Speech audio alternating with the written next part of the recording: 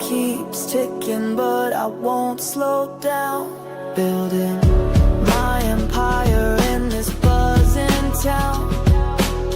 Casting my vision on the silver screen. My funded life, a vivid sheen.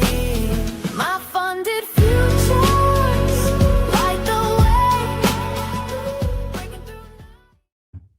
Good morning, traders. Happy Monday. Welcome to My Funded Futures and My Funded TV. I am Terry Trades, and we have our expert traders, Tom Sabo and Nick Does Futures. Hey, where's Nick? Hey, Nick is missing, but don't worry, guys. He's all right. We saw him this morning. So good morning, chat. What's up, everybody? Good to see you, Abhishek, Danny, Magnus, Terry, and hopefully Nick he's around. What's happening? How's everybody? Good. I had a great weekend, lots of relaxation. I got to go to like the sports bar and eat delicious foods and watch some American football. It was good. Oh, nice. Well, that's always a good time to spend the weekend. Well, I finished up with shopping for Christmas. So finally, I thought I finished up a week ago, but there's always something else you need to buy, right? Always. Yes. Yeah. More presents. More presents all the time. Yeah. So yeah. Here we have Nick. Hello. What's going on, guys? What's up? It's going. How are you? How are you? Good. Yeah, I was moving my broker page over, and on TradingView, it accidentally clicked out of StreamYard. So I was like, "Oh my gosh, Denny's gonna kill me." It's fine. It's perfect. Yeah, no, had a good weekend too. I saw I heard one of you guys mention American football. So yeah, I didn't do anything yesterday. I went and picked up some wings. Had some friends over, and I did not leave the couch one time except to go pick up the food for my one. Oh, that's the best. Oh, I love it. I left one time, a couple times, to go to take the dogs out and then go straight to the bed. So I didn't do anything yesterday. I'm completely okay with that because there was a lot of good games on yesterday. So that is exactly how I imagine it. Yeah. Yeah. No, people, you wouldn't think I'm a trader because I'm not, driving around in Lambos or whatever. There you go. It was just kind of a chill weekend for sure. So nice. You're fully recharged. Yeah. Mm-hmm. Well, Nick is always recharged. Let's go. Man. How's the chat doing this morning?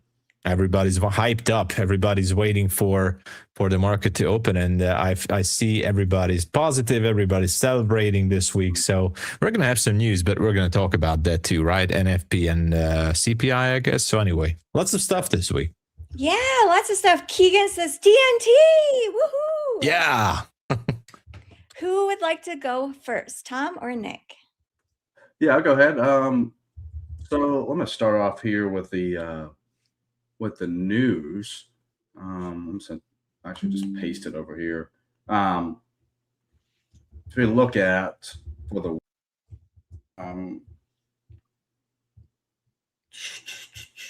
so if we look for the week, we do have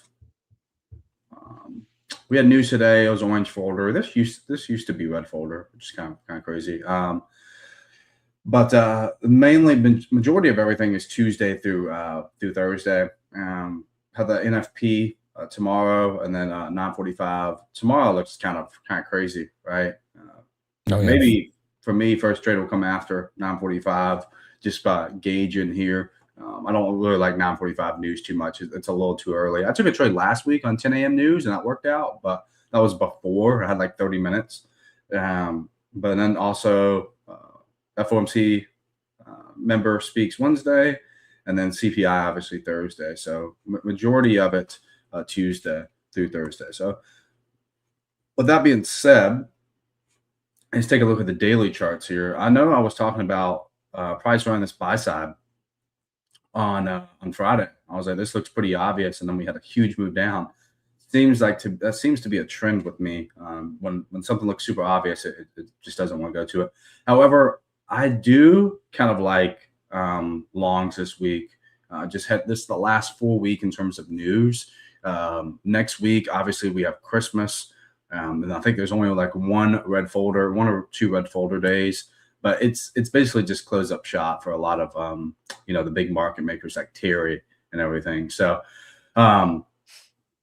with that being said, I think we're going to rally here to the end of the year. If you don't feel like that, I completely get it. But we do have a 4-hour gap here to the downside that price could potentially reject from, that we're trading inside of right now. However, I think we personally reject from here and then go higher. I'm sorry. I think we bounce from here, this daily BSC, and go higher and completely inverse this 4-hour gap. We can wait for confirmation, but I don't know. I just have a feeling these highs are too smooth to just get left behind.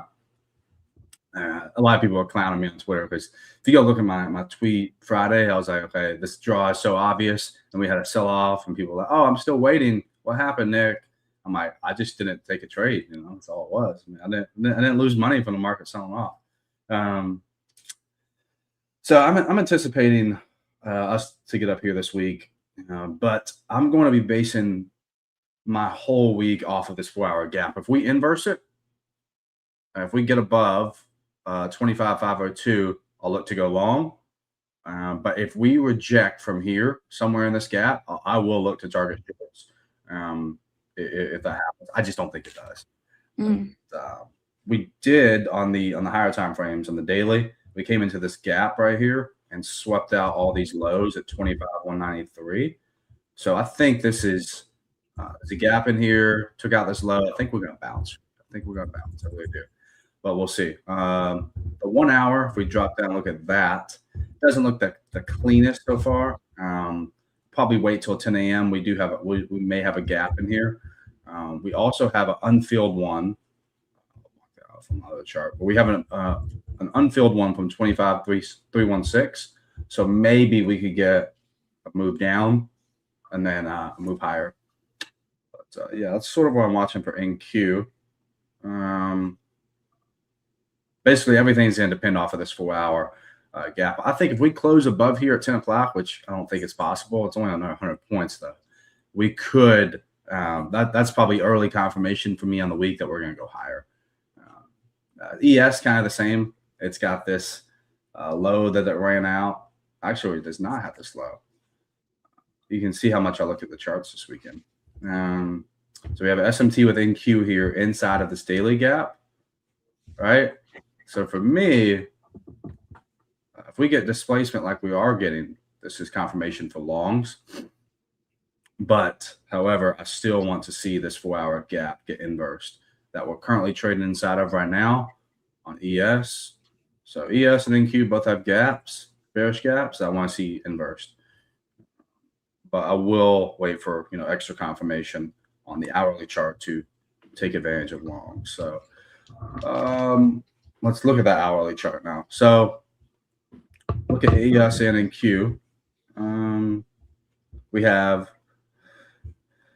midnight open down here.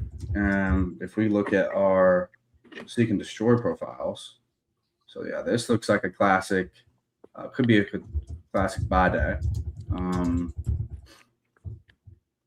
Oh man, we would need a retracement here during New York for that to happen. Otherwise, if you start to see displacement lower from this gap, it could be looking to target shorts. So watch the sell-off if there is one heading in from 9:30 to 10. If there isn't, just pay attention to how the hourly closes. That's a big thing. If it respects like a gap like this, it could go higher. And then NQ, obviously, gap right here. So basically, the levels I'm watching are the hourly gap on NQ at 25,317, and then the 6860 on ES. However, there is a SMT inside these gaps on the hourly. So we could have already got that move lower that we already wanted. So it could just be going higher from here. So I'm going to mark off this 4-hour gap. I'm going to show you the lower time frame people how you can take advantage of it if we don't get that retracement. So for some of my chasers out here, my breakout traders. So I'll go to the 4-hour now. I'll go to 15. I'd just watch any 15-minute gap that we trade into. You want to see some sort of pullback. I think would be better for your patience, for your discipline, things like that. So any sort of 4-hour gap, or 15-minute gap, sorry, that price retraces into, So this one right here, potentially at 930 at 25,374. There's not one on the ES. So potentially one or two scenarios. If we come down here and respect this gap, could look to target longs. If we inverse this gap, and some other ones could be looking for shorts. But pay attention to how that the 15-minute closes at 9:30, 9:45, and then obviously the new 4-hour and hourly candle 10 a.m. Those are the things I'm watching. Because a lot of times we'll see sell-offs, but they don't have enough. They don't invalidate enough areas for us to actually, go short or go long. So the closes are very, very important. So that's really all I'm watching. Indices, gold. Gold's looking like it's going back to all-time highs. I don't have Tom's been trading this a little bit more than I have. I would probably just be watching this 4-hour gap here. We do have some relative equals up here at 43.87 that you could target as like low-hanging fruit, but I'd still want price to come into this gap. So I'm actually going to add an alert right here and I'll just keep it how it is. But yeah, this 4-hour gap I'd like for price to come into and then move away from. So just like that. So see what happens. That's all I got though, guys. Let me just take a quick peek at some of the Bitcoin. Bitcoin's dropping, went to 89,000. It was at 92 last week. So yeah, that's all I got, guys. If you guys have any questions, feel free to put in the chat. I usually go a little longer on Mondays coming off the weekend, just talking about what I want to see for the remainder of the week. But yeah, that's all I got. I will stop yapping now, and Tom can take over here. Now thank you, Nick. This is actually very good information, and thank you for the breakdown. Lots of value. So thank you, Nick. I always like when you go into the details and higher time frame breakdown to lower time frame. That's amazing. So thank you. I agree, by the way, with everything you said. So yeah. Thanks. Yeah, thanks. Thank you so much, Tom. What are your thoughts this morning? I'm gonna keep it short because I don't really have too many things. Let me go back to NQ here. I think, and by the way, I am holding a scalp position here with 3 micros. Not a big deal. I think we should be breaking through that 400 level. The reason for this is that there is a supply zone high at 401.50 on NQ. But anyway, we should be sweeping that level, but whatever. If not, then maybe later. The thing is, London session was pretty much nothing, like barcoding left and right, and it was a little bit hectical. So we went to Asia high and first we went down to a sell side at 233 during the London session, then Asia high. We were kind of debating in the London session, like, are we going to turn around and go to Asia low or maybe even lower to Friday low?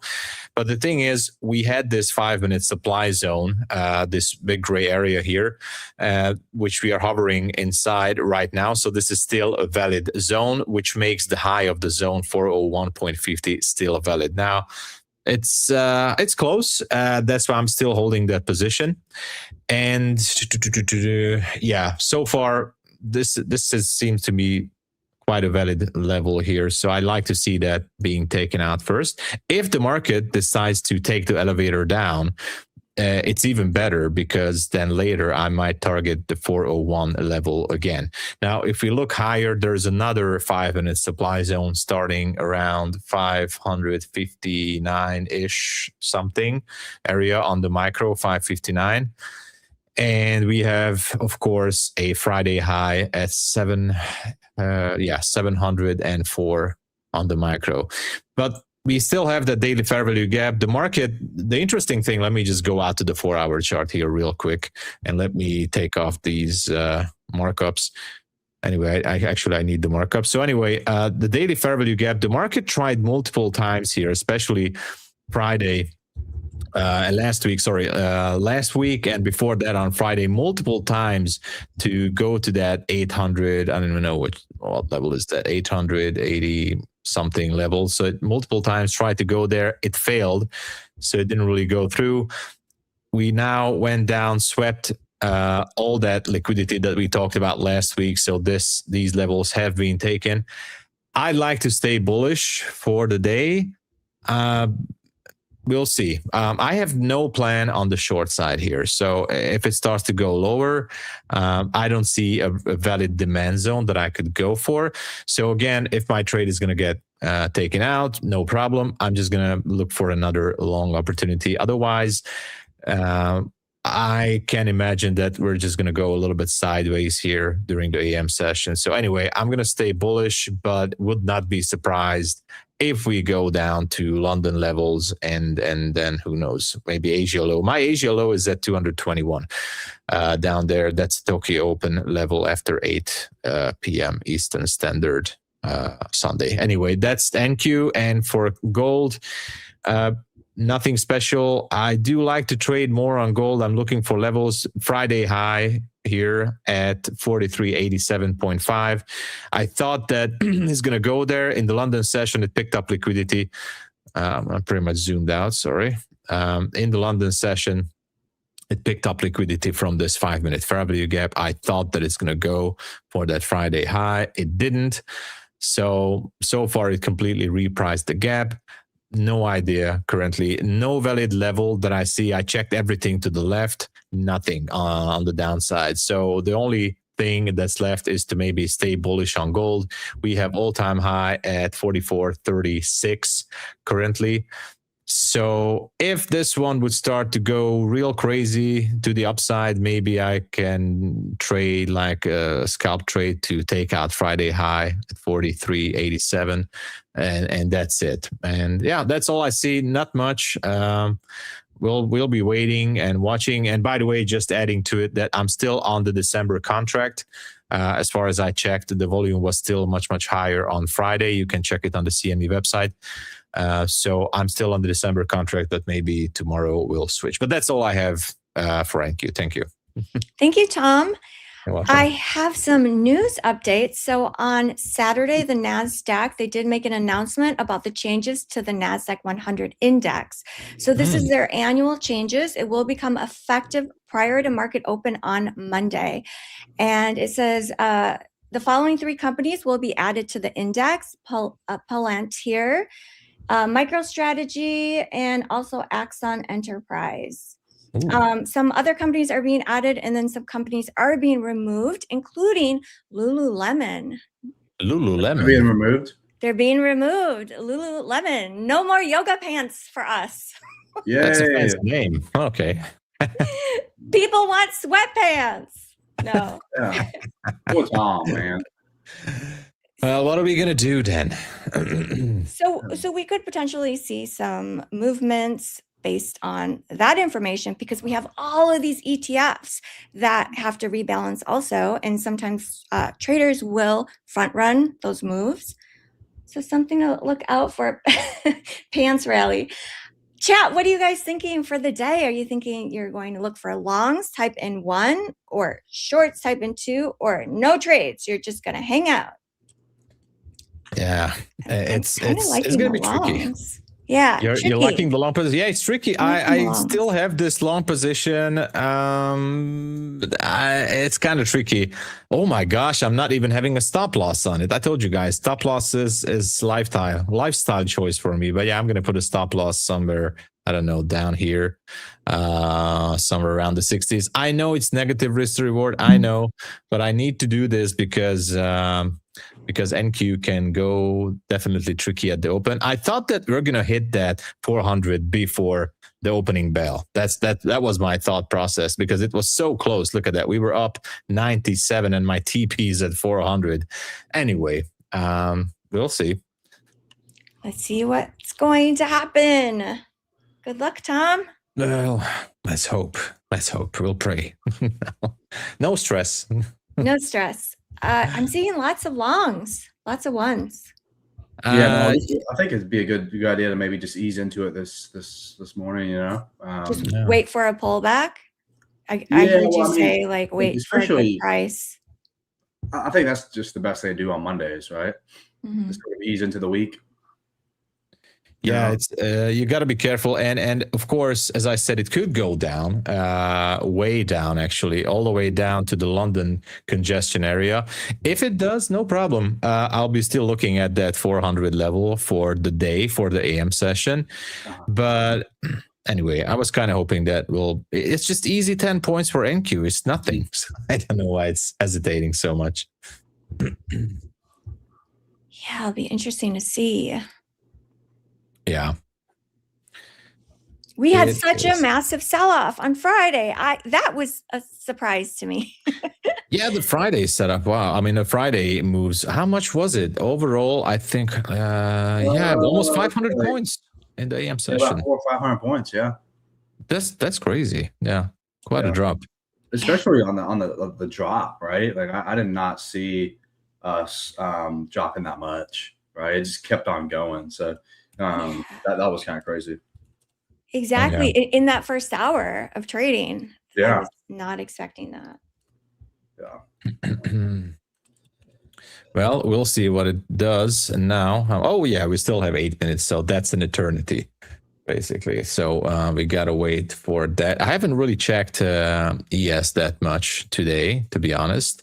I saw that it's slowly grinding higher. And ES actually, the interesting thing on ES in terms of supply and demand zones, that it had technically the same supply zone that NQ did have. So the high of that zone was actually 69.75. So I think this is one of that SMT concept here, that NQ could be weaker and could be pulling lower, which it is what it is.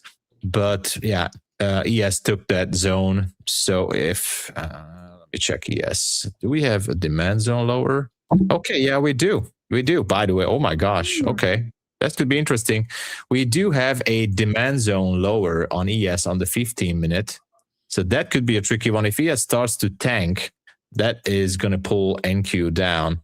The level on ES starts at 6845.5.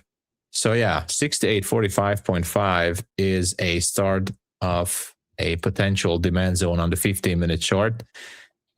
Okay, that's going to be interesting. So if if ES breaks 6860, I would say, so there's a bullish pin bar here in the zone. If it breaks it, it could be interesting to look for shorts on ES. But in that case, that's going to pull NQ down as well. Okay, I haven't checked that. My mistake. Okay, got to keep that. I'm going to put an alert here. Actually, I'm going to put an alert to 6858.25 on ES just to know what's happening. All right, let's pray. Let's pray. Let's see what the results are of this poll. Everyone, make sure you vote. Are we going long, short, or staying flat today? I'm curious to see what everyone's bias is, because so far everyone was typing in one, saying long, and I was thinking long. Tom, you're thinking long. Nick, you're thinking long. I'm wondering if we get like a reversal first. That's actually scary. I do have some targets for lower, right? I mean, if you really want to, get I had the A+ set up on Tuesday of last week, doing the same trade just to the upside. So we had relative equal highs in Asia. Right now we have relative equal lows with Asia and London. We have a point of interest that we're rejecting from, which is this 4-hour gap plus the daily. It doesn't look bearish, but like it was bearish on Friday. So the basis for this trade is you're playing a continuation from Friday down to these relative equal lows from Asia and London. So we maybe get some strong displacement. You can look for a close below here, like a retest to maybe get short from. So I have scenarios both ways. It's just we'll see which one the market gives me. I prefer higher, but I'm okay with this too, because I mean, if I get something like a close below this breaker, stop, maybe like right here, target down to the Asia lows. I mean, that's a 2-hour trade, so I'll take that any day on a Monday. So sweet. Like I said, I still have some highs up here that I like. Right, I got this new day opening gap that I never tagged in from Friday's open. Plus these Asia highs here too. So we'll see what happes. VWAP is at about 281. Okay. About 100 points away. We do know oftentimes, not always, but oftentimes there is like overlapping between hourly candles. So whether you're going long or short, you could still book some profits or some losses. Oh yeah, definitely. Okay, so far, okay, we have over 100 people who voted. And so far, everyone's very bullish, which makes me a little wary, to be honest. Me too. Right? Because all three of us initially came in here saying we're looking for longs, and chat, you guys are also looking for longs. So I think we have to be super nimble and see what happens. Yeah. I'm just gonna fade the chat secretly. My guard is up. I remember we had a morning where all three of us were super one side of the market, and then and chat was with us, and then the market did go the other way. So it is interesting. I don't know if you guys have heard of this theory before, where if everyone is long, if everyone's thinking long, there's no one else left to buy, so the market will sell off. Is kind of the idea behind that. I don't like that right now, but anyway. Oh, because you're still in that long. I'm still, but I'm okay. I'm perfectly okay. I don't even know where my stop. Oh yeah, my stop is at 68. I'm perfectly fine. No stress, absolutely. So if it takes me out, so be it. I'm perfectly fine. Perfectly okay. 3 micros, not a big deal. Oh yeah. Yeah. Not a big deal. That's not. Oh, what is going on here? Maybe the market makers are watching the show or something. I don't know. Yeah. All right. We have 2 minutes until the market's going to open. What just happened? Anybody has some ideas? Because my TP got taken, so I don't know what's going on. Let's go. W's for Tom. Maybe it's just part of that market on open orders. Okay. Whatever. Thank you, market makers. Thank you. Super bullish in this candle here. I wonder if we'll see 420.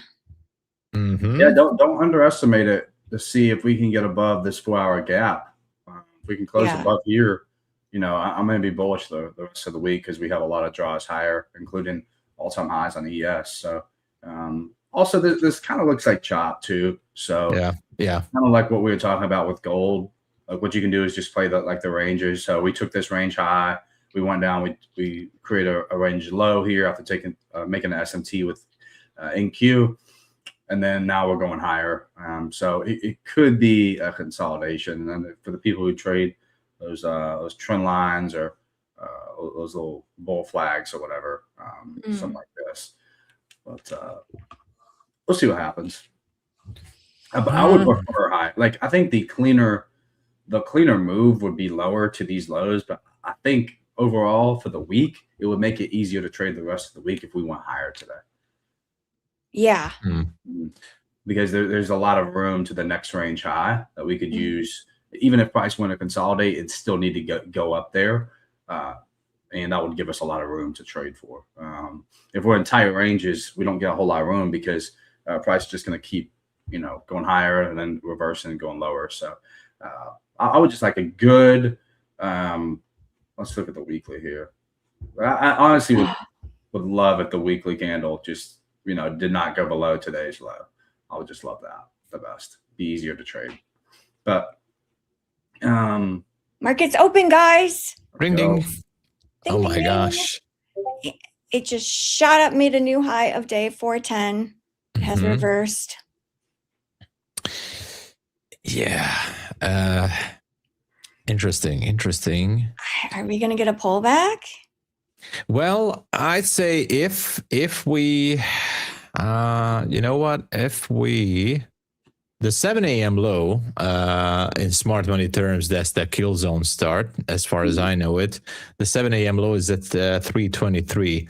I am not willing to look for any type of short positions until we're not closing below 323. Even if we do close below 323, my Asia low is at 221.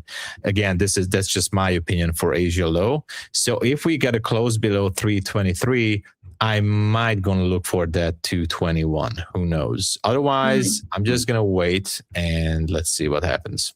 Let's see what happens.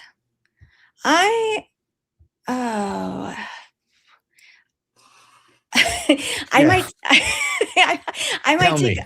I might take a breakout of the 1 minute on the 1 minute chart. I thought you said I might take a break. See you guys in 5 minutes. Yeah. Looks like No. wait. I'm going to take a breakout. A scalp. Okay, here we Scalp. go. Okay. Scalp. So I back tested a 1 minute breakout strategy, you guys, and I optimized it, and it was actually really good results on the 3 month and the 6 month. But when I looked at the 1 month, it was still the end result was very good, very positive. However, the drawdown amount, it was a little sketch, right? So it does give me confidence to at least try it. So I'm in micros. This will be for 2. It'll either break above or break below.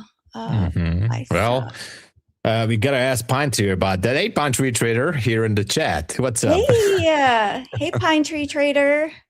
So optimizing the Pine Tree Trader breakout strategy on the 1 minute chart. Oh, no. This is different. This one This is, I'm sorry, guys. Yeah. Oh, sorry. Take it back. My mistake. No, but we're still trading that inside bar strategy, which will go over the results. So I'm still trading that too. Hopefully they don't both get triggered around the same time, because then what do we do, right? But no, this is just a breakout strategy, like an orb. Some people trade a 5 minute orb, a 15 minute orb. The initial balance is a 60-minute orb, essentially. This is a 1 minute orb, guys. And I did back test it, and it had good results, which is wild. I always do that. Terry, she likes to live like dangerously, but I never thought that this much, living in a 1 minute chart. Wow. Nice. What is happening? Is it Monday? It's guys, maybe it's Christmas. I don't know. But anyway, she lives dangerously. Yeah, let's go. Oh, someone is asking how I backtest. Okay, we should be triggered in. Okay, we are in. We're short now, and I'm going to get rid of this other order. Ooh, which one is it? Is it this one? Yeah. Okay, so I am going to target. Let's go for 1-to-1. What do you use for backtest? Like, how do you? So I actually, it's through Edgeful, and it's if you have the upgrade with the algo upgrade, the algos that they have, you can use those to backtest, and then you can optimize it. And so that's what I use. It's so easy because I get there we go. Oh my gosh! Awesome. W, nice. Because I think I'm like a lot of people, we're not experts in Excel. We, because I know the hardcore Excel people know how to backtest with Excel. I know how to enter in information in Excel, and that's about it. And I know how to use the sum tab to add everything up. But yeah, so that's what I use. Thanks, guys. Very nice trade. Very nice trade. Thank you. Okay, let's get off the 1 minute chart because it's stressing me out. Okay, New York AM session low. New York AM session low has been taken. So now it comes really interesting, everybody. Now it comes the interesting part, because it seems like we're turning bearish. So now I can officially say, if the 1 minute gonna close right now. Okay, closed below 323. I'm turning my sentiment to bearish for the time being. And even though I see it, it's normal. It's repricing the previous bearish candle, and most likely going back into the fair value gap. On the 1 minute, I'm guessing that this is going to be the so-called first presentation gap, right? Something like that. And who knows? Let's see what the reaction is going to be. Be careful. There's a 1 hour gap we just bounced inside of right now at 315, 317. So I think the best thing to do, at least for me, is to wait for a 15-minute candle closure, because it's very easy to get caught up in this right now. But maybe what you could do is maybe potential IFEG entry if we can get a close below here. We'll see how we do in the next 10 minutes. The thing is that ES also broke below that level, and ES is also pretty heavily bearish. I had the alert on, and it's pretty much bearish to me right now. But it could be a trap. It could be a trap. It could be a trap. Yeah. I'm scared. I don't know. Okay, going back into this fair value gap on the 1 minute, repricing it. I'm trying to measure some distance here. Do I want to take a short position? I'm going to wait for the reaction from this first presentation gap, and I'll see if this one's going to close back higher. Yeah, it's pushing very strong. Was this just a classic liquidity sweep or fake out, and now we're going higher? It looks like it. Oh yeah, it is pushing higher. Yeah. So that's why I'm going to wait for the candles on the 1 minute to print and to see what we're going to do with this fair value gap here. How is the market going to react to this level? If we if we get up close candles above 379 ish, then I'll know my answer. If we're getting back down below the gap, actually I would still wait for getting below 323. That would be a proper confirmation. Yeah, so just waiting. If I would be looking for a short, which I'm currently, if this would have stayed below 323, that would be like, okay. But now this is just not enough for me. If I would be looking for a short, this is not enough. I still want to see the price get back below 323. Otherwise, I'm not interested. So my previous statement that I'm turning my sentiment to bearish, I take it back for now till the time being, because it's kind of strange, this price action back. I mean, we have still a lot of time. If you're feeling a little like strange, just for people in the chat, like it's okay to sit still, right? Try to practice still. You know what I mean? Yeah. I just wanted to say, like, we still have so much time until 10 a.m. and so many, so many setups can still happen. Let's just wait this one out. Seems like we're getting a reaction here, bearish reaction. Let's wait. Maybe it's best, to wait until we have another down close candle below 323. 313 and lower, and we'll see. But if this goes lower, the sell side target would be the Asia low and at 221. Okay. This one looks like it wants to go lower. For a full gap fill, it would be about 89 points from regular trading hours. Let's see how it reacts to VWAP here. Yeah. VWAP is at 289. That is interesting. So it looks like we're going to get potentially, we got 5 minutes, but it looks like we're going to get closed below here. I entered the short, by the way. I couldn't wait more because, not because I want to go crazy with only 2 micros, but even if it goes back, I don't mind. It's completely okay with me if it reprices that fair value gap. I think that this could be a potential drop, but again, it's only 2 micros. It's fine. Oh my gosh, it's going to take me out. Like it's fine because the previous scalp trade, if I lose this one, I'm still good. But I thought that we're going to go waterfall down nicely to those Asia lows. That's what I thought. Yeah. Unfortunately, my stop loss is not at the right place because I entered too late to this trade. I wanted to enter at the close of the previous candle, somewhere around 22 or 23. But I don't want to give too much more room to this trade because then I would be giving back more than I want to. I'm willing to give back the previous profits from the previous scalp trade, so I'll be around break even or a little bit, or somewhere around break even. But yeah, whatever, we'll see. Controlled risk, everybody. No problem. Controlled risk, exactly. We accept a risk ahead of time. Oh, yes. So I just don't like the fact that we have that fair value gap still left open here. Maybe I could just move my stop loss just a tiny bit higher if the market would spike. Yeah, okay, that's it. No more. 353 would be my stop, and we'll see what happens. Yeah, really the only thing I'm looking at these next 4 minutes is just a close below here, and then potentially a retest. I want to see a strong close, though. I don't want to see it whip back higher. ES, looks like ES is about to inverse. I just have a weird feeling we're going to get a crazy bounce to the upside. Could happen. Could happen. I might have to scalp again to the upside. No problem.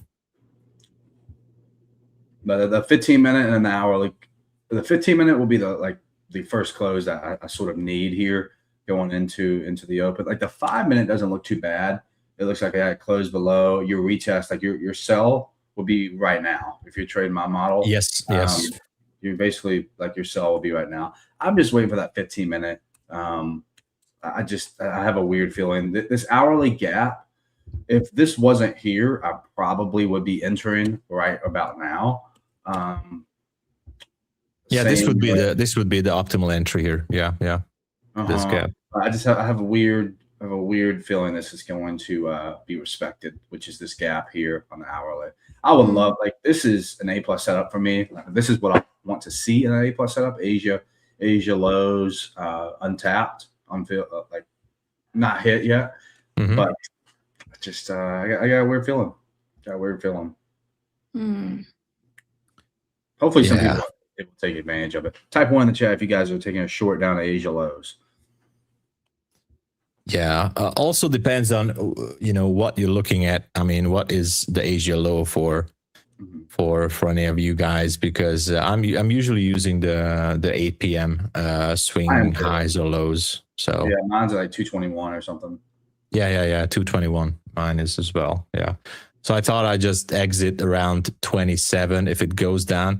I many times I see this when there's a significant level. It could be a fair value gap, swing high, swing low, or whatever.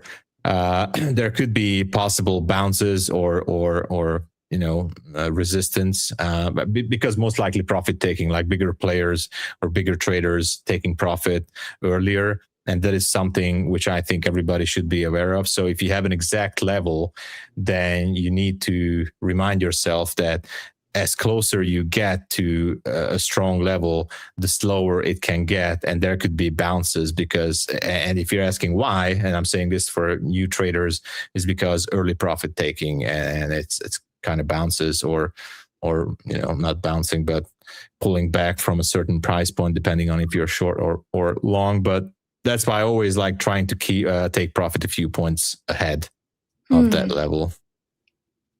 It's like you're anticipating that level. Yeah, and it usually happens. Like for example, on this short, if for example this would go, if the market's target would be that Asia low at 221, then I'm definitely expecting some sort of a bounce, maybe even around the 230 something or 230s.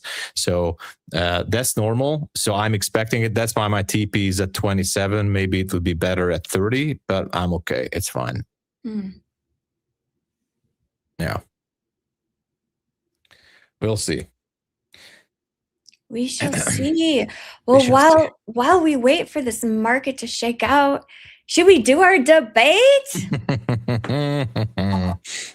Yeah, we can. Yeah. What are you thinking for a topic here? We were talking about this. We couldn't really decide, by the way. Couldn't really decide, but maybe chat.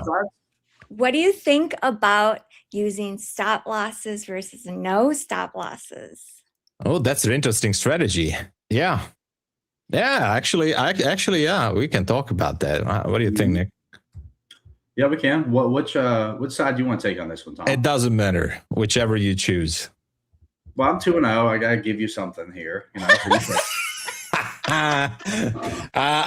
actually surprised. Like Nick hasn't bragged about he won the competition, but anyway, I mean. Well, we got 16 days left in the year, so I'll really rub it in the last year. Hey, you can choose. I mean, do you want me to choose? Do you want to choose or you want me to choose? Go ahead. Okay, I'm definitely going to go with having a stop loss. Okay, Tom is going to argue the side of Mhm. stop losses, pro stop loss, and Nick is going to argue the side of no stop losses. Okay. Who wants to go first? You Ding, can ding, go, ding. Nick, if you want to. Welcome, everybody, to the debate show between Nick and this guy here. Let's go. Let's go. Tom's finally gonna get his one, man. He's gonna be that. He's finally gonna get his the blind squirrel. Finally gonna find the nut. Oh my gosh. Okay, Nick, you go first.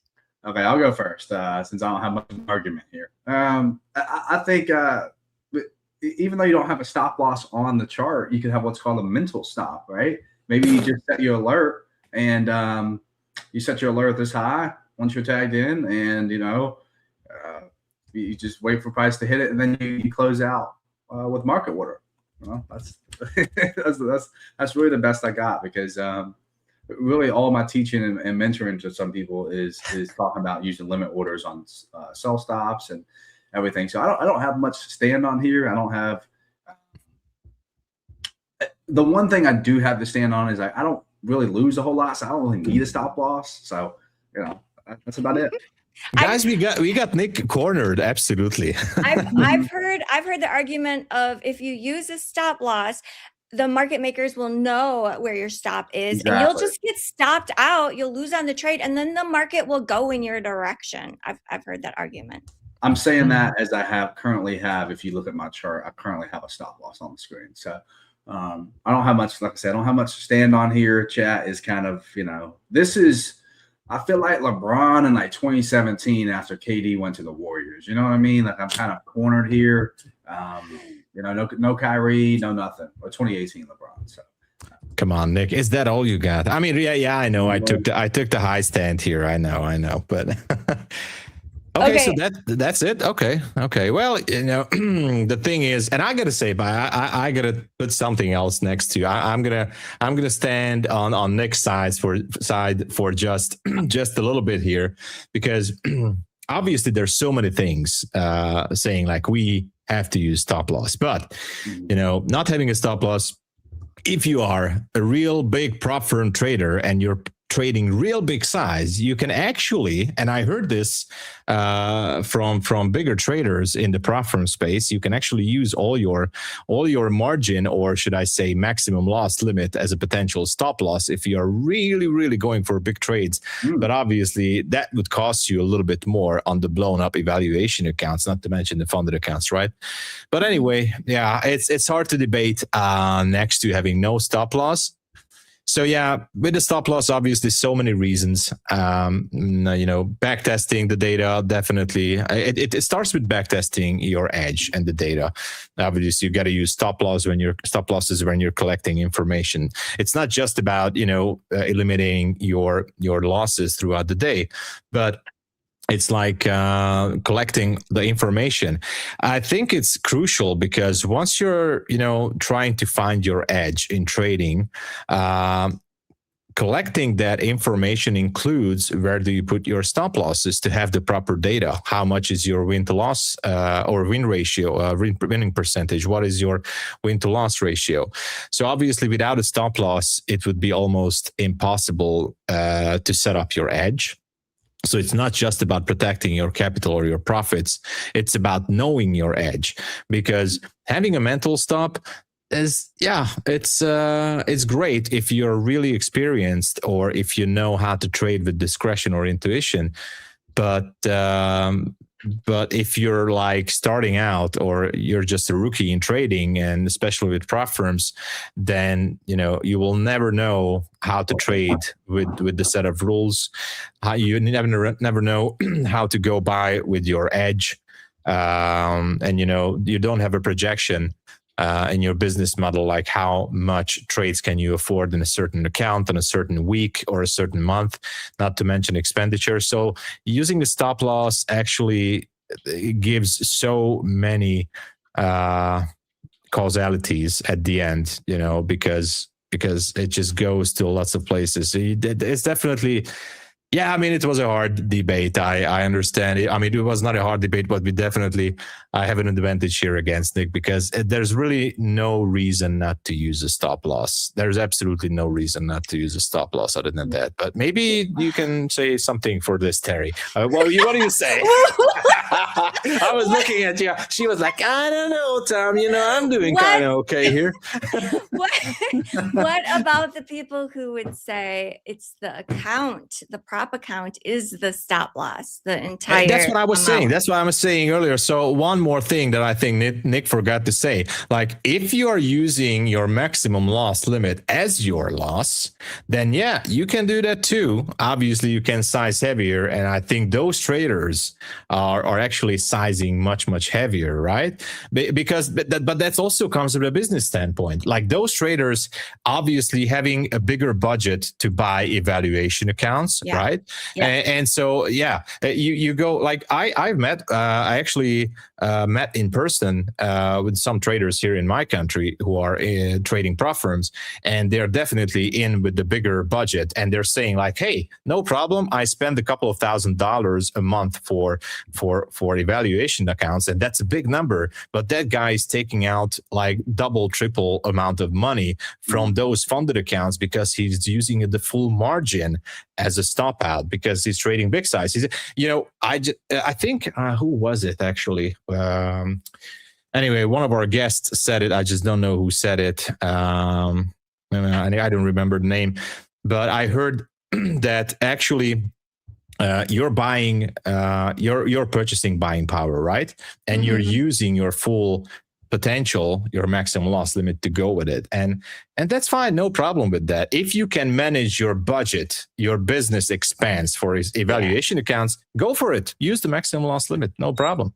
That's kind of the question mark, because I think what I've noticed are the traders Zemko said it. Sorry. The traders who are very successful at that are like, they're on it with tracking their expenses, and they are experienced. They know how to get payouts. I think there might be traders that are listening, watching, that maybe you haven't gotten your first payout yet, or maybe you're just learning to pass the account first.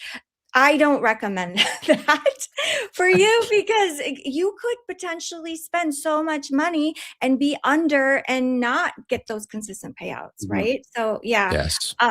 But back to the debate, chat. Who do you guys think won, Nick or Tom? No, I debated myself here. No. But Nick had a hard time on this one because really, it was good. I think it was a good topic, and it was something. We needed to talk about this because it's important. Yeah. Meanwhile, back to the charts here. It looks like I'm going to get left behind on this trade idea to these Asia lows. So what I was watching was, let me just take this off real quick. We did have a retest of this breaker on the 5 minutes. However, it was inside of this hourly gap, which is not something I liked. That's kind of, any other day, I'm probably taking this short. But what could potentially happen is we have previous day low down here that hasn't been, if price wants to run out Asia, right, it'll most likely do a pullback. And if we can get a pullback into this gap at 25,310, I could look to short the retracement. But looks like I'm going to miss my original entry.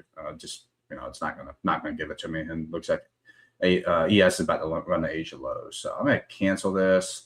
And then now I'm going to take this breaker off and just sort of watch to see if we can go to Asia low, Asia low on NQ, and then previous day low on ES.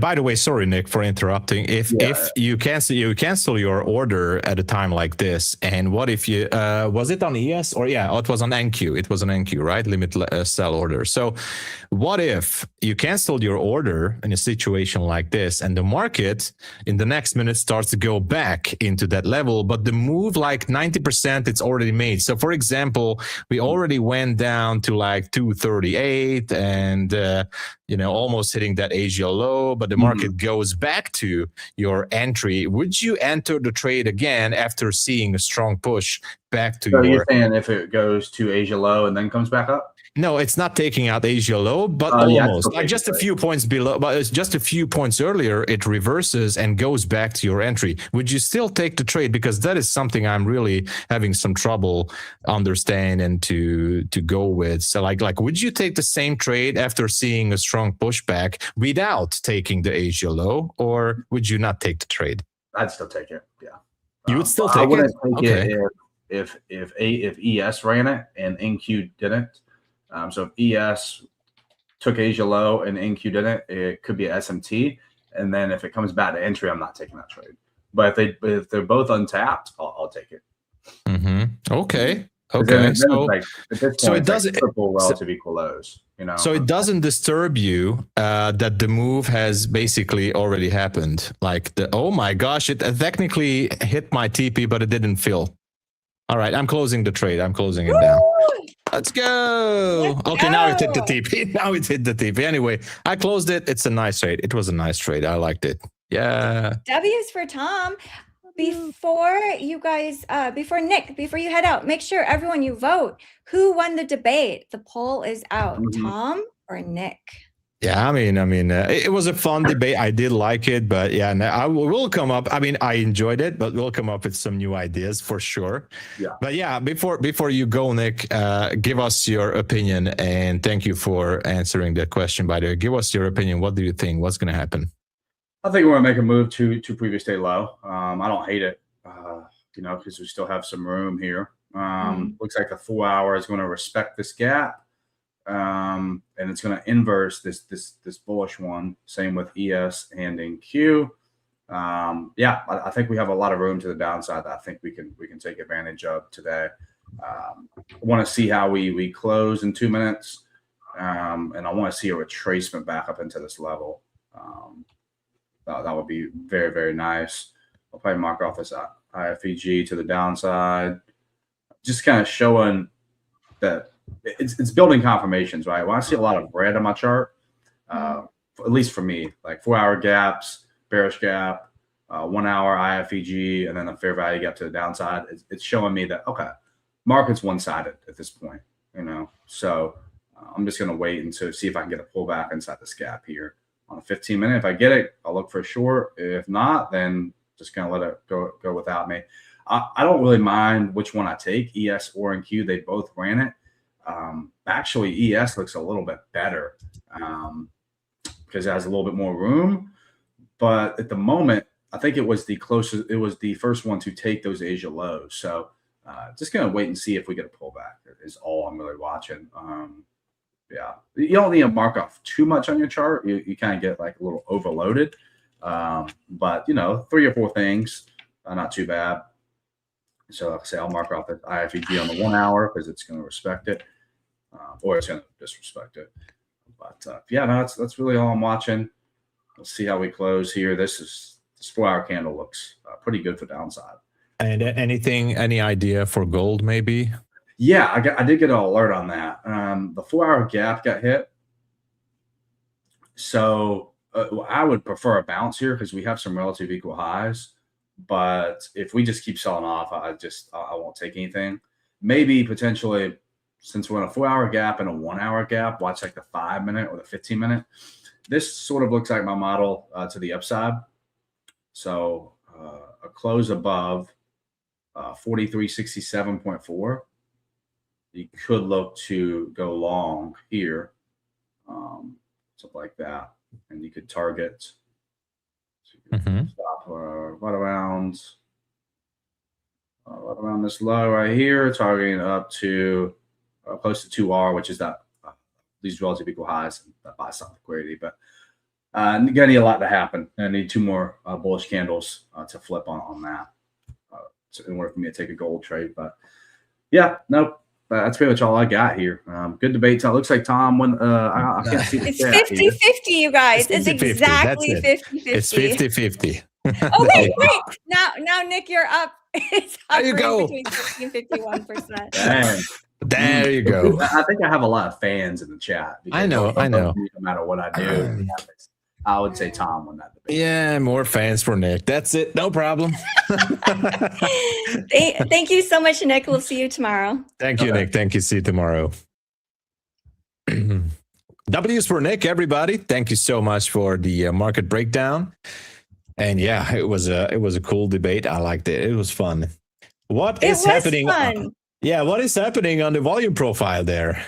Ooh, it looks like we are trading below the point of control here. So this will be interesting. So the overnight lows is 131. We are heading that way, but will we see a reversal? Let's see. Yeah, let's see. So look here, we already reached unchanged price. So it was a full gap fill from the overnight. I've gotten this question a bunch of times. Which gap fill? Like, what are you talking about? If you look here on Trade Evade, it will tell you how many points since unchanged price. So since New York's price. And we opened up, we were up like quite a bit in the green, and we did have a full gap fill. So we are back there. Let's see, will we take out yesterday's low? It is possible, you never know. The low is 117.75. I'm still waiting for that first inside bar. So hopefully we'll get it together. Oh yeah, that could be definitely a target. I was surprised on this drop, but let's see what's going to happen.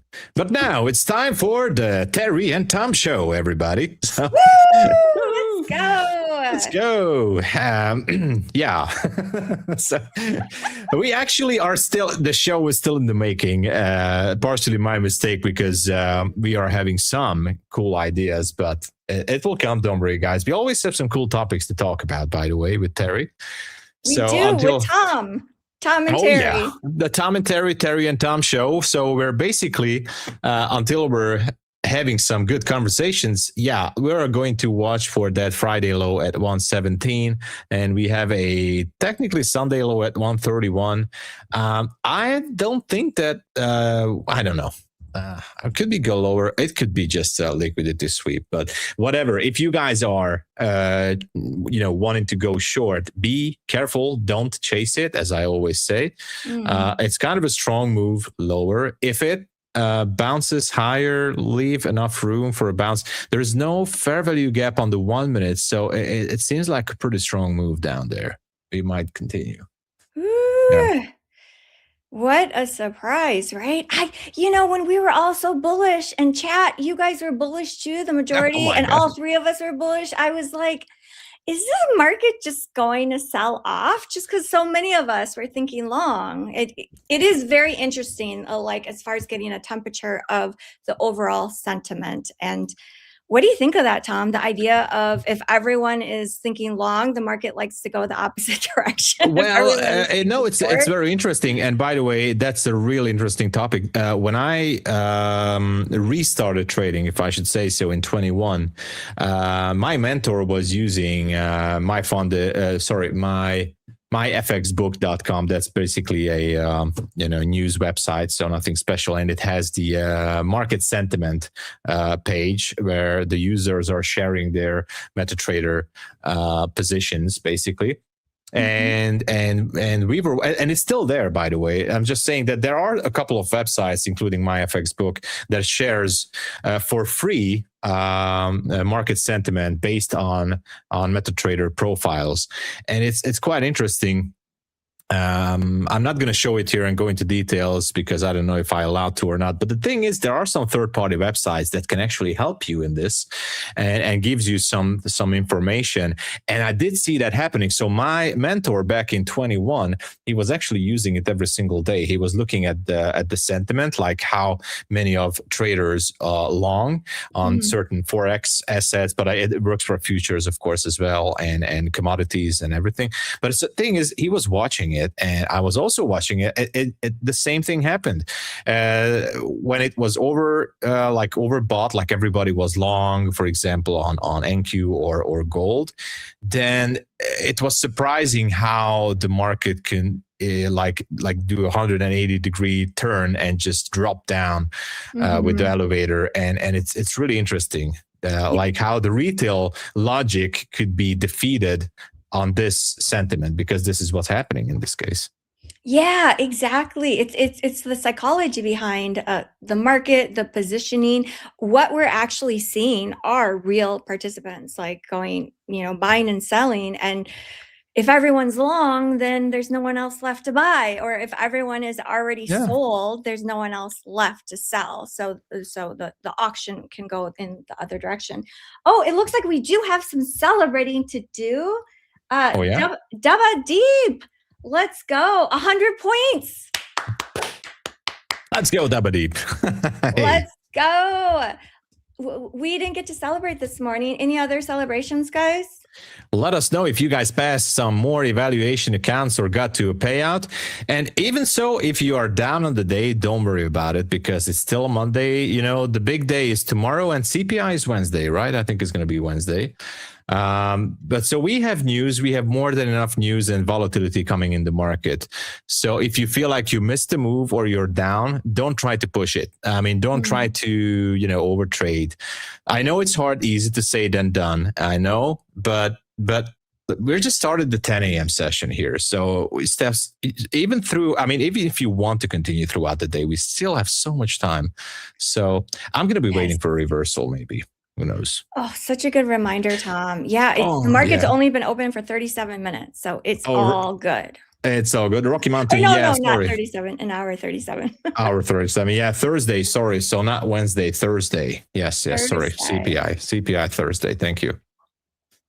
Let's go. Oh, No Luck Pure Skills says my own challenge of 10K payout with 5 core accounts before 2026 started today. And No Luck Pure Skill said I copy traded accounts and I'm up 1.5K in profits on the day. You're done for the day. Congratulations. That's a good job, man. Awesome job. Great job. I love those challenges. Do you ever do a challenge, Tom? Yeah. I do challenges all day long, like trying to challenge myself. I mean, yeah, I challenge. Yeah. It's all about the challenge. Like every day is a challenge. But yeah, my biggest challenge every day, I would say so, is trying not to overtrade. I know it sounds like it's somewhat boring or somewhat like, oh, that's it. But yeah. One of the biggest goals for me this year was to hold myself back from trading more than like 3 trades, 4 trades maximum, including London and New York. I think I only achieved that goal like 60% or 70% because sometimes I do go into scalping. But so the challenge for me is to trade less, but trying to cherry pick those A+ setups as much as possible. Yeah. Mm-hmm. It's hard. It's such a simple concept. Okay, just don't overtrade. Yeah, it's easy to say and simple concept, but once you're seeing the market moving, the FOMO kicks in, second guessing, and it all starts over again, and you just want to push the button. It's really hard. And one of the things from this year, and I guess it goes for everybody in the chat, like that I always got reminded by the market that how easily can not just one day, one single session can actually turn your whole weeks or months of work upside down. And that's why you always gotta be, your self-awareness is very important, and realizing if you're doing a mistake. So I came up with this thing like like what is the thing that should be reminding me that something is wrong, not with the market, not with the strategy, but with me. And I actually came down to this thing, and I'm mostly on the funded accounts because I trade totally aggressive on the evaluation accounts. So when I'm trading focused on the funded accounts, and I'm usually using the 50K accounts, I still haven't shifted to the 150Ks. But the thing is, on a 50K funded account, whenever I see that I am sitting in like around $600 or $700 of drawdown, that is the huge red light. Like, okay, something is wrong. I did something very stupid. I have to sit back and just, breathe and relax, and for 5 minutes and just look back. Okay, what did I do wrong? So that is, so it's simple actually. It's just a number. It's just a number. But I know that if I follow my risk management, if I did everything properly, I should not be hitting $600 or $700 on a single session on any given funded account, because usually I take $150 or $200 of risk with micros on any given position because I'm going slowly. So if I'm at $600 or $700 of drawdown, that's a big red flag. Like, okay, something is off, and you got to have something to trigger your mind to wake up your self-awareness. Like, hey, something is wrong. You're doing something really wrong. So having that mental stop is crucial, I think. So some type of signal, like an alert. Yeah, it's sometimes. Yeah, it's definitely an alert that you need to look for. Obviously, we always talk about having a trade cap, like, how many trades should we take a session or a day or a week? I'd say for me is somewhere around $700 in the negative. If I am trading those accounts, now I do have funded account where I go a little bit aggressive on scalps, and that can happen more often, but I know that that's a scalping funded account. But if I'm trading on my small risk or low risk funded accounts, that I'm only trading like 1 or 2 or 3 micros and I'm holding the positions for hours, and if I have like $600 or $700, that's for me is a red flag. Like, okay, something is off. We need to reassess and do something. Like take a step back. It's like a pause, time out. Yeah, exactly. That's timeout. And, you can do 2 things. You either walk away, which is very hard for me. It's still the hardest thing. Very hard to walk away. Or what I do usually is switch to another account. I switch to another account. Obviously, I try to relax for 5 minutes and, just sit down and just watch the charts, but I switch to another account and we'll see what happens then. I like it. Thank you, Tom. You're welcome. I'm still waiting to see this first inside bar. Yeah, I'm spamming 6, 7 all over the place. I did. I haven't even noticed it, by the way. It was subconscious. I was spamming 6, 7. You were. Everyone oh my gosh. Did he just say 6, Actually, 7? but that's the reality. It's $600 or $700, guys. 6, 7. But anyway, I haven't noticed it, by the way. But it's cool. It's good to know. Okay, now we know that something is in the universe with this number. It is, yes. Everyone, the sale on the pro accounts is still going on, so you can receive 30% off using code YouTube. If you're a new trader to MyFundedFutures, you get 50% off the any of the pro accounts. I love that this deal is still on, guys. This is an awesome deal. You get lots of that. You get so much for this value. The pro account is absolutely worth it. So. It really is. So I'm actually trading on a pro eval right now, and it is a fresh pro eval. And I was thinking, why don't I try and hang on to this eval and let's only take trades together on stream together, and let's get this thing passed. And then let's see if we can really grow this one account and see what happens in 2026. Because the thing about the pro accounts, it's the only account type that you can request up to $100,000, I believe. So yes. It's fantastic, and I want that $100,000, MyFundedFutures. And it's amazing. Like, you imagine that, like getting up to $100,000 from a simulated funded account. I mean, not nobody does this. I think up to $100,000 from one single account. That's amazing. That would be amazing. I do like the idea though of having like multiple ones, because then you can rotate accounts. So if you're purchasing any of the 50K accounts, you can have up to 5 of them. And just a reminder, friendly reminder, you guys, make sure you fully understand the rules with each account type, like how many contracts you can have, if you can trade news or not, like all those details. Yes, very important before you purchase.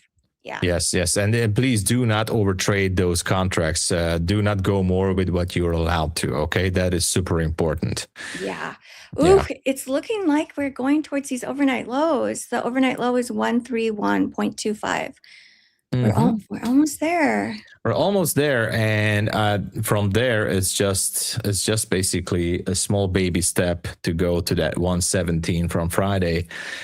I love to chase it. But I just can't. I can't. But but if you guys are holding a short position from somewhere higher, I would. So if I would not have closed my short earlier on that Asia low, I would be holding a runner for that. I don't know. Maybe I would take profit. Final TP would be, if I would be holding that position, somewhere around 135. Just to make sure. But yeah, holding a runner is fun at this point, but chasing it is no fun, especially if it's going to bounce up to 200 in 2 minutes. So yeah, we'll see. But I have a very strong conviction at this point that we're going to sweep that 117, but definitely going below 130. But again, watch out for the bounce. Okay. Watch out for the bounce. All right. I've got my bounce glasses. Let me see. Bounce glasses. Yeah. These are special glasses that help me see the bounce. Okay. Oh, that's awesome. We like it. Is there a reflection, Tom? There probably is. No. Is that a reflection of the light? Is that bad? No, it's fine. It's perfect. All right. So guys, if you don't know where the market goes, just ask Terry to put on those glasses and we'll see the future. Definitely. No, I need some blue light glasses. Yeah. I've thought about that because Nick wears those special glasses. And it's a big hit with him. Tanya Trades also wears them to protect her eyes. Have you thought about wearing those glasses, Tom? Well, I'm wearing these glasses. So now that I took it off, I don't even know where I am. But anyway, I do have these glasses, but maybe I actually I had some cool shades. I don't know where I put them. No, I don't have them. Anyway, I had some cool shades when I was doing this segment before Matt's segment. So we were having a party, but maybe I should wear a sunglass. Nobody would see how I'm locked in on the chart. Love that. Okay, we're about to break the overnight low. Who is in a position? Who is in a position? Be honest. Tell us. It's going to be a secret. Anybody's holding a short position? Come on. No, I'm so tempted to just take a scalp of the break of that overnight low. I'm going to wait. I have to wait because of the inside bar, right? I have to trade the strategy, so I'll wait. I'm tempted to short this one. Oh my gosh, it's so hard. To take the break. Yeah. Do it. There you go. Oh no. Do it. It's happening. No, I can't. No. If I press the sell button, the market is gonna bounce 100 points. I promise. You see, the market makers watching this, they heard us. It already bounced like 10 points immediately as we said the sentence. Okay, no problem. It could just be like the market checking those lower prices only to reverse. It could. It could be. Yeah. So far, the range is pretty good for the day. Let me take a look at the VIX for us. Okay. Let's see. I will take a look at the VIX. I would expect the VIX to be higher. Yes, the VIX is up 7.24%. It's currently at 16.88. So the VIX has not turned around yet. Usually the VIX is inverse with the market. So if VIX is going higher, the market will keep selling. Ooh, there it went. Now definitely don't get in now. No, we're not getting in now. Do not. Oh my gosh. Okay. Oh my gosh, look at that. Okay, look at that bounce.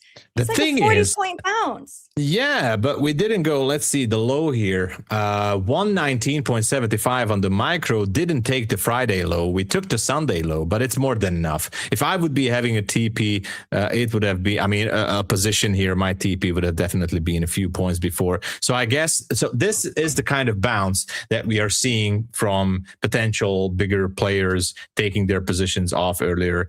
And that is something to be an alert for. So if you see a significant high, low, or whatever that you're looking for, try to take TP a few points earlier. It's going to help you out with a great deal, because it's so annoying when you're aiming for the same, precisely for that level, and the market just bounces 50 points back. That's so annoying. Oh, so annoying, especially if you're getting into the trade just for a scalp. Yeah. And it just completely rips your face off the other direction. Yeah. Look at this. We're already, 50 points? Yeah, let me check it. From the low, it went up to, almost 50 points. And you know what? It can just go sideways here for the next 30 minutes if it wants to. So if you guys are still hoping for that 117, I'm sorry to say, but you had your chance to get out around 120. So yeah. Anyway. Bob asked a great question. Bob asked, are you in live? And asked, and I answered, which is I was in a live account with MyFundedFutures before, and I just wasn't ready. I lost the account very quickly. And Bob's follow-up question is the important question that I want to share with everyone. His question was, would you recommend like being in live or stay in sim funded? And my response to that, after my experience, is, and learn from my experience, you really do have to be ready for it, right? Like you have to be able to hold a sim funded account for a long time and keep building that equity, and really, really, really reduce those tilt days, like to the point where I imagine you just don't even have them. Like our one of our GOAT traders, Ash Trades, he's been in his live account for months. So, and also another thing I would say, and this is a very important thing to share, you want to transfer into live with as much money as possible, because I like to trade big. I'm a girl that likes to put on lots of contracts. And likes expensive shoes. Yes, exactly. And in order for you to, I feel like, to have better chances of success, depending on your trading style, you might want to transfer in more money. And so what happened to me was I went live with one of the starter accounts. So back in the day, it used to be called the starter, which is now called the core, and then some updates to it. But that account, I went live with just one account. So the nice thing about MyFundedFutures is that it's a very clear path to live.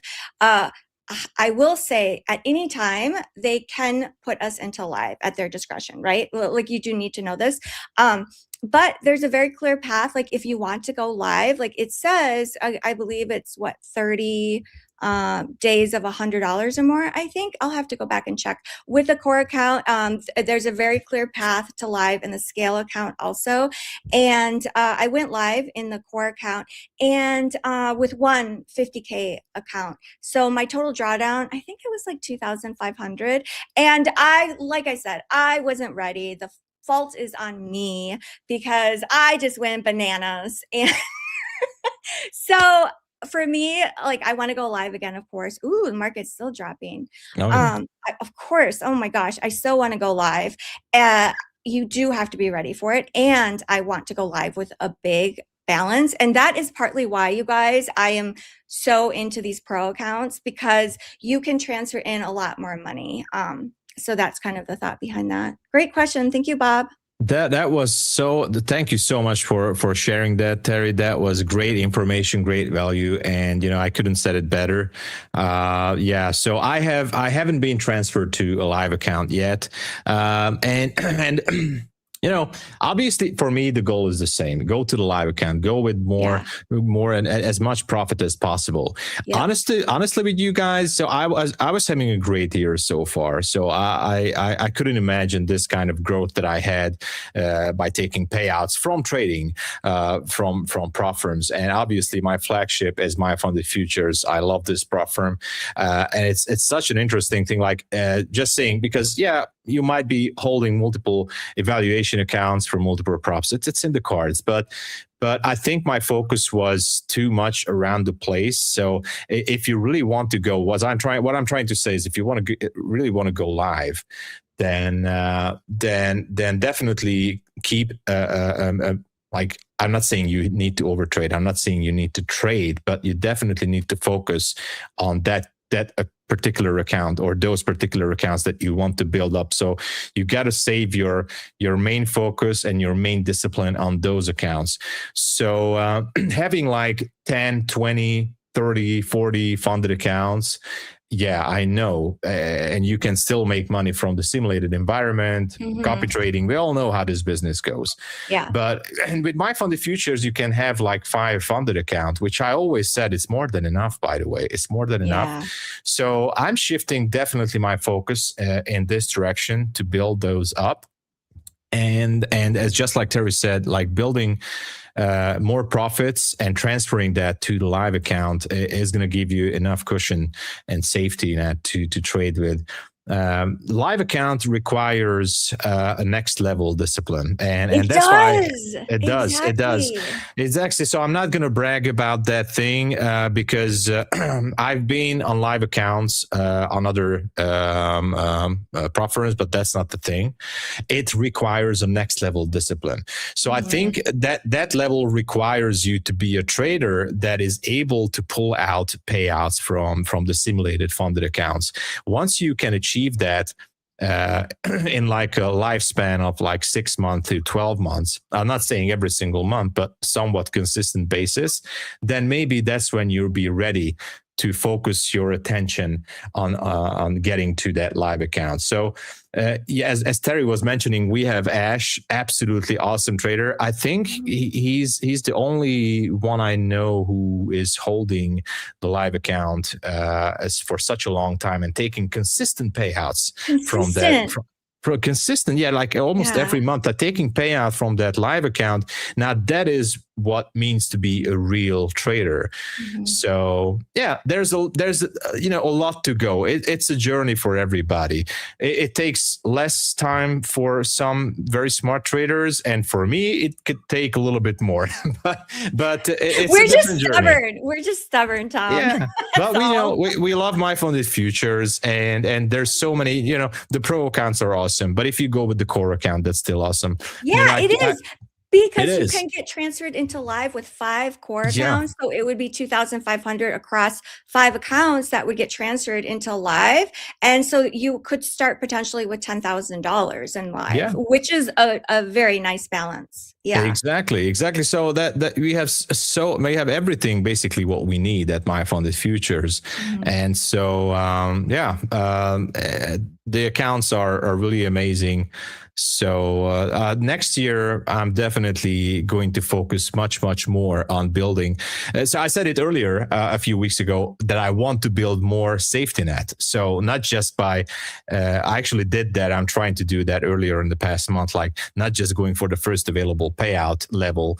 Yeah, that's a thing too. But, I think it would be much better to reach a bigger safety net and go from there, because that would help you not to blow up so many evaluation accounts and funded accounts, most likely.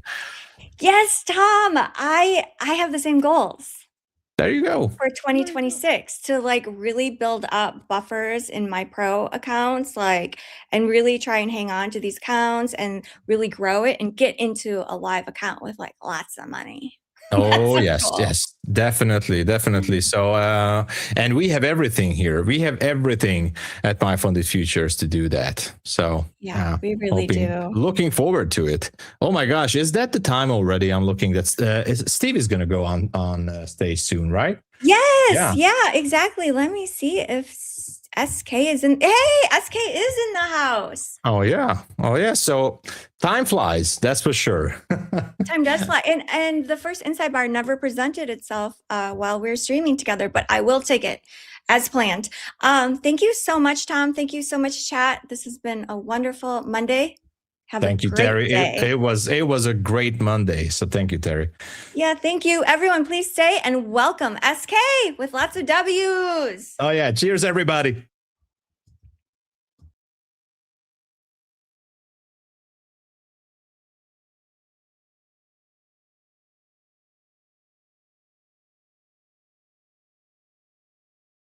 Steven, you're muted. Again, coming in. Hey, Chip Smith, what's going on? Let's do it. Let's do it. I'm back here, baby. Let's get these views up to 5, 7, 8, 900. Let's go. Good morning, Jay Birds. We're killing it today. We're doing some job here today. Came in, shorted the highs because obviously it was some patterns over there. We caught the gold a number of times on the longs. S&P just rallied 7 just now, NASDAQ. So when you come in the morning and you see Apple, okay, you see Apple coming in this morning and you see the push up here on the 30-minute time frames, the MACD is non-confirming. This monster short right here, right? Okay, NASDAQ just ran about 40, 50. Damn, I wish we were on just 3 minutes early because I called the lows, longs off the lows. Okay, and it's a great day here. Great day. Caught a lot of great long. Oh my God, S&P's up 15. You long? Yeah. Good. Raise your stops. Right. That's how you do this here, baby. It's Christmas in December. It's December. December. Okay. Hey, what's up, everybody? Can we get these views up to 5, 7, 800? Because let's go, man. MyFundedFutures, great firm here. All right. Spread the word, everybody.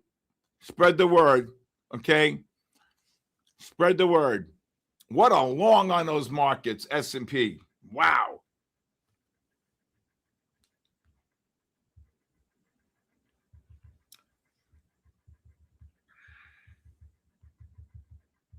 Okay. All right. Look at them go up 17. Look at this gold. I swear, right before we came on, I called the long on the gold. I called the long on the S&P and NASDAQ for this push up. Damn. Now, can you let her in, please? All right. So now let's see if they get a push up here. Okay. Let's see if they get a push up for a short. You got to have a little bear flag here. Fill the coolers. Damn straight, fill the coolers, baby. That's what I'm talking about. Fill the coolers here.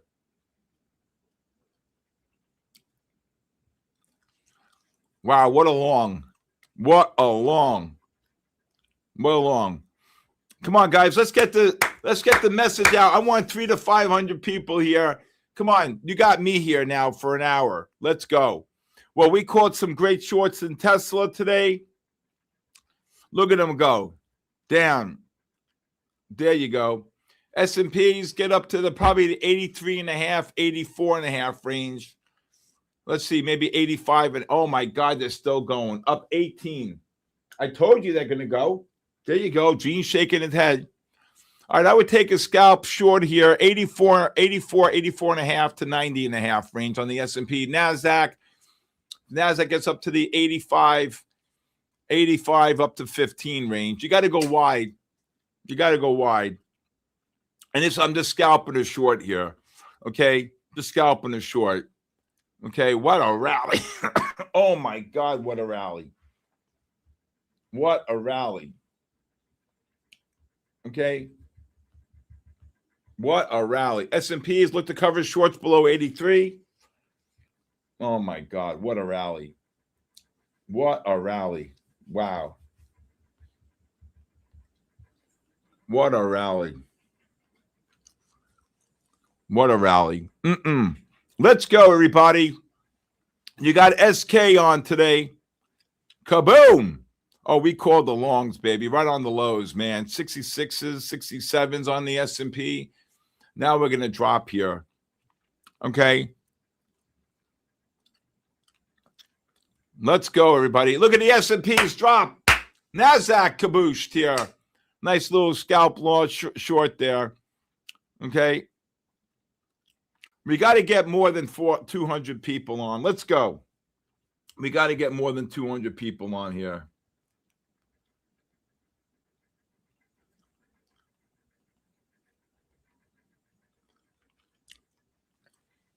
All right. What a long. Now, they could get up to the S&Ps. If they get up to the 85 and a half, 90 and a half, 91 range, NASDAQ struggling. If it gets up to the 85, 90, 25,385 to 90. If you're still short, I would lower your stops there. Okay? I would lower your stops. Anybody new? Look at the Tesla go. I had Tesla long here. Oh my God, I had delayed data. First of all, look at Broadcom here, right? AVGO. When you see a push up like this in Broadcom, you know the market's finished here, right? You're pushing up here early in the morning off the sell divergence. Look at these negative MACDs. Look at the big selling pressure. Look at the rising ADX. NASDAQ just dropped 20. S&P's just dropped here. Lower your stops if you're short. Come on, guys, let's go. We just did off the 3-minute. S&P's just dropped 8 just now. NASDAQ just dropped 40. You can't short it now. You got to wait for the bounce. That was the bounce right when I came on. I immediately called it.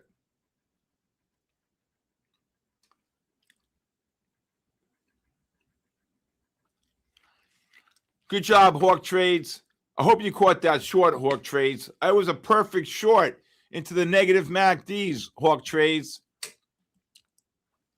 Look at these S&Ps and NASDAQ. NASDAQ just dropped 50. I mean, where the hell you think they're going here? Okay? Look at this, Hawk Trades.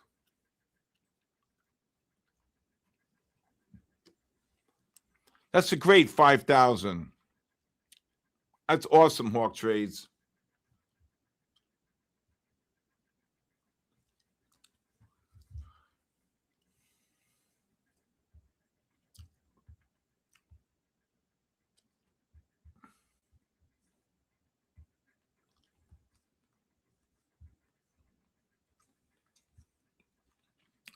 Nine contracts S&P and caught the big bounce. Okay. That's great. We could have caught the short there too again. All right. I think that's the bottom. I'm not so certain. But here's the one thing, Hawk Trades, and anybody watching. Can you tell me when you made the new low, did that MACD make a new low? You see why you got to look at the other time frames, Hawk Trades? Okay. Does everybody understand why I was calling longs on the deep oversold condition? You're making new lows, and these MACDs are non-confirmed, Hawk Trade. Jay Bird. Okay, Dr. Zay. I'm not looking at silver. But you all understand this here? Okay? The MACD did not confirm the low. Okay? When the 30-minute time frames were getting deeply oversold along with the 15. Okay? And even the 30-minute MACDs couldn't confirm the low. See that? You need to have the MACDs make new lows here. And they didn't make new lows on that fresh low. Right? Everybody understand? Guys, we're going down, and we got to be going up from 250 down to 227 views. Come on. MyFundedFutures is doing this here. Look at the Tesla long.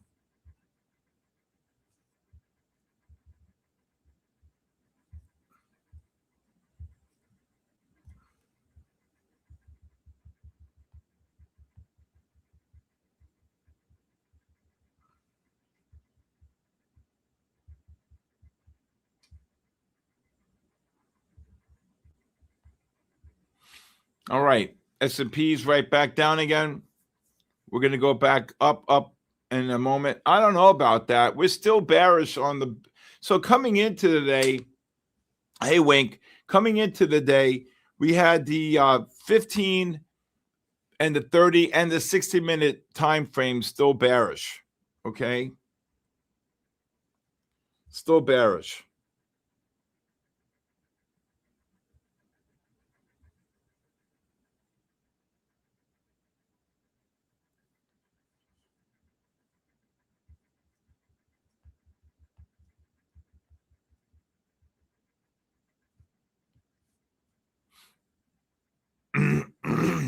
Let's go, baby. Let's go. See, that was a great short on the S&P. It's just dropped 10. NASDAQ just dropped 40, for almost 45 on that. That was a great short. That was a great short there.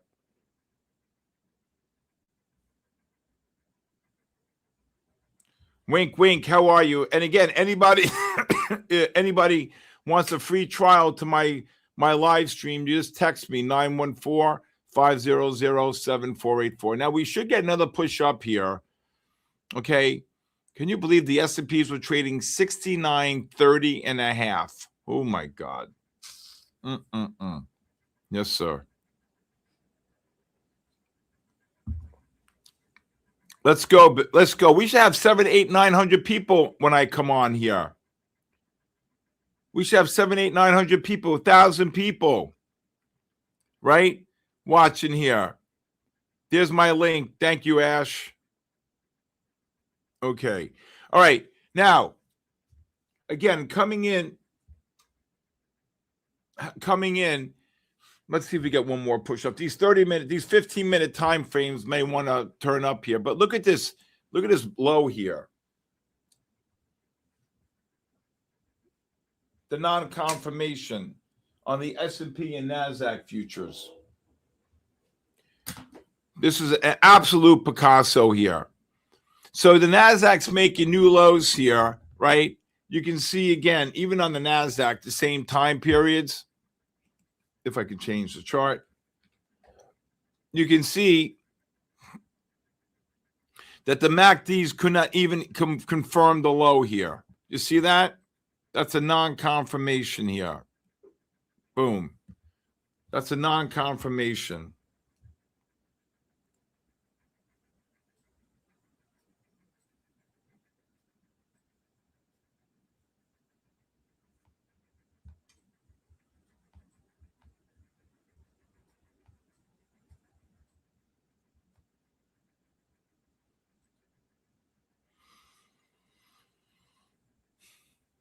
That's a really beautiful pattern there. Really beautiful pattern.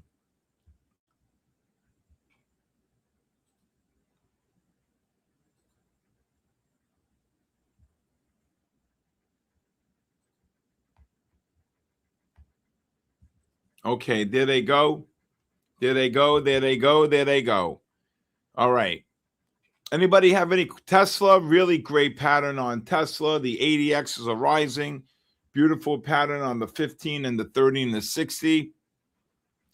NASDAQ just rallied here. Beautiful, beautiful long. I'll take a picture of that. That's a Picasso here. These non-confirmations. What are we seeing here, Stephen? Hawk trade? I think we're going to go. I think they're going to try to push them back up again, because if you see here, you're making new lows, but these MACDs do not confirm the low here. And when these oscillators start turning up, I don't think we're going to make new highs, but I wouldn't be cool. I wouldn't want to short them here. I mean, maybe for one more scalp short, like if the NASDAQ gets up, the NASDAQ maybe gets up to the 25,410 to 40. S&Ps gets up to the 88 to 94 range. I take a scalp short for one more push down, but I think that we might have seen the lows for the day. I think we might have seen the lows for the day here. I short some S&Ps here. Order filled. Order filled. Order filled.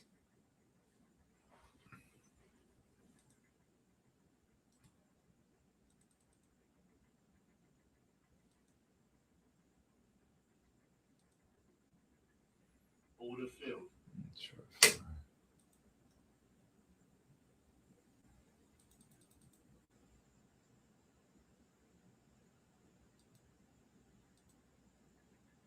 Order filled.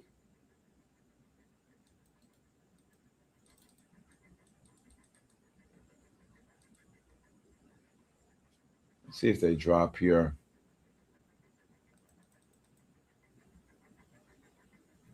All right, there they go. Look at them. Unbelievable. What a rally. Order filled. What a rally off that. Let's see if we get one more drop here. Order filled. Order filled. Order filled. Wow. I just shorted them nicely there. Whew. Damn. That was a nice little trade there. There you go. On the S&Ps. Let's see if we get one more drop here. Look to cover anywhere from the 86 to 90 range. NASDAQ. Let's see if this NASDAQ can drop here. Anywhere from the 10 to 30 range on the NASDAQ. Another great. I'm telling you, that was some long down there. You see how those MACDs did not confirm the lows there? That is an absolute Picasso. How those MACDs did not confirm the lows. Okay? That is an absolute Picasso. Okay? When you're pushing down, okay, non-confirmations, okay, and you see that, that to me is a Picasso, right? You're making new lows, and the MACDs, number one, on the 60-minute time frames are bullish, and number two, they're not making new lows. That's why when people say to me, well, why do you look at so many screens? Because I get the feel and I can see it. Now, even just to prove another point here, okay, if you look here on the underlying ETF, the spiders, right? Okay, Hawk Trades, Jaybirds, everybody, you tell me that this 15-minute time frame make a new low right here. So when I say a new low, that means that the MAC has to go lower at this point. And this is why I was calling longs down there. Okay? Right? You guys, what I'm going to teach you guys is so valuable to your trading. Learning and understanding divergences, learning and lower your stops on the S&P or NASDAQ. Okay? All right? So learning the way to trade the market based upon divergences is really super important. Okay? And that's what I teach my whole community of traders. Patterns that repeat themselves, patterns that you can identify, scalp trading, pattern trading, complete different night. It's night and day. Look at the S&Ps drop. Look at the NASDAQ drop. I would lower your stops if you're short. I'm choking to death. S&Ps ran 5 off the low.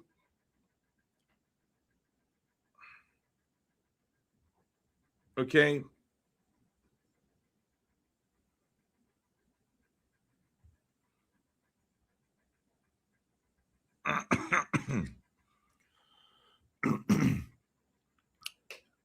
So what we need to now, again, we just need to. God, I'm choking here. I need a vacation. That's what I need. I need a vacation. I need to go to Costa Rica or Dominican Republic and just sit in the sand. That's what, Dominican? I went to the sanctuary once. Unbelievable, beautiful, absolutely beautiful.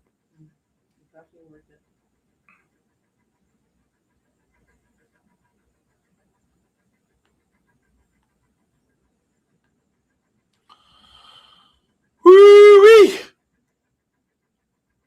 Woo-wee! You got SK on right now, baby. Let's go. Man, I wish we were on just a minute before, 5 minutes before. We would have caught that long. We would have caught that long because that long was amazing. Absolute amazing.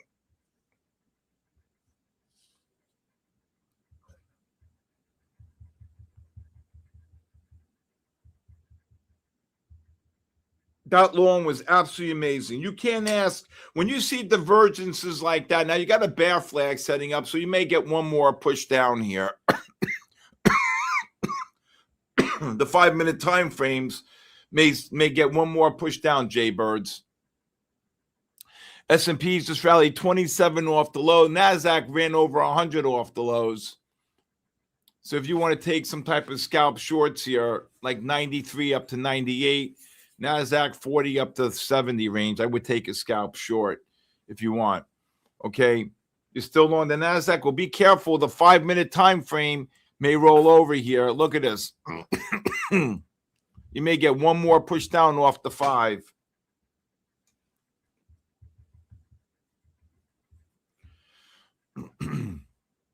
Wow, what a morning. What a morning. Be careful on your longs. NASDAQ, lower your stops. S&Ps, lower your stops. Here you go. S&Ps just dropped 3.5, 4. You get the short? No, not yet. You? What are you doing? I was looking at NASDAQ. Well, you should be trading it. Let's go. Okay? Let's go. Let's go. Let's go. Come on, guys. We should really have 1,000 people on with SK here, man. Let's go. I mean, MyFundedFutures is the best prop firm out there. I mean, let's go, man. Let's go.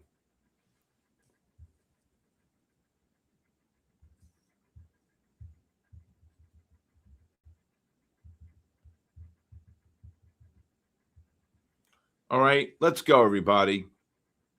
Were you short GLDs at 398?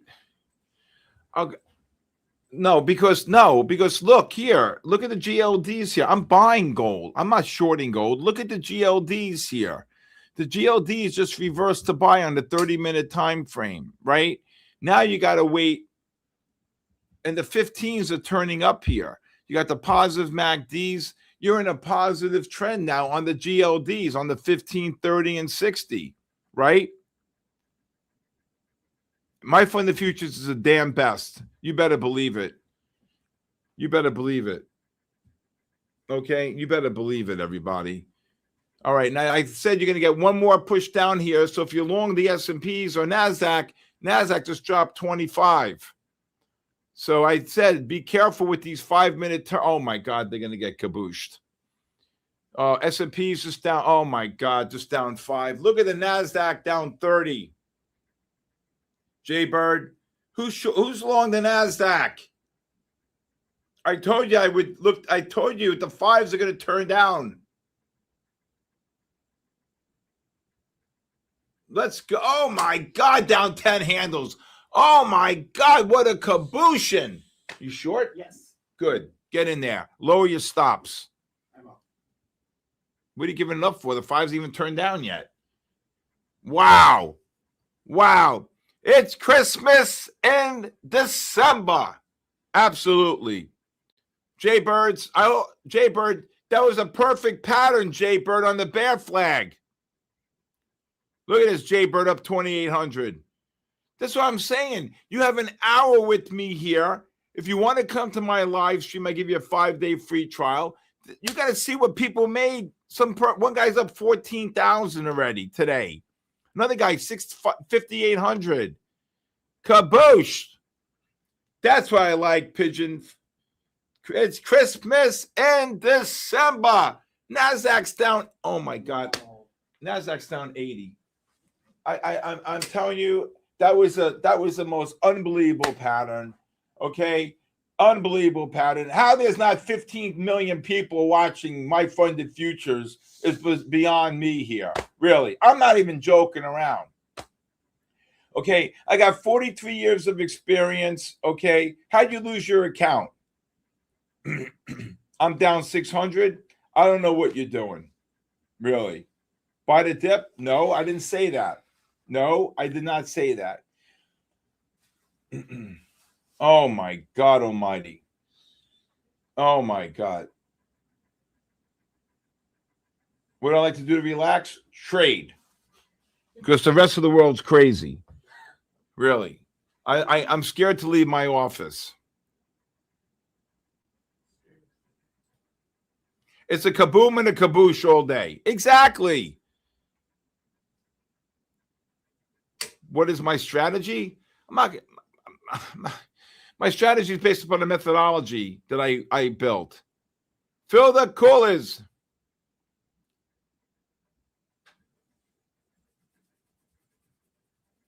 I'm calling a pattern that I know. A pattern that I know is going to drop. That's why the person who's long the NASDAQ, I said I would exit longs and go short. NASDAQ just dropped 80. Let's go, Dylan Trades. Get in there. Well, if you love me so much, there should be 26,000 people watching us today. Let's go. I mean, really, seriously, MyFundedFutures, gold does look good for a long, but not here. Remember, the GLDs, if you're going to trade the underlying ETFs, the continuous contracts or the commodities contract, you have to look at the underlying ETF, okay? Now, you got a little 3-minute buy divergence, so you may get one more little push up here, okay? We need to get a ton more people watching.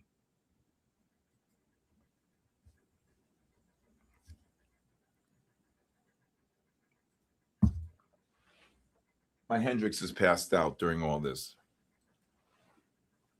Hi, Bobo. Daddy loves you.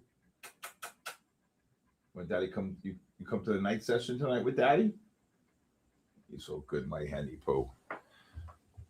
Hendrix is a dog I rescued from Houston 25 minutes before they were going to kill him. I saved his life. No way they were killing that dog, right? No way they were killing you, Henny. Daddy loves you. I love you. Say hello to everybody, huh? Say hello to everybody. I love you so much. Ooh, my big moose. My big moosey. My big moose. When I got this dog, you can literally see his ribs. Is the whole family here? No. I have Jules is from is it Jules? Should I say Jules is from Orlando coming to no, get back. I just woke you up. No, get back. You can't have 2 bones. Come on. Get back.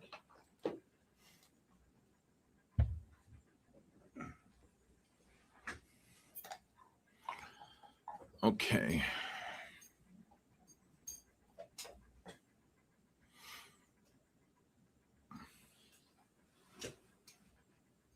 All right.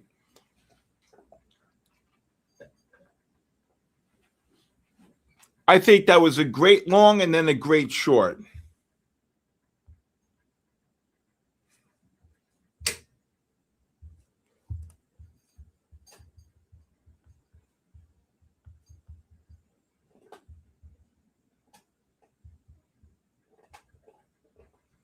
All right.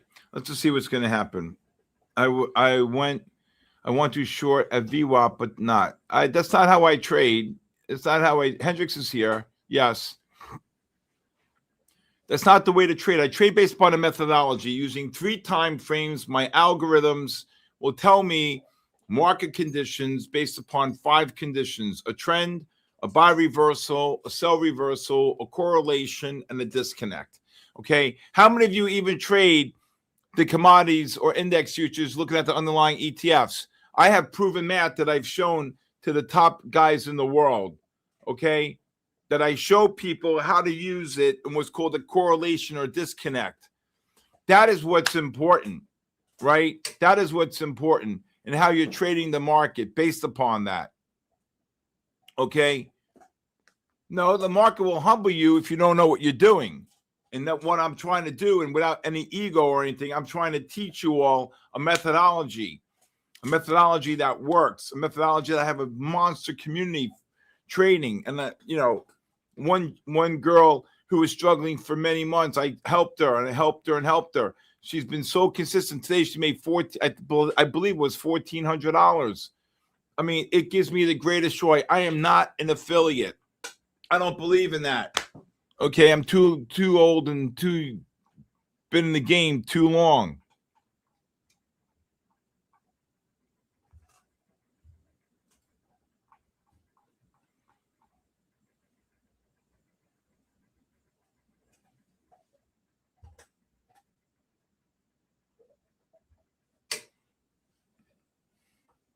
So again, one of the things that MyFunded Futures, what? Isn't he always using MyFunded Futures? I don't know the question there. Sorry. Entering NASDAQ long, I'd be careful. I mean, you could maybe for a scalp. 44, the Punisher. Okay. And again, one of the most, right? I don't believe in doing affiliates. I don't believe in that. I believe in working with great firms, great people. Matt, phenomenal person. Luke, Denny on the block. Ash, Magnus, right? Joe, what a freaking firm having people like this. 43 years in the game. I know Luke, I believe it's north of 10 or 12 years. You can't ask for a better person, really. Okay? And the most important thing is, all I care about is all of you to succeed, all of you to pass, all of you to be able to make it to the next day, to learn, okay? Learn and trade the right patterns, okay? And understand divergences. You guys short the gold? Good job. All right, great job. Grace a little short. But be careful, the underlying ETFs are still in buy mode, so I'd be very careful. And again, as you see,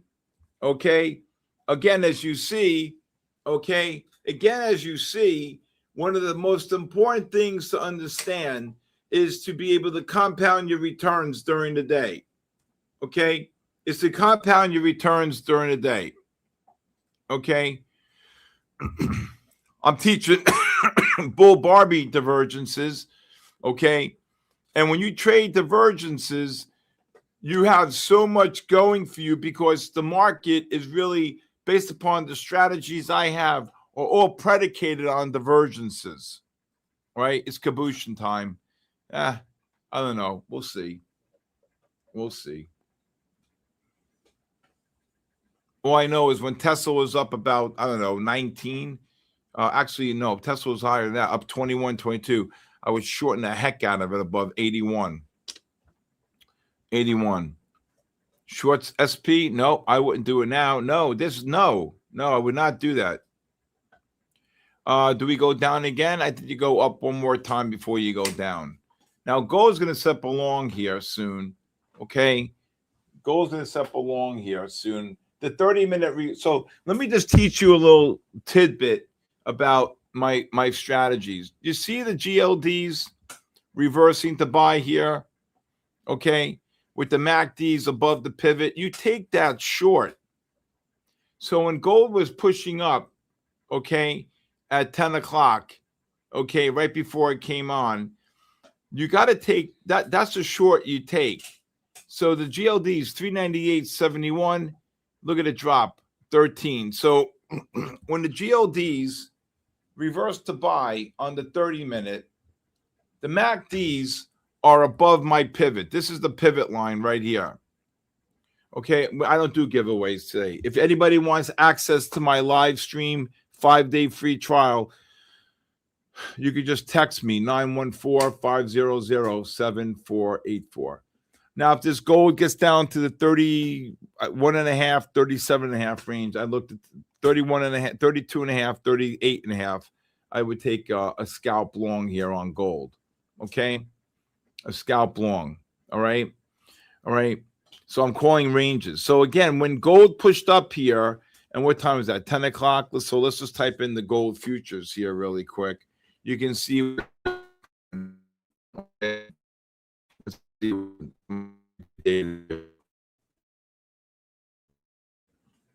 No, I don't do giveaways for MyFunded Futures. That's not me, and that's not my job here. So 8 o'clock, 10 o'clock. Where's the 10 o'clock bar here? 10 o'clock. Boom. Okay. So that was a 10 o'clock bar. Okay. Now the gold is, now here's, you got something interesting here.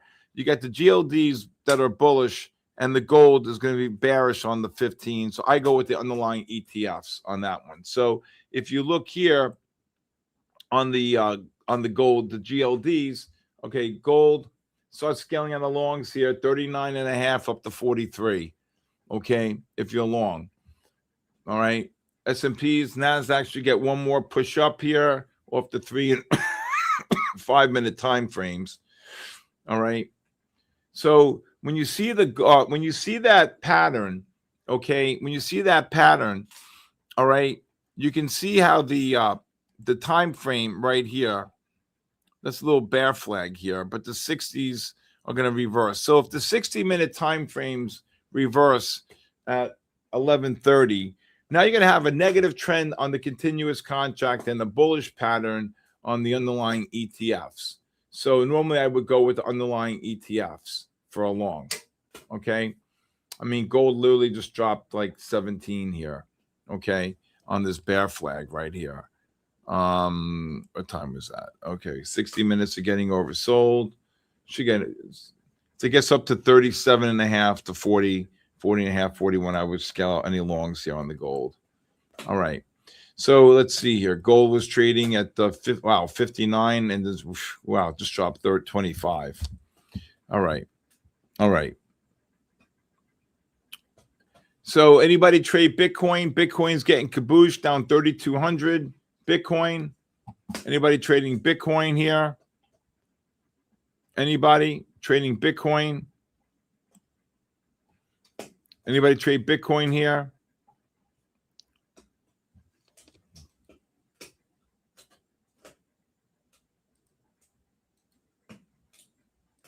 Anybody trade Bitcoin? Start scaling out of longs here, 36.5 up to 39.40 on the gold. Yes. Well, you guys should start. This Bitcoin is a phenomenal. Look at the gold. Bitcoin. Look at the gold. Raise your stops on the gold if you're long. Okay. A Bitcoin is a phenomenal instrument to trade, especially if you're going to use the software I built. But you also need to look at the underlying ETFs on Bitcoin, the IBIT. Okay. Look at the gold. Who caught the gold long here? I would raise your stops. Good. Raise it out, right? Negative MACDs here. Okay. You're going to get when, there goes the S&Ps and NASDAQ. One more push up. Okay. And, really seriously, with my experience and everything I want to teach all of you, you guys should be able. No, I wouldn't buy gold here now. I called the range already. I'm scaling out of longs. You guys, I don't buy gold here. I bought a range, 32.5 to 38.5 range, and it traded all the way up to, it pulled into 33 and pulled all the way up to 39. Out. Done. Over. Can you believe, is that true that the kid shot his mother and father, Rob Reiner? Oh my God almighty. Who could do that, man? This world's messed up. That's so crazy. That's so crazy. Meathead, dead. From his own son. Jesus, Lord God. What kind of world do we live in? Really? That's why I hate leaving my office. When 60 Minutes wanted to do a 1 hour special on me, they said, what's the hardest part of the day? I said, leaving. What's the easiest part of the day? I said, trading. Now get out. You're not getting the interview. Done. Out.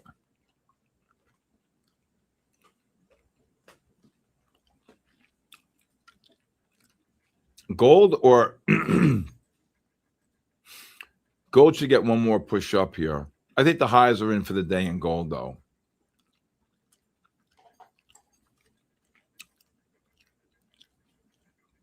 We got to wait. Got to wait here to see.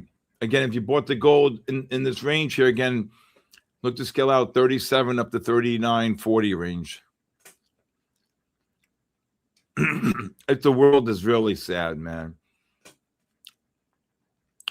2 young students in Brown, 12 people in Australia. I mean, come on, man. Gold, I'd be exiting longs on the gold here if you bought it again. I'd be exiting longs on the gold. There goes the long on the S&Ps right back up.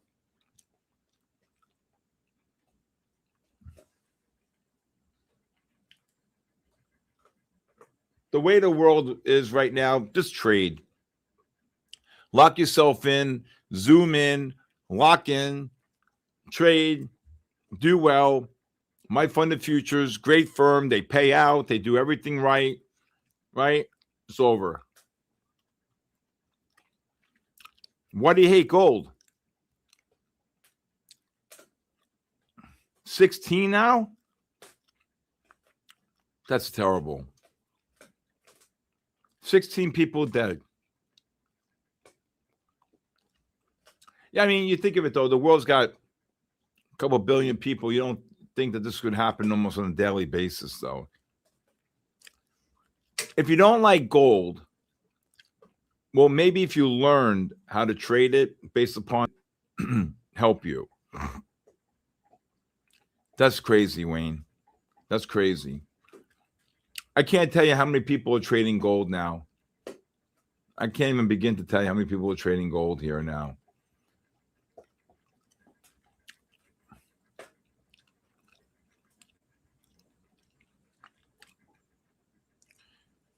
If this gold gets a push down anywhere between the, I go like 26.5 to 32.5 range, I would take a scalp long. Meaning a scalp long, meaning you want to scalp within that range there. I mean, so today's Monday, 11/11. Let's make a wish. 11/11. Let's make a wish. Let's make a wish, everybody. 11/11. You caught the gold long. Scale out of gold longs above 34.5, 35. Let's make a wish. 11/11. Now it's 11/12. Too late. S&P should get one more push down here.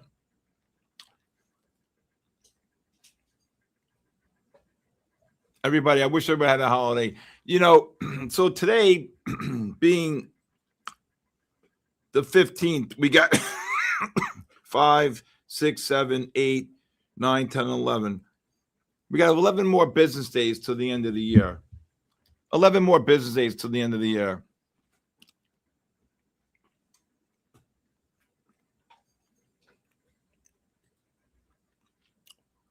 Adam, if I could help you, you're going to have a different way of thinking, okay? A different way of thinking. S&P's just dropped 8. NASDAQ just dropped 38. Adam, I would love to help you. And the person who said doesn't like to trade, anybody, seriously, anybody there, okay? Anybody wants to text me or call me or wants a 5-day free trial, my cell phone number is 914-500-7484. I've made it a lifelong mission to help everybody. I want everybody to be great traders. Gold, I'd be scaling out the longs on gold above 35 to 37. Okay? You really have to understand when I tell you, I really do care. I was on the phone with someone from Singapore at 6 o'clock in the morning. And you know what he did? I turned him around. You know what he made? $6,500 today. $6,500. Okay? I got 43 years of experience. Work with some of the biggest traders in the world who are still friends of mine. Okay? And I'm very blessed to have the relationships I have. But also, what's important, okay, is I want all of you, as my funded futures, we all want all of you to pass, to be successful, and to achieve greatness. My job is not for you to be good, but to be great, not to be good, period, right?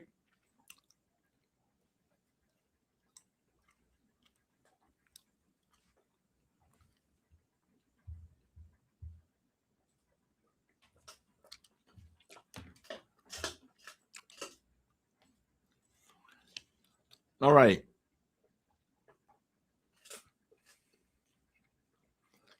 I mean, seriously,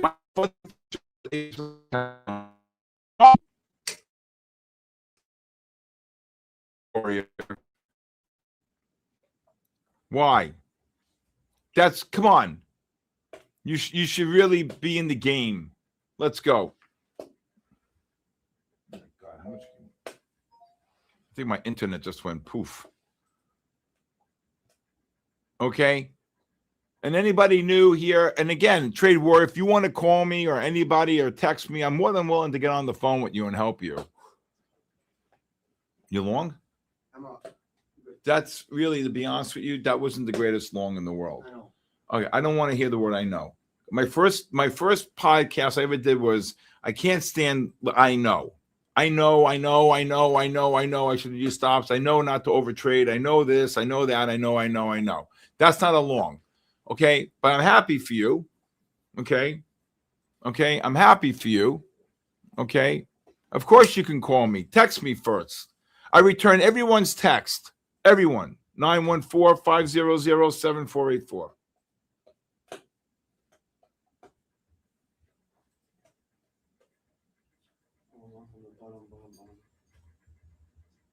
What?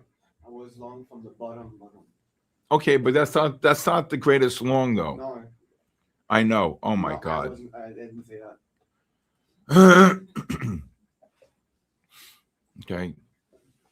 It wasn't the greatest long. Okay. It wasn't the greatest long. There goes the gold right back up. I told you, you need to look at the underlying. Oh my God. You need to look at the underlying ETFs. Okay. Now, these 50 time frames. Okay. The S&P futures here and the 30-minute. I'll show you the 30 and the 15. You got to be really careful here. All right. Look at these negative MACDs here. Okay. Look at these negative MACDs on the 15 and on the 30. This huge bear flag. I short these S&Ps 95.5, 96.5 up to 01.5, 02. NASDAQ 65 up to 95 or 70 up to even. Right. You see these bear flags? Look at these negative MACDs here. And when these 15-minute time frames get overbought into this negative MACD, boom, kabooshed. Okay, kabooshed. That's a kabooshin coming. Okay, that's a kabooshin coming.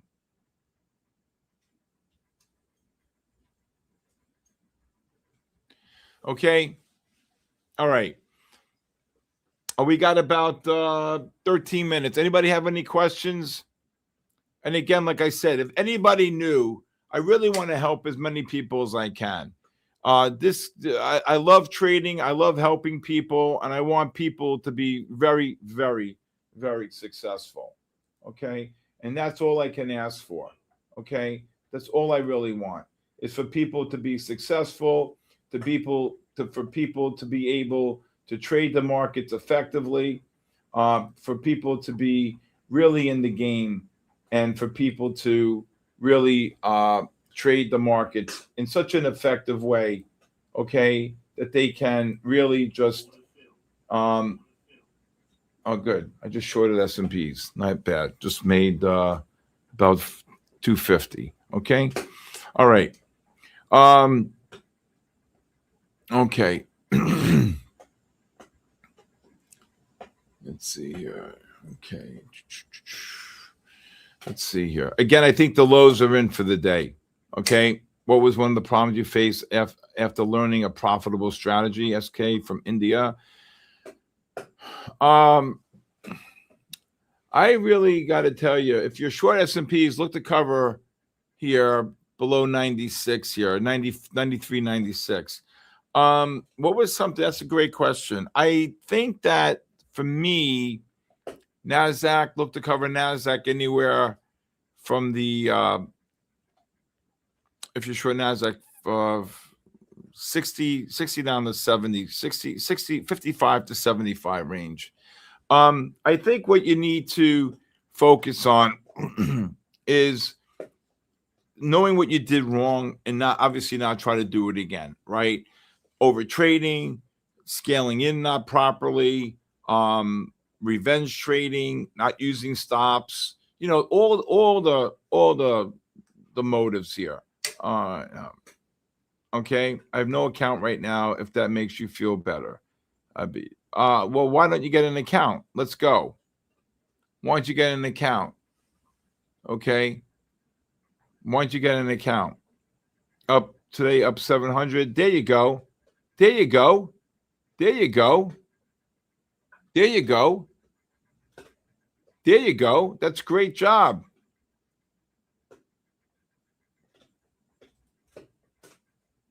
There you go. Up 700. That's what you should be doing here.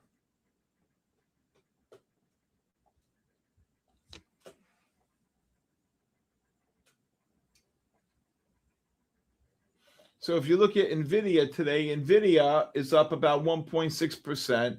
Meta's up about, I don't know, 0.75%.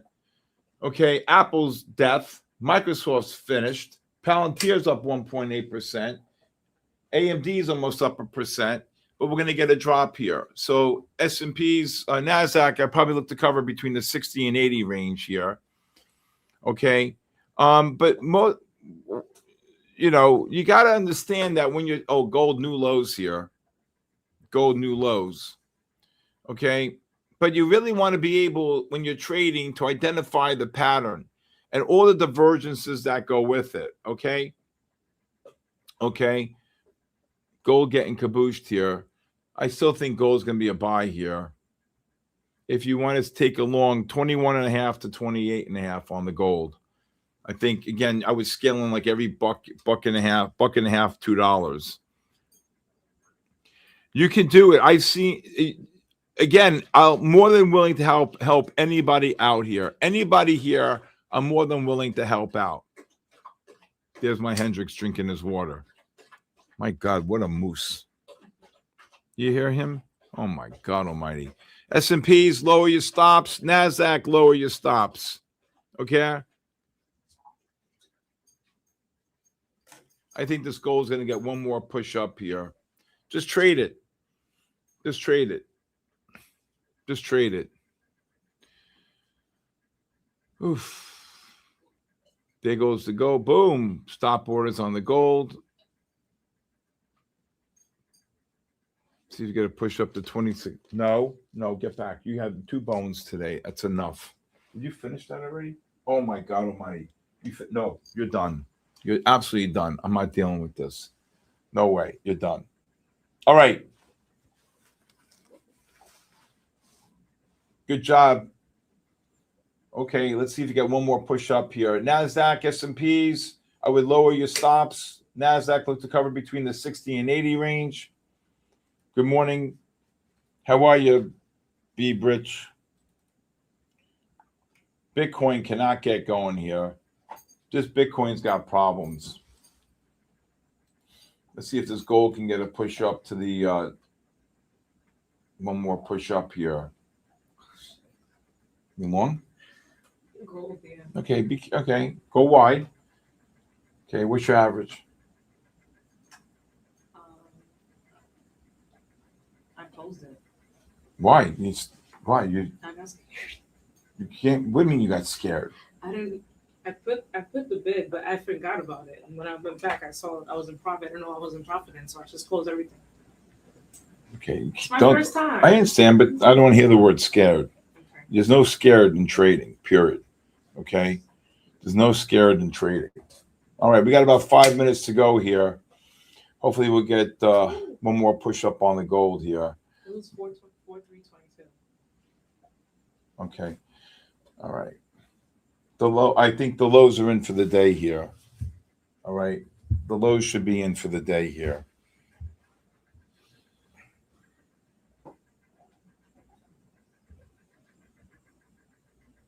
Look to sell this gold here, 25.5 to 28.5 range if you're long.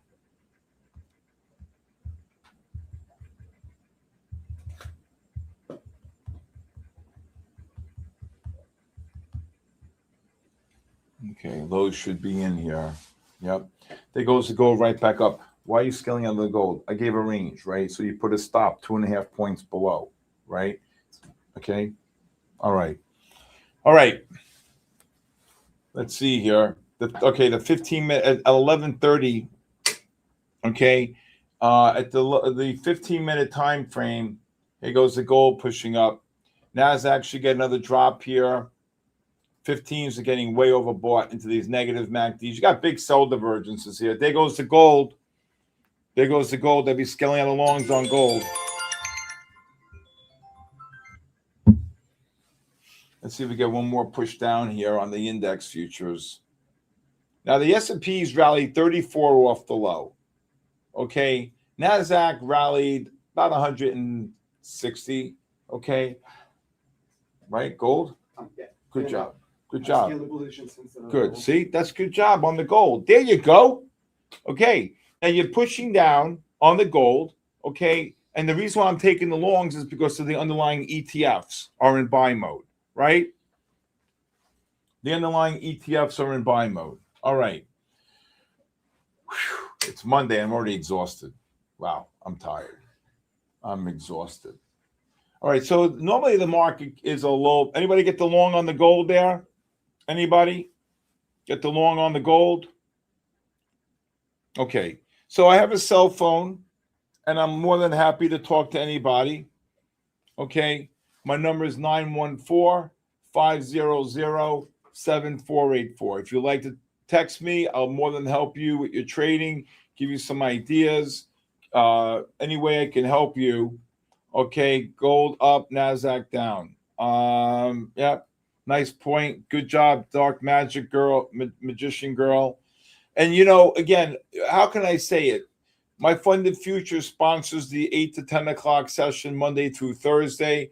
I'm there with Denny. It's a great time. I hope all of you can be there. It's great. Index futures, commodity futures, silver and gold, right? And we have a great time. It's a great time and great experience for all of you. And I just want everybody to recognize and understand that what's important, okay, is that you remain consistent. Okay, is there a WhatsApp? Same number, 914-500-7484. Okay? No, you're not going to be dead 100 trades ago. Absolutely not. Okay? All right. Jay Birds, great job today, Jay Birds. Okay, damn. I wish I came on 5 minutes before because we would have caught the lows on the NASDAQ and S&P. Then we had the bear flag. They dropped. And on the triple Lindy, and they pushed up again. But, all right. Next, we just got to wait to see what happens. I still think the 15-minute time frames are going to start turning down into those negative MACDs. I do think the lows are in for the day. Doesn't mean we can't get one more cabooshin. All right? Okay. All right. Let's see here. Hawk Trades, great job today, Hawk Trades. Son of Wall Street. Okay, Jip Smith. I hope you guys reach out to me. I really want to help as many people as I can. I'll be 63 years old come February, so I really want to be there to help each and every one of you. NASDAQ will fall and gold may gain some points. We'll see. We'll see. We'll see. NASDAQ's up 38. It's really Meta. It's Tesla right now. Tesla had a nice long, just ran 5 on Tesla. Gotta short some Tesla here. You gotta short some Tesla if it gets up here. All right. Okay. All right. So, okay. I wish everybody a great day, and I hope everybody has a great day here. And like I said, it's really important for all of you to just be consistent, learn, trade, and do well. And that's all I ask for all of you. And that one day, I'll see you guys tomorrow at 10:30. Have a great day, everybody. I do think the 15s are going to roll over here. So again, I'll see you tomorrow. God bless you. And of course, God bless United States of America. I'll see you tonight at 8 to 10, MyFundedFutures Asia session with Denny. Have a great night, everybody.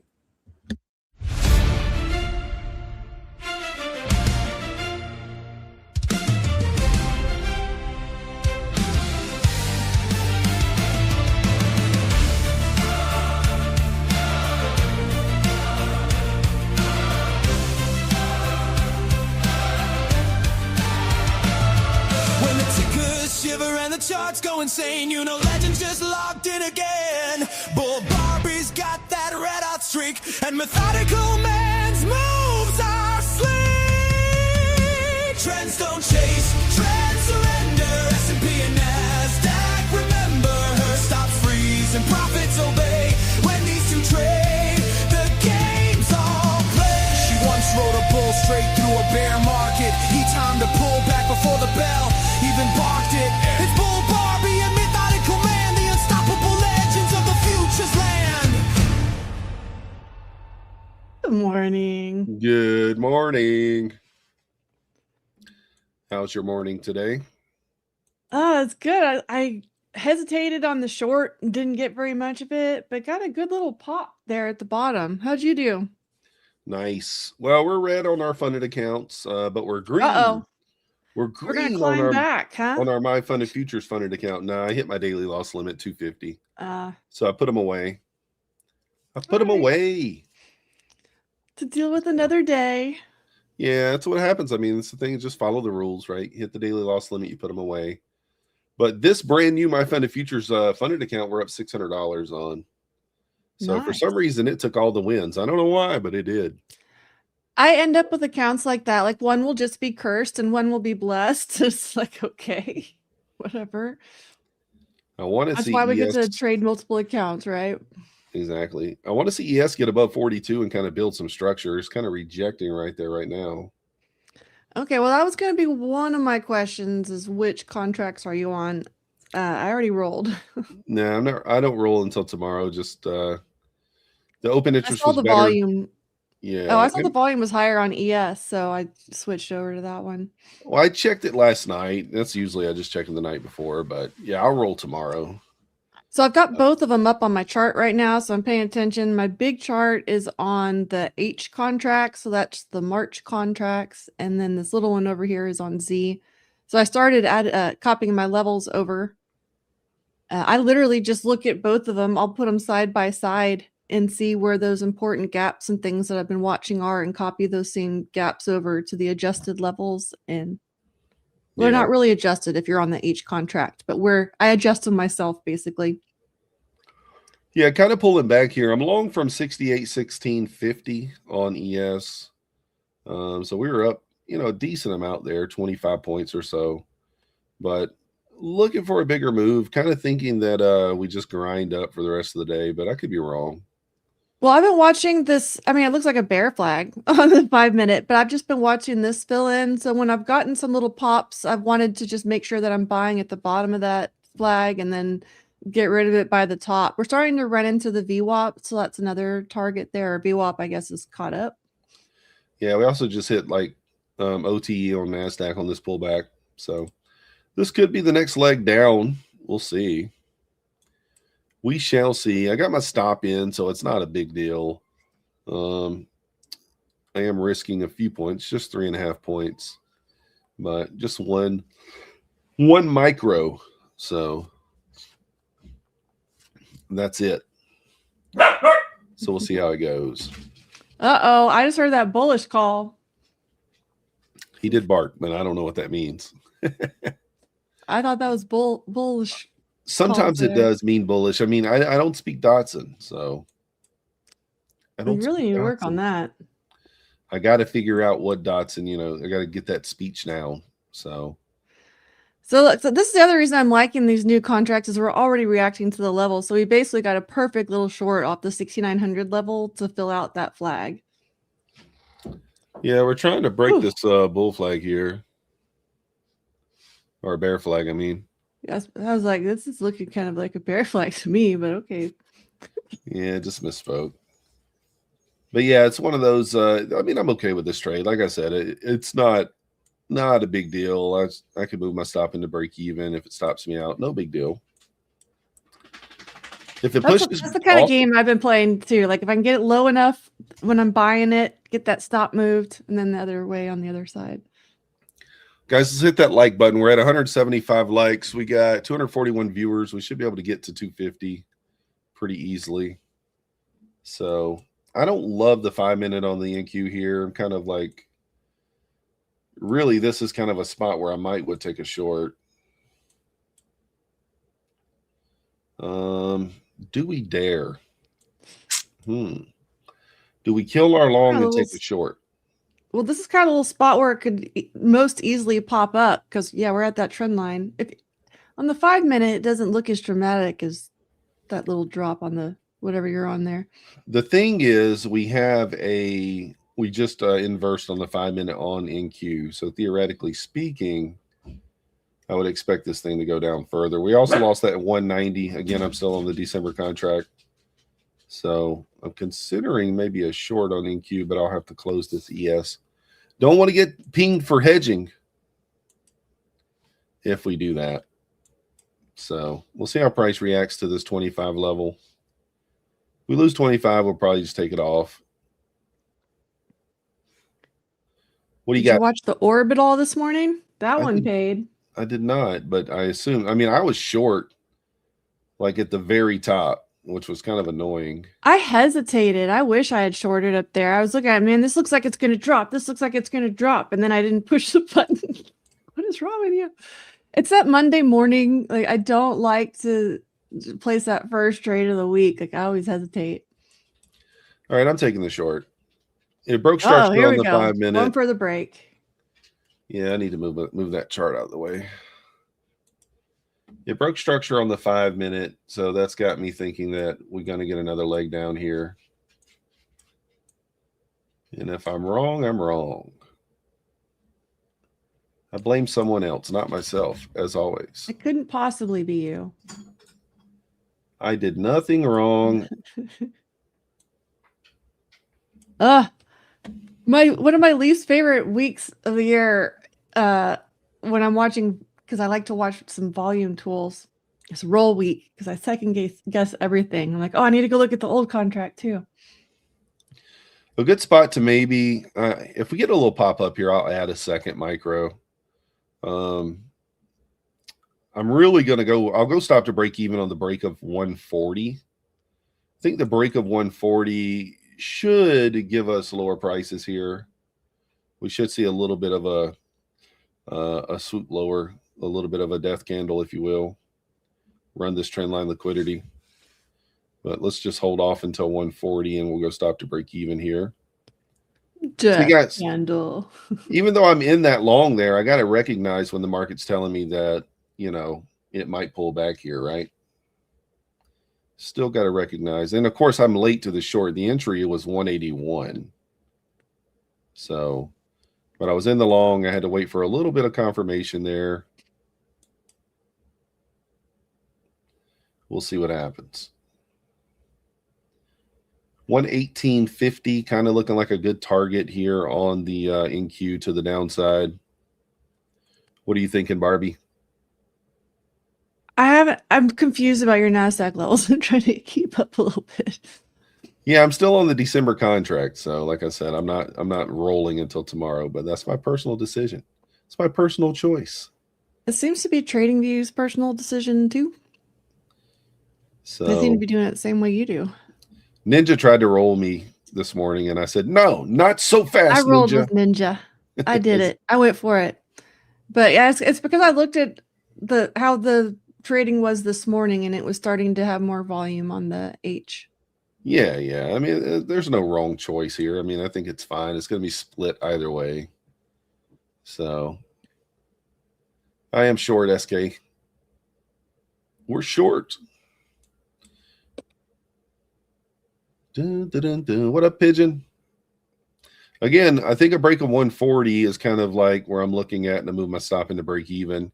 It could be a little early, to be honest, but you know, if I was just looking to scalp, I'd already be out. I really want to be in this 2 micros, but unfortunately, I'm just in 1 now just because this is just a starter. I mean, my entry's late. We could get a pop back up here for a little retest, and so I want to have the ability to add on the pop. So we'll see what happens. SK's in the chat, excited about that short. Yeah, anybody nice. Catch that? I think he was talking about that as he was closing out there. Yeah, nothing wrong with that. Nothing wrong with that. Yeah, we're just looking at the 140 level here. We break that. I'm going to throw stop into break even here. We kind of just tapped it right there with a little wick. It's not what I consider breaking it. Debadik wants some drama. He wants to see you YOLO here, I think. 25K? Did we? Yeah, we didn't quite get to 25K. We do have a level of interest down lower at 983. So, you know. Now, here's the thing. If ES repops that 25 here, it could get a little interesante, if that's a word. I want to see if we just kind of keep filling out this pattern or if we kind of stop a little bit short, closer to 68.90 on the new ES contracts. Because that would confirm the bearish structure here. All right, we might get a spot to add in here. Kind of that 190 area is going to be the add spot if we get the push back into it. I'm okay if it pushes back into it, guys. I'm all right with it. You know, obviously, ideally, we'd like it to just break 140 and just zip lower, but that's all right. No drawdown is the best, always. Yeah. That is the best. Of course, we didn't have the greatest of entries here. We were waiting for a little extra confirmation on the ES that we thought the short was going to be in play here, and then we took it once we got that. So now I'm not in scalp mode today, as you guys can tell. If I was in scalp mode, I'd be out already. ATR is pretty high mode today. Well, ATR is pretty high, and we're getting nice movement. So for those reasons, I'm going for a little bit bigger moves. You know, 50 to 100 points, not just 10. Nice. Not just 10. I've been in scalp mode just because it's roll week, and I probably need to get that out of my head more than I let it be in there, but it can be a little weird. We can get extra wicks and things. So I like to at least start size down a little bit. Here we go, guys. Stopping to break even. Cannot lose. Let's go. She's a free trade. She's free. She can't be lost. We're up almost 30 points here. I could just take her, you know. Could just take her, but you right just there at the said overnight you want low. to go for the big one. Yeah, we want to go for the big ones here. We like the big ones. Now we got to hold you to that. Well, stops at break even. I mean, at the end of the day, it could still be stopped out for break even, but that's all right. We do want to see it hold below 150 now. If we get down to the 117 area, then I will lock in some profits here. Maybe that 145, 140 area. Lock in a little profitos. But we can't lose. We can't lose. That's right. We call it whatever we call it. We got all kinds of slang words for it. First we're long, then we're short. All right, if you went short, you have to hit the like button. Got to get the like button, guys. Come on now. Come on now. Now, here's the key level in the ES, 68.15, 68.13. If we lose that level, you're going to get that next leg down. Test the lows. Let's see here. I guess that is kind of near the low. Where's the low at? 06 on the ES. Yeah. And then on the new contracts, it's around 85 or no, 65. Can't read my numbers today. Too many contracts going on here. I'm confused. It really is. That's like roll week is too much input. Drives me crazy. Oh, come on. This thing, do not even push back up above that 50 level there. Don't you dare. Don't you do it. Don't you do it. If it knocks me out, I guess I'll look for a re-entry. I don't really want it to, but if it does, we'll look for a re-entry here. If it pops the 50 level, then we're most certainly going to get stopped. Gotta hold below the 50. The 50. That next shove down below 40, I do think I will lock in 50 if we get it. So the next shove down, I want to see it get back below 40 there, burst through the overnight low, and then let's go here. So next shove through 40 here, I'm going to lock in the 10 points. There we go. So now I'm locking in the 10 points. We're going to be a winner no matter what. You should get that push through the overnight low now. We should test that previous day low, which, like I said, we get down here to the previous day low. I'm going to lock in the 140 area. Try to be reasonable with it. Just a little bit of a trail. ES did not make that same move through yesterday or Friday's low. So I've been kind of paying attention to that too. See if ES can make a better move through there. No break I'm just even, gonna call it says the low. Gabriel. You can look up what it is on whichever contract you're playing. Double down. Deb, I need to double down, guys. I can't move my stop. I can't do any of that, these guys say. I got to lock in something, guys. Got to lock in something. Come on, bro. What you doing? She's being a little dirty today. Nick told us not to use stop losses. Smart man. Are you listening, Nick? I'm not using take profits at this point, but I got a stop loss. My stop loss is my take profit. Let's go. You're just showing off today. I see what you're doing. The stop loss is the take profit, bro.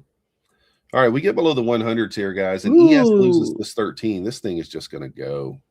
Yeah, that was a nice move there. She's going to go. She's got that look in her eyes. We got the oohs and the ahs for the candles today.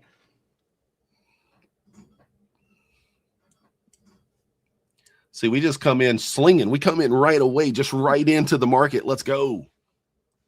That's how we do it. So I would have been stopped out break even on my trade there for the ES long had I not taken profit. I decided to take the profits. We are at the value area low on ES. Not quite there on NASDAQ. We're pretty close. Well, ES is also May at just that be a key speed level. bump. Yeah, it's at that key level there. If we can't get through that 15, so we probably bouncing it stopped out. Again, through the 117 here, I'm going to lock in a little more. It's looking like they're trying to at least run through here and see what could be down there. Just trying to At probe least a few lower. more points. Yeah, we got to probe for a few more points. See if we can push through. All right, we get down below 115 here. I'm going to move my stop down to 145 at a minimum. Debadik is calling all the shots for you today. He's like, just listen to him. He said, I told you to hold it. Well, I never was considering taking it off, Deba, so I know what you're talking about. He said he was going for the big one from the get-go. He did. I heard it. Yeah, big tick swinging. Let's go. Yeah, no scalp here. No Going for scalps glory. today. We'll see what happens. I tend to be more in scalp mode on Mondays too. Yeah, Maybe that's not the call. I don't know. So I lost a $150 trade overnight on my fundeds, and then I took a small winner. I got it back to a $100 loss, and then my next trade was actually kind of rude. It one ticked me on my stop loss or my take profit. And then That was happening to me a ton last week. Yeah, I was kind of annoyed by that. And I took one more trade. I followed my rules, though. We stopped at 250. I mean, that's the rules. So as long as you follow the rules, it's all that matters. Again, through 115, we'll lock in a little more, but it's kind of just playing around right here at these levels. We do hit the macro here in, 50 seconds? Playing with your emotions. The draw is actually lower. It should, ES bouncing off that 15 there. I knew it probably wasn't going to get through there on that first test. So we just need to probe it. One more test of it. It should get through there. Get them a little scared. Trigger some stops. It might make me move my stop back to break even here. It might. Is that a thing we do? Moving stops? I do it. I did it last night and people were like, why are you moved your stop? I'm like, yeah. I'm going to go back to break even. I don't want to get stopped out here. And I do think it gets through the 15 level. That's the only thing holding us up here, 13 to 15. So. Yeah. I see him on the new contracts around 72 up to 74. I don't mind it here. I mean, I don't really want it to pop. ES looking squeezy though. Got that look in her eye. We She's like the got the insta look. drop. I know. That's why you get into shorts, right? You want the insta drop. I don't want the retest of 25. Push this thing lower. What is the airspeed velocity of an unladen swallow? An African or a European? That sounds like something Barbie can answer. Well, I have to know if it's an African or a European swallow. I will re-enter this short if I get stopped out, guys. I think that there's no reason to kind of let this go back and draw down. So let's take it off break even if it happens, and we'll look for a re-entry. And maybe we'll be able to go with more than one micro. We could actually scale out a little bit. All right, stopped out. So it might get an opportunity to re-enter here. Let's see.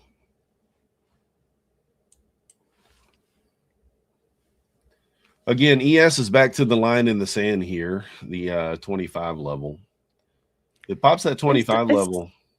It's not looking super bullish though. So that's what, like, if you can get a nice little pop, could be a little opportunity. Yeah, I don't mind it here. We'll see what happens.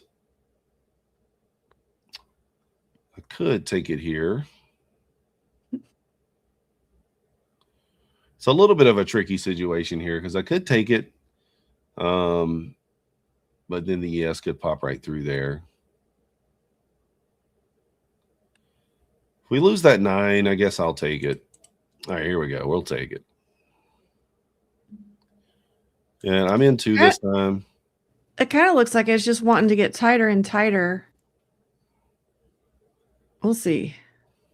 Because we presently we've put in a lower high and a higher low. This was kind of my concern there where we might bounce, but yeah, that puts it into some kind of nasty price action, in my opinion.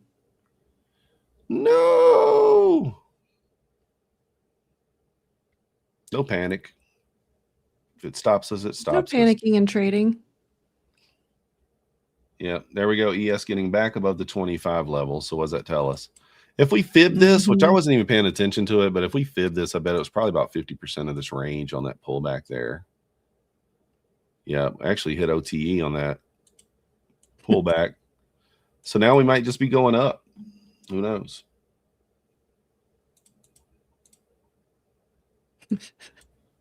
They said scars make the man. It does. It does feel like that in trading, doesn't it? It hurts. I mean, it's just one of those things. Nothing you can do about it. I'm okay with it.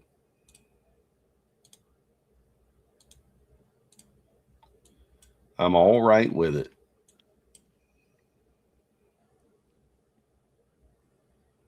So we're still up $532 after that loss. Again, ES kind of reclaiming that 25 level. It's kind of like the line in the sand there. Yeah, I was kind of looking at this thing. I mean, they might try to push VWAP, but we do have the previous day close at their 93.25 on the new contracts. That's adjusted, of course. So I don't know. It's looking like it's wanting to get kind of tight here. Gabriel didn't have enough candles on the floor for the short to pay. I know it, Gabriel. It's all right. You are forgiven. You are forgiven. It's fine.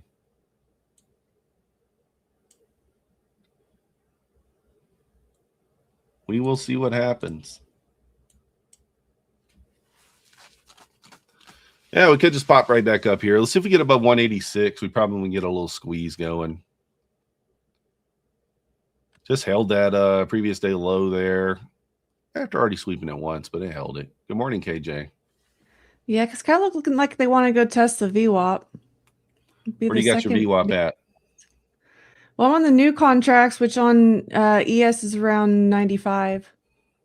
And on NASDAQ is 473. That's not very helpful to you if you're looking at the old contracts. No, but it's all right. It gives me an idea. We'll see. We're on the old contract, so. We tried the long. It paid, but we didn't really take profit. We tried the short. It paid, but we really didn't take profit. So I don't know. Maybe scalp is what it is today.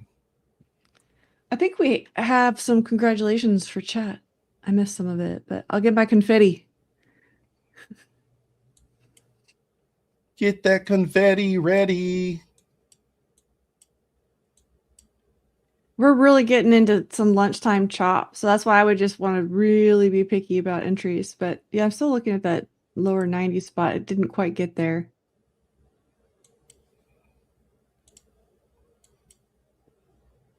Kind of pulling back there, wicking off the 190 area as the price likes to do sometimes.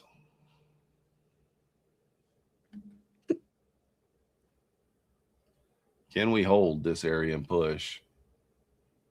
Yes, retesting the 25 there. Yeah, I'd watch. I mean, if you're trying to go long, I would get it as low as possible here and scalp it because it's. Look at that candle. Yeah. Oh, so rude. So rude. I need pictures or it didn't happen, Claude. What'd Claude do? He's gonna get a tattoo if he gets an account. Is it gonna say MyFundedFutures? Yeah. He's gonna have a MyFundedFutures tattoo. Claudia's gonna do it with the first payout. Claude. Okay. I don't need all the special pictures in my inbox either. By the way, just the tattoo. You can. I don't need to see everybody's tattoos. I have gotten pictures of tattoos. Got to get a picture of me on top, her on the bottom, and then MyFundedFutures in the middle. There we go. Yeah. Have you gotten pictures of anyone's special tattoos in your DMs? Nah, I don't get DMs. I don't get DMs. I have DMs turned off. Oh, well, mine are now. Men don't send me that kind of stuff. I mean, there is a 2-minute setup here. Man, it's so scary to take it. I don't know. I still like just bouncing these extremes in here. It's not looking like it's wanting to go for anything wild. Yeah. Hopefully we haven't added any crazy speakers on today. I didn't really see any news. Yeah, it should be pretty quiet today. What were you I thinking, gave it a Lantha? quick little refresh. Is Barbie tatted? Yeah, you don't see that name over her forehead. She covers that name up with a little makeup. But it's there. Regrets. It's there. No regrets. No regrets. That's a classic one right there. No regrets. It's not the bucking the bull. It's not bucking the bull. It could be Joe. Man, this thing is just chopping. It's making me want to press the button. I don't know why. Because you're trying to boredom trade this.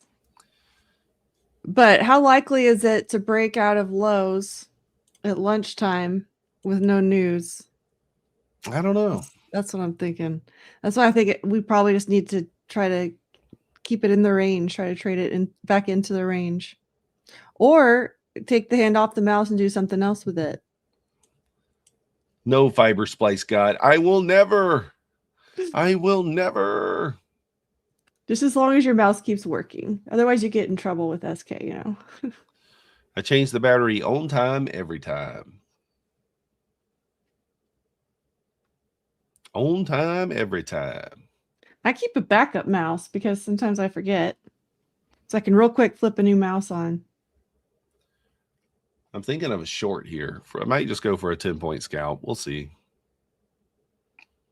Maybe we'll go in scalp mode and start, snipering this thing. I think this is a sniper situation, to be honest. I don't think we're getting follow through. I could be wrong, but this doesn't look very follow through-y to me. Yeah, it is kind of just holding up here. Nice little grind back up.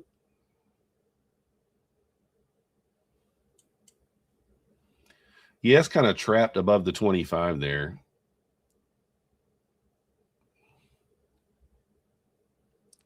All right, I'm going to try to 5 snipe a minutes little. looking like it wants to start turning up. I don't know about the 15 yet. I'm going to snipe a little short here. We might get in trouble, but we're going to try it.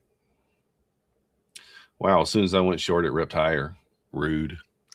I wasn't going to say it. Rude. I Don't do be have the rude. rechargeable mouse. You still have to remember to plug it in. There's that. I Yeah, never know that's- when I'm leaving the computer for the day.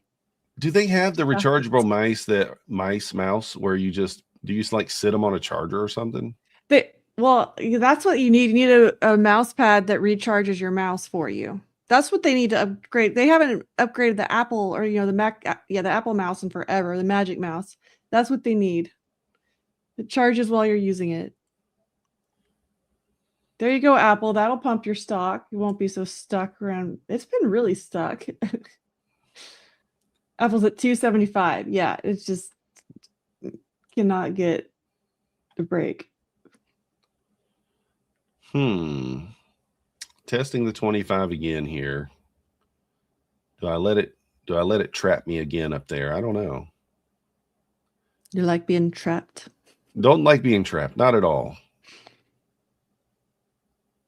So I got my first target at 157 here. Let's see if it can swipe it. You know, like Swiper from Dora. Swipe it. Swiper, no swiping. No. Swiper, swipe it. Okay. All right. Stop to break even. Took my first target out.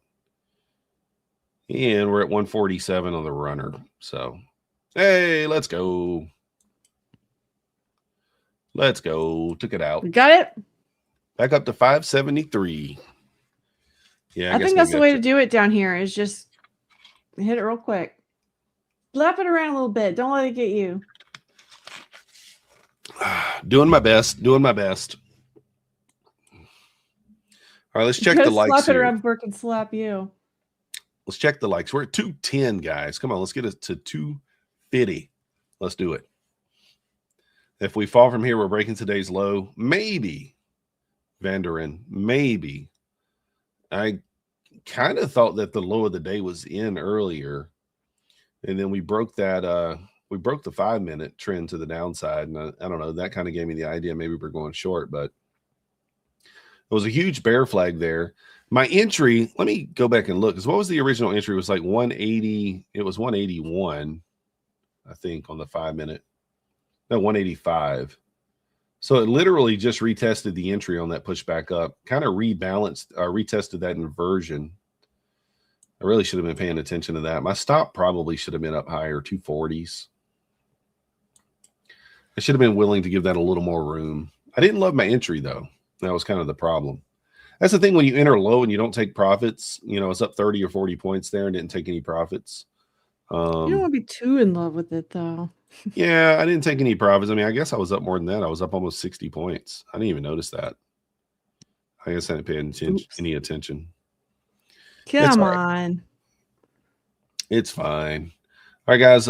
We got the links to the YouTube channels in the chat there. If you're not subscribed to Barbie or me, take that extra step. Go over there, hit the subscribe button. You know, we do stream live on our own sometimes, and we post some content from time to time as well. So be on the lookout later on this week. You're going to see some shorts posted on my channel with no audio. Nice. You're very welcome. No audio. Yeah, I made 4 shorts and I didn't put any. I didn't notice the audio wasn't on, and was too lazy to go back and change it. So KJ watched my stream. That was a bad one, KJ. That was a bad one. Yeah, I kind of made a boo-boo last night. I normally look at the PM high and low, and I kind of use that for my bias. I really didn't pay attention that we'd bounce back into the range. And yeah, we were short, but it's fine. It's fine. All right, Jay Bird, appreciate you. Jay Bird. But yeah, the price action this week might be a little bit tricky because it is rollover week. So some of the things that normally work for you guys during not rollover week might not work. I mean, especially if you have any volume-based strategies. So I basically shelve all of those until we get like Thursday, Friday, and the roll's at least 85% complete, somewhere in there. yeah. Drives me Dark crazy. Magician. You got to throw some music over it. Yeah, I mean, I could go back, but I'm too lazy. Not going to do it. Not going to do it. Watch, those will get more views than any other one because I'm not talking. Nobody, this is perfect. Yeah, I didn't know if that was like something where people were wanting you to talk less. It could be. But you got your radio voice. We don't want you to talk less. It could be. You never know. We really are in an idiot box here, guys. We're forming an idiot box there. Yeah, I don't like it. And it's just, it's chopping back and done forth. for a little bit. But you could find some points in the idiot box. You can. You might be an idiot, but I was trying to look around at stocks too, and the whole market's just not moving very much at all right now. So that's kind of my clue. 5-minute inside buy. Yeah, I don't like it this time of day though. That's the thing is with inside bars is early in the day they're fine because we have higher volatility. You don't really like to see them midday because that's just kind of a side of chop. Failing to break the higher or the low of the previous 5-minute candle is not typically a good sign midday. So, but who knows? Yeah, transition from the buy to the bar. From the buy. We call it the buy when we can.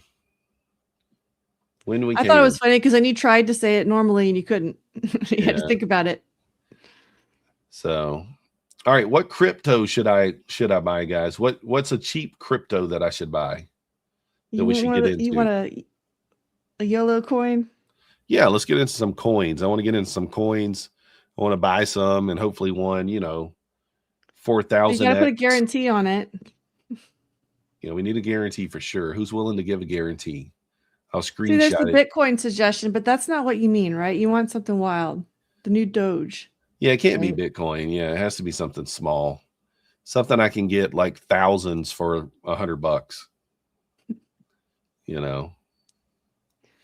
Pigeon's going to make a tilt coin. The Tom Sabo guarantee coin. Yeah. Put on a hoodie. What does my hair have to do with the market? Oh, what do we got back there? Is that a dog? Yeah, that's Frenchie today. She just literally farted. I turn around, look at her, and she farts. Classic. She said, "Hey, you got to take me out." Abhishek, I don't have a guarantee for today. Let me call the market makers. Hold on, let me get Tom on the phone. Hello, he's Tom. The main market maker. Hello, Tom. Yes, this is Tom Sabo. I will give you the guarantee. I can't even impersonate Tom. I'm bad at it. Yeah. The Haktua coin on that one. The Haktua coin already got the rug pull, so nobody knows what it means. It just gives people going, gets them going. It's provocative. Let's go. Yeah, that Haktua coin already rug pulled everybody. I mean, who would have bought that thing though? Come on. You got to be careful of the hype, right? I mean, like that is obvious. My name is Jeff. Yeah, classic. You're long 156. Let's go, Rumo. Brave man. I hope it goes for you.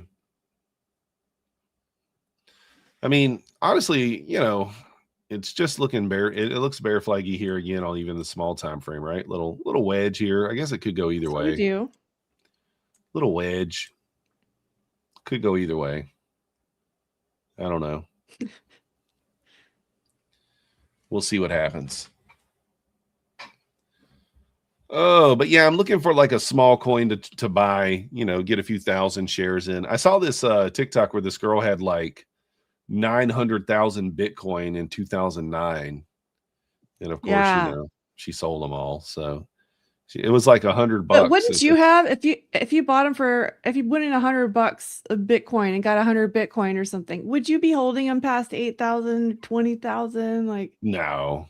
I mean, you'd No have to sell way. some. You'd have to, right? You'd have to. I mean, you have to think about it. If you had it at like a penny or 2 pennies, and it went to 100, if it went to $1, I mean, you're up 1,000%. Like, how can you not sell? Or I guess that'd be like 100,000%, wouldn't it? How much would that be? Yeah, something like that. it's too many percents. Too many maths. I know math. Math is hard. So yeah. What is this? Someone wants me to put in my my application for a truck driver. What do you To think? get a text. Yeah. Because recruiters definitely reach out to random people that haven't applied to jobs via text. I get text messages all the time from stuff. I'll be like, one of them is like, I've been getting for like 2 years. It's like, Charlie, we see that you, I think somebody put my number in on like one of those websites. You know, they'll be like, are you interested in insurance or something like that? One of those websites. So That made it sound so wrong. I don't know. You know, I'm just saying. Yeah, you would feel like if you had the 900,000 Bitcoin in 2008 or whatever it was. Yeah, I guess you'd feel some sort of way when it crossed, 15 grand, 20 grand, 100 grand. I mean, I kind of remember that because I was trying to buy some in 2010 and I just couldn't figure out how and gave up. And so I was kind of following it like when it hit 8,000 because I remember like doing the math on how much that was. Like we'd already be up, we'd have $1 million. I'm done. And then to think about what that would be now. Yeah. Oh man. Yeah, I tried to tell my friend Stuart to buy it at 1,000, but he didn't listen. So he still thinks it's a scam. He's like, it's a scam. I said, well, it's a scam that would have made you rich. Just saying. Yeah, I mean, the internet's just a phase. Did your parents tell you that? All the adults were always telling me the internet's just going to be a phase. Don't waste your time with that. No, I never heard that. I don't know that my mom even knew what the internet was back then. No, my dad and all his friends were like, that's so stupid. You're such a nerd. That's just a phase. You need to stop that. The Leaf says, mine farts when she sneezes. I do that too, Leaf. I can cough, accidentally let one go. It happens. Check your shorts. Yeah. You're just laying there and you just cough and there goes one. That's what your mom said about sexuality. Let's go. Oh, nice. I don't know. Those sit down with the parents talks about, sex ed and stuff like that. That's it's a little different now than it was back then. So my kid's prize for like answering questions in the school sex ed was a pen that says I heart pants. And the whole thing is like to remind you, you're supposed to have this pen or whatever prizes you get. I think that other prizes too, to remind you to keep your pants on. And there like, we if go. you need a pen to remind you to keep your pants on. Like this reminds me of those commercials. Like it's 9 p.m. Do you know where your children are? Or I guess it was 10 o'clock. I don't know. Yeah. The Pitkus wants to know, is anybody trading a suspension block? What the hell is that? I've never heard of that one. That must be some sort of new ICT term. Got to fill me in on that one. I don't know what that is. He's running out of things to make videos about. So Dark Magician says, when you're over 40, you throw your back out sneezing. That's not me, Dark Magician. I can throw my back out or anything else by sleeping wrong. I don't even have to sleep. I don't even have to sneeze. I just wake up like, what happened? Sleeping's hard. I'm hurting. I need a rub. So, yeah, I know what a propulsion block is. I said that. An order block. The only block I trade is cheese blocks. Let's go. I like cheese blocks. Oh, this is the 2025 ICT? Yeah, I don't know that one. I mean, there'll be another kind of block next year, y'all. Just learn about consolidations and I mean, yeah, I don't know that one. There you go. I mean, might be good. Might be the best thing ever. I don't know. If you're having success with it, it's all that matters. There's no wrong or right way to trade. I gotta come up with a cheese block though. That's gonna be my legacy. I'm long off the cheese block. We need a So, Wisconsin trader to do that one though. it's all about the truck. I like trucks. All right, guys, I'm short off this cheese block. Let's see if it can grate me down to the lows. I don't know. I can't do it. The cheese block. You don't talk crazy enough. You've never been picked up by the van. No, I haven't. They pick me up and they get shot. So, you know, that's what happens. We shoot first, ask questions later. Oh, you were just playing? All right. Yeah, Izzy Lizzie's got the cheese block trade. She's gonna work on that one for us. All right, we're pulling back here, guys. ES is retesting that 15 level. So whoever took the shorts, you're getting paid. You're getting paid. A little break of that bear flag there on the 2-minute. I could stab here for some points. Probably shouldn't do that when ES is approaching support. Probably not the best of ideas. Yeah, that's the hard thing about the shorts. We are running out of levels a little bit. Well, we're running out of them faster on ES, though. NASDAQ has kind of run through all that stuff, so it can kind of fall out the bottom here a little bit. They do keep wicking it back up, though, on the, what am I looking at? The hourly. See what it looks like on the 30-minute, too. Maybe we try one more short here. 30-minute doesn't look as bouncy. I might short off the 50 here with a small stop. All right, I'm short. Not in real life, I'm tall, but in this trade, I'm short. Just to clarify. Clarification. I'm going to go break even on this at 142 because 142.50 because this should be like, if it's going to work, it should be a quick trade, right? It should not. It should get me out quickly. If it's going to fail, it should be quick too. So let's kind of see what happens.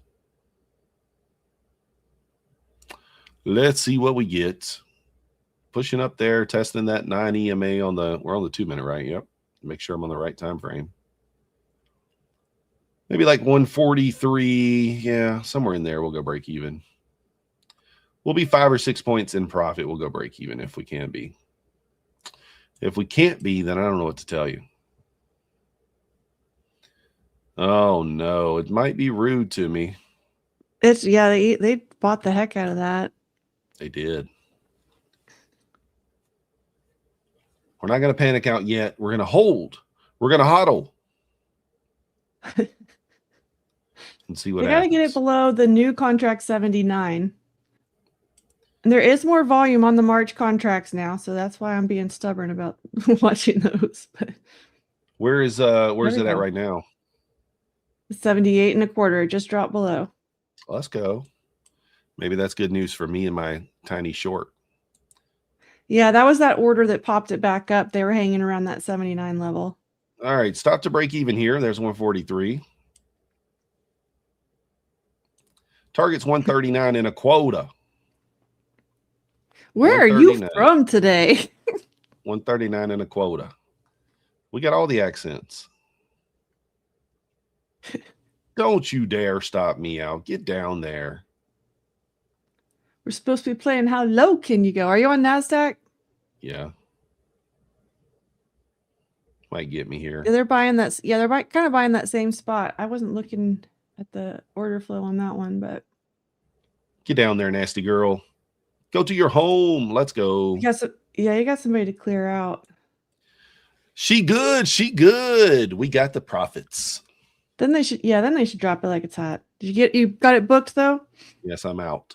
We're out. Alrighty. Up 591 now. Almost back to the 603 we were at when we started the stream. After we took that 2 micro trade for a loser, what were you thinking? Guys, we never lose trades. Here. We never lose trades. That's right. We never lose trades. Don't let anybody tell you otherwise. So there we go. You call gas station baddies like that? What do you say, nasty girl? Oh. Well, I don't think around gas stations. Yeah, might put in a little 2-minute order block here potentially. No, it's not going to do it on this candle. maybe the next one. And that could kind Is of it a give you Gouda block or a cheddar block or anything? it's a little order block, Yeah, so we'll see. We shall see. Trying to get outside all the indicators. All the idiot indicators are box. getting super tight. You're saying the same thing as me, same thought. Like, ooh, this is getting boring here and tight. Yeah. I don't say the getting tight thing because people take that the wrong way. So I don't want to be any confusion. No confusion.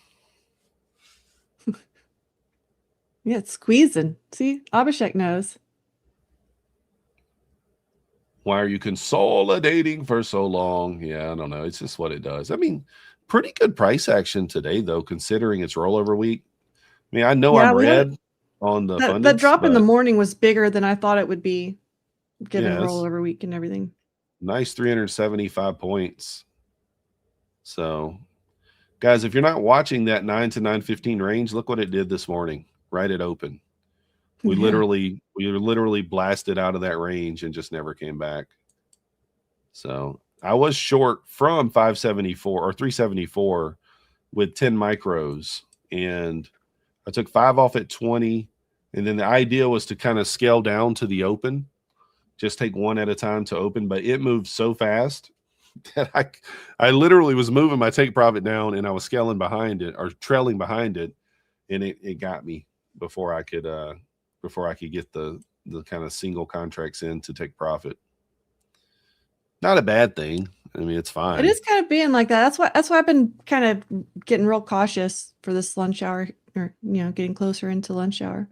We had the Leaf ask if we're wondering if it's going to drop the rest of the year. That is a good question. Are we setting up? I mean, we're kind of starting to squeeze on higher time frames a bit too. Not starting to. We have been. We're consolidating. Are we going to break out into a big move higher or lower? Who knows? I mean, I think it's just going to get tougher and tougher into the end of the year. It usually does, because the hedge funds don't want to do anything dramatic. I mean, if they're up good on the year, they don't want to screw that up. Somebody said in the chat last week, I don't know if you remember who it was, they said that a large percentage of the time we don't make new all-time highs in December. Somebody mentioned that in the chat. They said, like, I don't know, 80% of the time, whatever the stat was. I mean, if you think about it, it does make sense, because we have, there's not that many trading days left in the year. And if you're moving around a lot of money and you have accomplished your goals for your fund, these larger funds that are actually moving the market, you don't want to risk that doing anything crazy. So you're going to keep your trades smaller and tighter. And so the price action does this. And here's the thing, like, if you're a scalper like I am, your only real concern is what is going to happen on the next candle, right? The next 2 candles. You don't really care overall what's going to happen. Now, does it make more sense if the trend is down to take shorts? Yes. Or up, take longs? Sure. But in general, if you're just a scalper, you're just concerned with the next few candles. You're not really concerned with what the overall market's doing. So bias doesn't really matter all that much when you're scalping. So unless you get stuck. Everybody's well, Zeph side. How you doing? Just hold the yearly gains? Yeah. Smash that like and subscribe. Where are we at? We hit the like goal or what? 227 likes, guys. Come on. Get it to 250. Stop messing around. You guys can do it. Everyone in chat is already subscribed. No, I doubt it. I guarantee you there's a lot of people who are watching that aren't subscribed. Or maybe not. They're just not chatting. You got to subscribe to chat. It's a pretty simple request. It's free. It takes 1 click. We got about 5 minutes left in our segment here. What everybody do over the weekend? It was really long. I did all the things. Ethan, welcome Pretty sure I here. did all the things. What did I do this weekend? We went to a 6th grade basketball game. Yeah. Yeah. The 10-year-old, is she 11? 10 or 11. I don't know. Too many kids to keep up with. She had one rebound and 2 turnovers. 0 points. Don't tell her I told you that. So that's pretty much all I did. Otherwise, I just kind of hung out all weekend. I didn't really do anything. I was not home at all, basically, because we had more parties. We had a gymnastics meet. We had photos. We had golf. We had everything. So I'm trying to recover from the weekend still. Gotta see how many loads of laundry I can get done to make up today. Laundry, who does that? People who like clean clothes. Neo's said his stop loss just RSVP to a liquidation party. Let's hope not. Neo. No. Let's hope not. This is hard trading right here. It really is. Now, does Texas play on Friday or Saturday this week? I think is it Saturday? I have no idea. I don't even know what year it is these days. They're playing Alabama again, just so you know. Thanks for that update. They are playing why does it not tell me? It's telling me a basketball. Yeah, that keeps happening. We're more excited about basketball now. I don't see it. I don't know where it is. Anybody know when Texas plays? I have no idea what's going on with football anymore. Probably Saturday. I know there is a game Friday, but I don't know which one it is. I guess if I type in football, maybe it'll tell me. Ah, there we go. It looks like Citrus Bowl against Michigan. I looked it up. No. No? No. What is it telling me then? You figure it out. So where does it say? What is this? Oh, Texas is not playing Alabama. What am I talking about? You guys didn't correct me on that either. Look at you. Nobody knows. Nobody's watching the Longhorns anymore. It's Oklahoma. Is it? Maybe that's why it's not giving me the information. It's Oklahoma. All right. Yeah, so they do play on Friday, Oklahoma and Alabama. There we go. I wasn't sure. There you go. That's why it wasn't coming up. It's not this weekend. Like, what's the deal? It's just the wrong team. Just the wrong team, that's all. Guys, if you are green on the day, I think it's probably a good practice to just kind of walk away, even if you're red. Like, I don't think this week is a week to be chasing red. So I'm down 250 to start the week, which is not ideal. It's not the way I want it. But what I'm going to do going forward for this week, I'm not even going to chase the 250. If I can't get it back, I can't get it back. But if I take a trade that makes sense, then that's all I'm going to do, right? I don't care if it's $50, $75, $100, whatever it is. We'll just accept it and move on. I don't even know if I'll trade my funded accounts beyond this week. I might just take like a 2-week hiatus and wait for the new year for those because, you're going to kind of have Christmas. You're going to have New Year's. It's going to be shortened weeks. Yeah, it starts getting weird for real. Yeah, I mean, there'll still be trades to have, but is it worth it? So like we'll be off next Wednesday, Thursday, and then we'll be off the following week on Wednesday and Thursday as well for the Christmas, New Year type deal. So the day before and the day of. So do you really want to be taking trades on the 26th, the day after 2 holidays effectively? Probably not. Do you really want to be trading on the 2nd, the day after 2 holidays? Probably not. So for me, I think it's probably smart beyond this week to put your funded accounts away. Remember, if there's an inactivity rule, pay attention to it. But that's what I'm probably going to do. I'll probably be down to an eval or maybe a single funded account. And we're always talking about you need time away from the charts. And the best time to take away from the charts is the time when you have the least amount of FOMO because the market's not doing much. And so that's coming up. Take advantage of it. It's okay. The market will be okay. We'll all meet back up on I mean, the last 2 weeks of the year, open. There's going to be nobody here. I mean, people are going to be on vacation and the funds that move the market are not going to be trading at the volume that we need. like I said, doesn't mean you can't find spots. You can find spots, but don't blow your accounts the last few weeks of the year. Nothing worse to do than Don't expect the super mega breakout with 600 points and all that, because those kind of moves are less likely. Yeah. So, me. Not that they can't happen, but they're not the default mode. Yeah. I'm going to roll over to the new contracts tomorrow. That way, Barbie and I are on the same page. Yeah, I'm already there. What are you doing? I don't know. Join me. Giving it one more day. But that ends our time here, guys. Hit that W in the chat for us. We'll be back tomorrow, same time, same place. Appreciate you guys watching, and we'll see you next time. Yeah.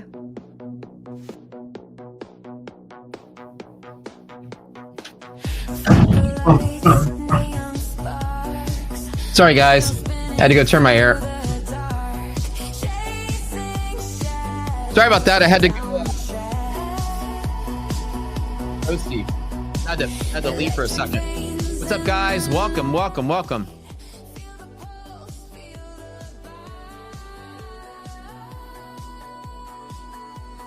Matt can dance.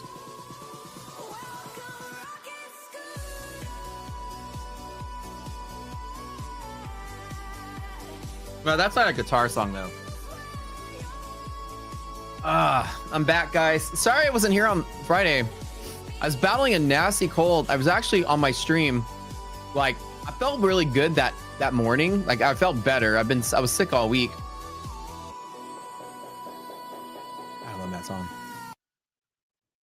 Welcome, guys. Welcome to Lunch with Matt. Dubs in chat for our previous hosts. Well, Barbie, Methodical Man. Yeah, so Friday I'm battling a cold, and Friday on my stream, my voice was like just deteriorating. I was losing my voice. I was coughing so much.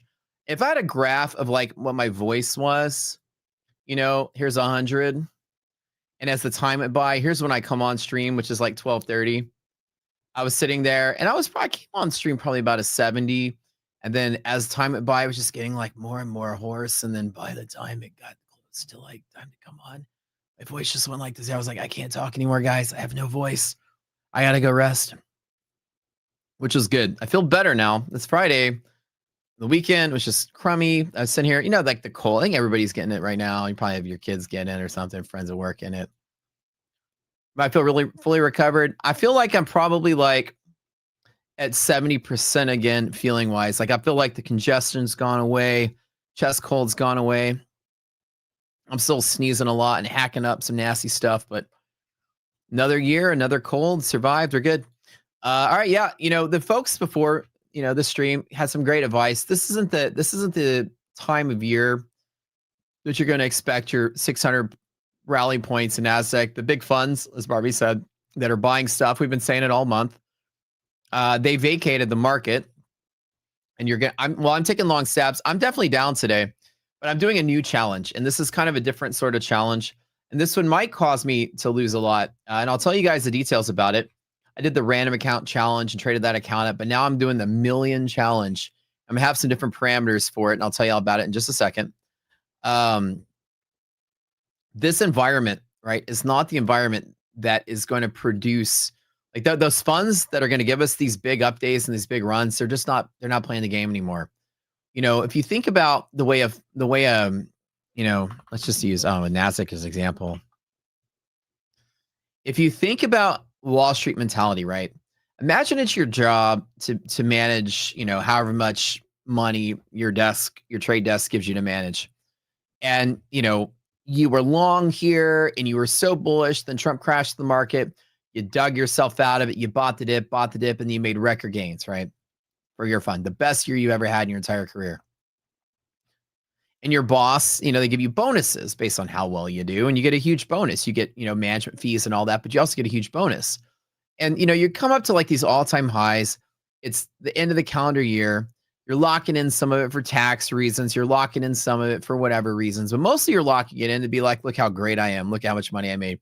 16,000 to 25,000. Like that's more than 50% gain. Look how good I am at managing a fund. And that's what people are saying. And then all of a sudden you get this kind of like, oh, government's shutting down and we're not going to have any news coming up and you're going to be in the dark for a while. Most people just kind of like took their ball and went home, and they're like, we'll see you back again next year, because you only really care about making performance gains quarter over quarter, and then that's how you're going to gauge your performance. Nobody out there is seeing this as an opportunity right now. And I think everybody's just doing nothing till the beginning of the year, just because that's the time you want to start showing off again. New quarter, new time. Everybody wants to hold is holding. Everybody that wants to act, they're going to act at the beginning of the year.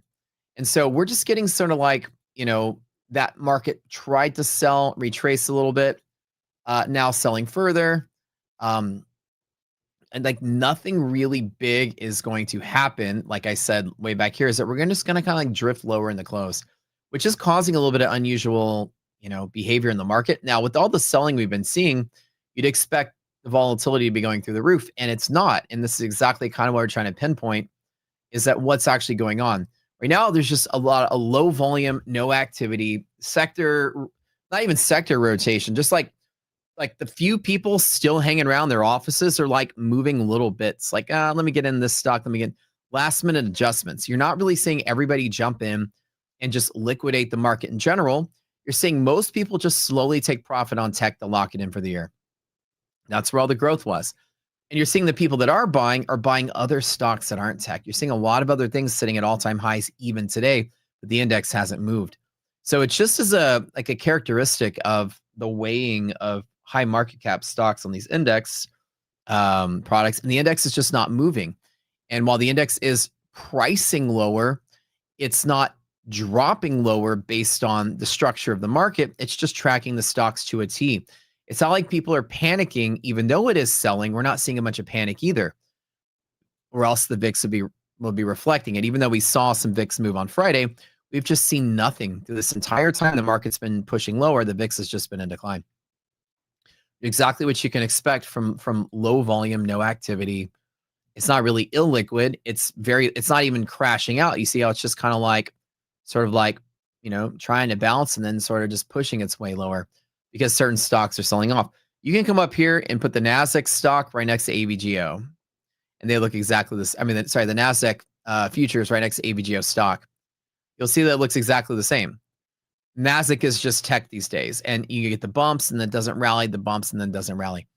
And you can go look at something else. Like I brought up as an example randomly last week, Johnson & Johnson, right? Then you bring up like other stocks. There are other companies that are all-time highs and continuing to rally. This is one of the biggest days we've had in this stock in the last 3 months. And so you're getting some stocks just can't get enough, right? People are window dressing, they call it, putting stuff on their books at the end of the year. And that's basically it. So scalp the rest of the year, probably. I'm not expecting, I tried to grab some of these reversal dips. They didn't work. I took a couple of hits. Now my new challenge, right? You guys remember I did the trading challenge, the trading account challenge for the random thing. My new goal was to take 100K to 1 million, but in a different philosophy. Instead of doing it with like normal risk, my goal is, can I hit it harder with 3 times my normal risk? That's my goal. And it just so happens this has been the wrong market for this, because it's while some of my trades have worked out, the reversal is not happening. I'm not getting the bigger runs that I want to get on this. So I was thinking I would take about half the account drawdown and try to get this challenge. I want it, like when the market's falling like this and there's a potential for a reversal, I got to take it every time, even though it fails, because at some point it won't fail. The problem is trading so big, it might not turn out to be in my favor to win. So my goal right now is to trade a little heavier, just to try something different. And if that doesn't work, then I'll just trade like normal without a challenge in mind.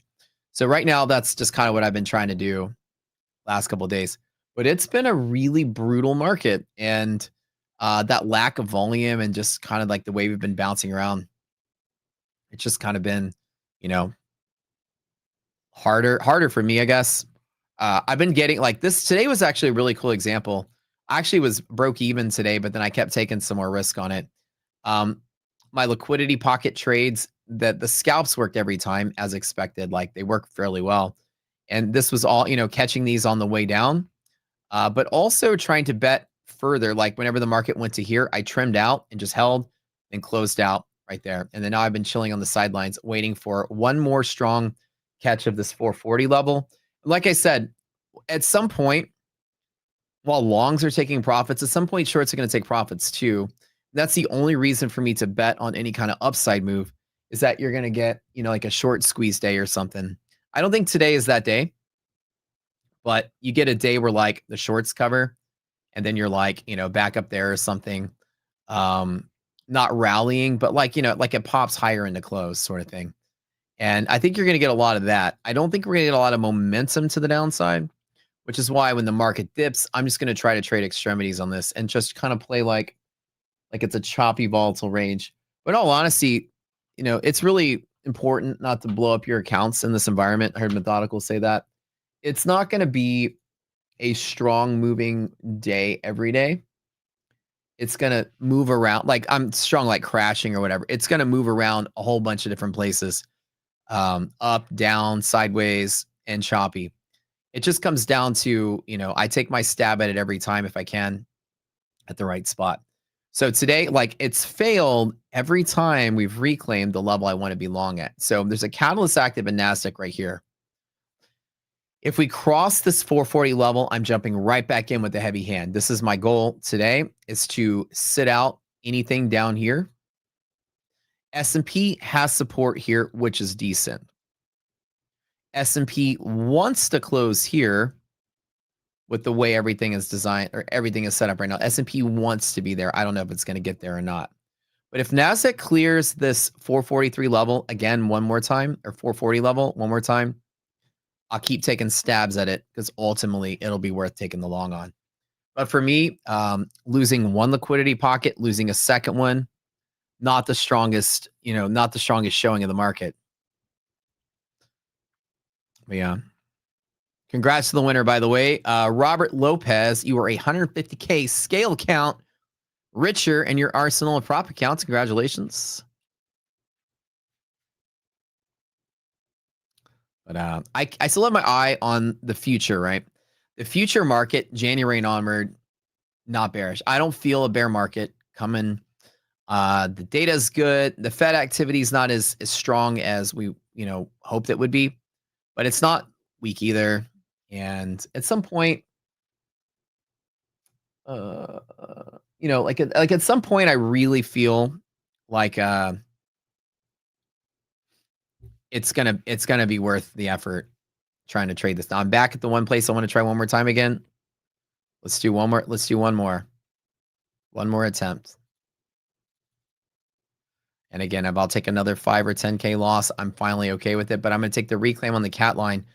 This purple line rejecting 4 times in a row, or 5 times in a row. 1, 2, 3, 4, 5. I keep taking the bet that we tuck out of this and we pop back up to 560. And I only take these like safe reclaim trades off of this one. So I want to get that one level right there. Chop City, 100%. So hopefully something happens today. And I am hitting a little heavier than usual. NVIDIA is actually starting to move a little bit. I actually don't hate the idea of seeing that. NVIDIA picking up a little bit of steam here, which is decent. NVIDIA has survived a lot of that chop, which has been, actually show you on Roxy real quick. NVIDIA, let me put up an hourly chart here. Kind of zoom out a little bit.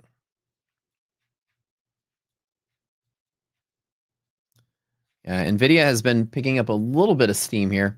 It's had a lot of chop, but it's certainly retracing the same area. I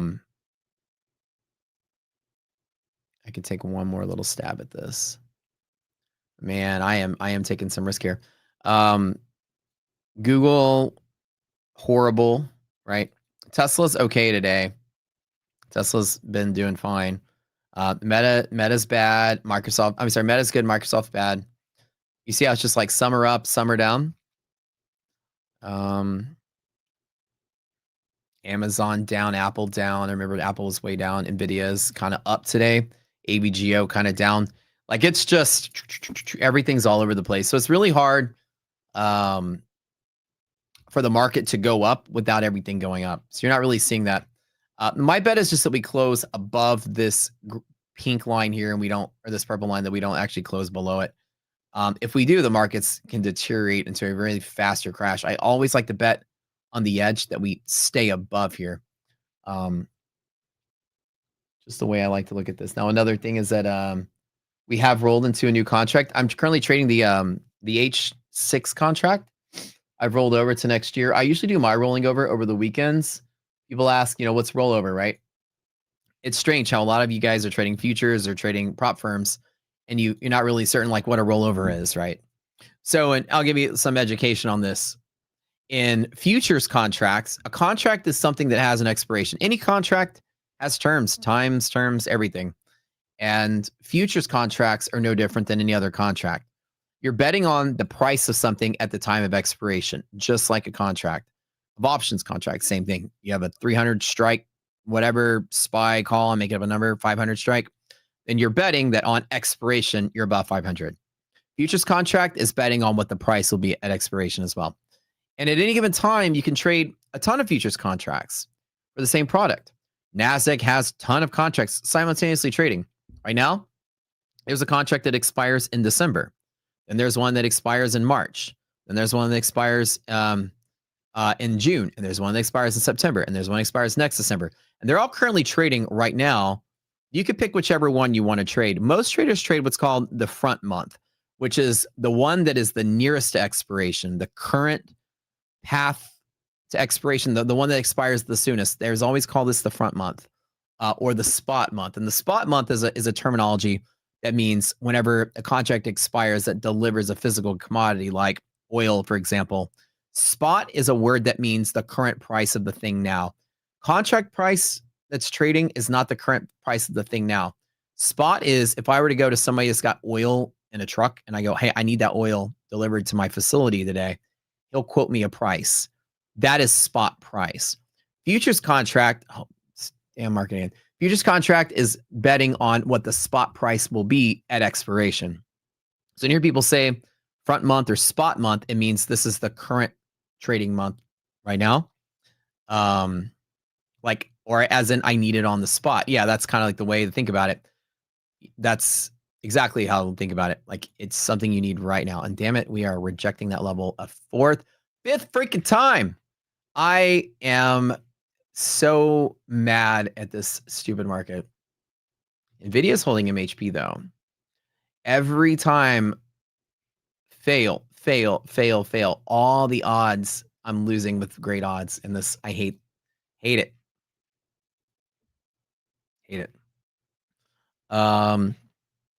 Anyways, so rollover, what happens is at some point you're going to focus your energy on the next month, right? So as December is coming to a close, when do you start trading the next contract? When do you start trading March? And there are some conventional rules of thumb, and there's some ways to approach it. I'll tell you my idea. Conventionally, if you go to a trading book, a trading education book, that'll tell you like, let me see if I can pop out a little watch list here. Detach. Okay. So I'm detaching a little gadget here from Thinkorswim. Here's how you'll normally do it, right? So I've got, these are all expired. Let me delete this. Okay. Delete this. Okay. I just pulled out this is not my watch list. This is just a random watch list here. I guess this is mine. I don't know whenever I made this though, but this has been sitting here forever. I never use Thinkorswim for this. Okay. So say that I want to look at ESZ25, which is currently the spot month on ES. Okay. And then I want to look at ESH26. And what do these contract codes mean, right? You may even wonder what that means. So in futures, the way that works is that you have the entire thing is called a ticker. A ticker is the overall string of characters that hit the tape. A symbol is ES. So in conventional naming, so a symbol would be like Apple. AAPL is a symbol and a ticker at the same time. The ticker for Apple is AAPL. It's the same. But ES is the symbol for NASDAQ in this convention, and the ticker is ESZ25. The entire ticker designates which contract I'm trading. So HZ, these letters correspond with month codes. And so you can go to the CME website and see like what are the month codes. They all mean something. H is March, Z is December, and then the following two-digit year is the year. Easy as that, right? So when you're looking at trading something, when do you trade? When do you move from one to the other? Like when's it important to you? And man, I am just dying over here. This one right here, I have to, like I said, I have to take this attempt every time, and I'm taking that one final bet here. But man, that's getting squeezy on me. I'm gonna add volume really quick.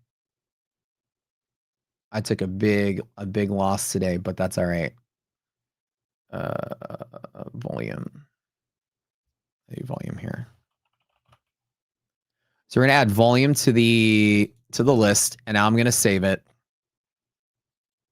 And now you see over here. Now, conventionally, what you're taught in like any trading, I don't know if I can zoom in on this or not. In any trading book that teaches you trading, is they tell you whenever the volume is bigger in the next one, then you just start trading the next one. That's basically it. Let me double check S&P really quick over here. I just took a 5 spot. I didn't hit it as super hard.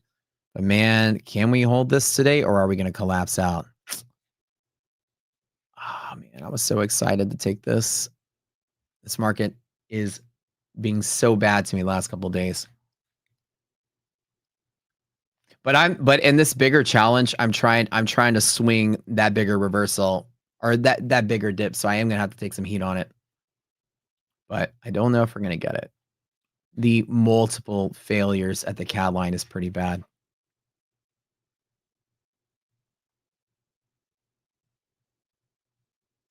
Anywho, I'm watching this one here. S&P has a rescue right off of this. So I'm still kind of like hanging on for S&P to hopefully hold this, and we'll see. But man, it could get pretty brutal. I want to be long anytime we're above MHP. I always bet on this side of it, to the long side. And I've just gotten shaken out. Every one of my trades has failed. So with the exception of one. So conventionally, you're taught to move when the volume moves. And so that's the right approach. Now, the volume, you may not know the volume is moving until like the random day that it does. But in reality, a couple other conventions are good. Like your platform itself may be it may roll over already on the chart if you're using continuous contracts. So if you type like /NQ and bring up a chart for it, it's called continuous contract. What that does is it daisy chains all the different contracts, spot months together when they choose to roll over. This particular example, Thinkorswim rolls over the Monday following the Friday expiration of monthly equities every quarter, right? So here, Monday, it chooses to roll over. And so it just changes your chart for you. For some people, that's the time to roll over. Whenever the chart changes, then do all your changes. For me, I always roll over the weekend after that Friday as well, whether the volume is bigger or not. Conventionally, that volume trick was sort of like a gauge to say you want to be where the most traders are because it's going to be the most liquid. And there's nothing wrong with that trick. But then people like are sort of married to that rule. Like I can't roll yet because it's too early or too late. There's really no penalty anymore these days by trading the lower volume contract. It's still a lot of volume. The difference is like 20%. ESC5 is not at all illiquid compared to ESH6 or NASDAQ. Let me show you like the bid ask, right? You see how it's nice and thick. You've got like 40 contracts, 50 contracts. The bid ask is one strike distance. If I were to put up like ESZ, okay, like can we not? I love how this is always so glitchy. Z5, there we go. If I were to put up ESC5, you can see how it's still pretty thick. 20 contracts, 30 contracts, bid ask spread of 1. You're not really going to be penalized by trading the old contract. A lot of people, they'll get a little fearful and say, "Oh, I'm on the wrong contract. I'm going to lose money." All that really matters is that it's not illiquid, and you can check that yourself by seeing if there's a big bid-ask spread or not. As an example, if I were to put up like ES M6, let's look at June for an example, right? You can see that like on the June contract, you see how there's a spread on the bid ask and there's only one contract and one contract. Nobody's really trading June. So when you see this, you don't want to be trading it, right? But around rollover, in reality, you're not, both the contracts are liquid enough. So M6 off the table, just buying this, you're already taking a six tick loss already, just getting into it. So you can see how it's not really too bad to still trade the spot month versus the forward month. So the newer month we call the forward month. And so it's not really penalizing you by trading the wrong one. In reality, the correct answer these days, the correct answer really is, as long as it's not illiquid, then roll over when it's convenient to you. Like you're on a new contract that has a different value than the old one, you're going to have to readjust all your charts and move all your levels again. So you don't want to be doing that like in a rush job in the middle of the market opens Monday morning. Like, oh crap, I forgot to roll over and it's the higher volume. Oh my God, I'm screwed. Let me move my levels. Let me do this. Don't worry about it. Like if you choose the weekend and you're trading S&P and NASDAQ, for example, Russell and Dow Jones, rolling over the weekend is the new modern rule of thumb. That's what I teach everybody. The volume trick, that's very useful 20 years ago, 30 years ago, when you weren't trading futures from an app on your phone. When prop firms went around, futures were scarce as it is. Futures didn't have a lot of liquidity. So it really mattered. You would see it roll over. The volumes would just plunge on the spot month around the rollover date. And you would start to see a high bid-ask spread and a low contract count. These days, not so much. You can actually trade the December contract all the way up until the last day of trading and not really experience any illiquidity, at least on the equities products. Certain commodities, you'll still use the volume roll because a lot of times, a lot of the commodities will be very illiquid as well. But with S&P and NASDAQ and Russell and all that, you're not going to see that effect. So in reality, you should just roll over when it is the easiest and most convenient for you to do so. The easiest rule of thumb that lines up with all of it together is typically the weekend after the third Friday of the month. Every quarter is when you should roll over. That Monday, you usually wake up to higher volume on the forward month, which check. And also, you've readjusted all your levels on Sunday. That way on Monday morning, you're not scrambling to do it. This makes sense to everybody? Best rule of thumb out there. What happens if you roll over the wrong day, the wrong whatever? What's the worst that can happen? Well, either an illiquid contract, even 6 months ahead, even the June of next year, what's the worst case scenario? I get in the contract, and instead of being upside down $12.50 per contract, which is the current bid price if I buy at the ask, I'm upside down $100 automatically just by getting in the trade per contract. That's bad. It nukes your efficiency, right? So you're going to lose money by getting in with the high bid-ask spread. That's the worst that happens. Can you still trade it? Yeah. Can you still get fills instantly? Yes. Can you still get in and out of the trade? Yes. But you're going to pay a penalty if the bid-ask spread is greater than one tick and you're using market orders. So your best double check is look at the DOM. And if it looks very liquid and very tidy, you're probably be okay. If we were to put an S&P, this is currently March, and I were to do like ESZ25 here. Do you notice a difference in these two charts? You don't. There's not one. They're absolutely identical in almost every way possible to the tick. Right? That's the robotic nature of the tracking algorithm. And there is no difference. The candles aren't wiry and sporadic. The volume distribution looks pretty much identical as well. And so this is December with the lower volume, and this is March with the higher volume. And you can see that even the volume profile, it's slightly different. You can see there's a little bit of difference, right? Here, there's two big volume candles, and down here, there's just one. This one's slightly less. It will be slight differences, but you can see overall, the chart and the volume profile looks fairly similar in both contracts. So to dispel the myth that you have to roll over or there's a convention is because a lot of people that are telling you that are like new traders that read like a trading 101 book. And a lot of this technique comes from the olden days when that was a big thing. In the modern day, I'll tell you from personal experience, do whatever the weekend, everything will naturally line up on Monday anyways. Does that make sense, everybody? Y'all follow what I say? Like if you roll over, if Friday's the day, that day ends, Saturday and Sunday, go roll over your contract in the platform, go readjust all your levels for Monday morning, and then wake up Monday morning and jump to the next contract. If you're using Thinkorswim, they're really nice about letting you know on the chart when that time comes, because they're going to have this like vertical green dashed line on the chart if you use the continuous. So an example, if I put in just in Q here, you'll see that there's a space between the two contracts here, and there's a green dashed line here, which is designating that from this point forward, it's showing, you turn your head to the side, it says H26. From this point forward, it is showing the H26 contract. And again, this is called the continuous. In TradingView, I think it's like in Q1 or something like that. I don't know what the designation for that is, but the continuous contract shows when the rollover events happen on the chart. And again, the chart rolls over on this day when they choose to do it. If you see on Thinkorswim, they always roll over on the weekend as well, which is a great rule of thumb to do. That way you're not fussing with it Monday morning. Is it in Q1? Yeah, that's it, in Q1, something like that. So when you look at the chart as well at rollover, you might say, oh crap, we gapped up. Maybe we're going to fill the gap. This isn't actually a gap. Last lesson for you guys on this. There's no gap here. If you see, this is December contract is here and March contract is here. Price didn't gap up when it opens here. You might see that on those days and be like, holy crap, let me fade the gap. Don't ever think there's a gap here. Think the following. If I were to look at the H26 contract here, you can see there's no gap right in the overnight.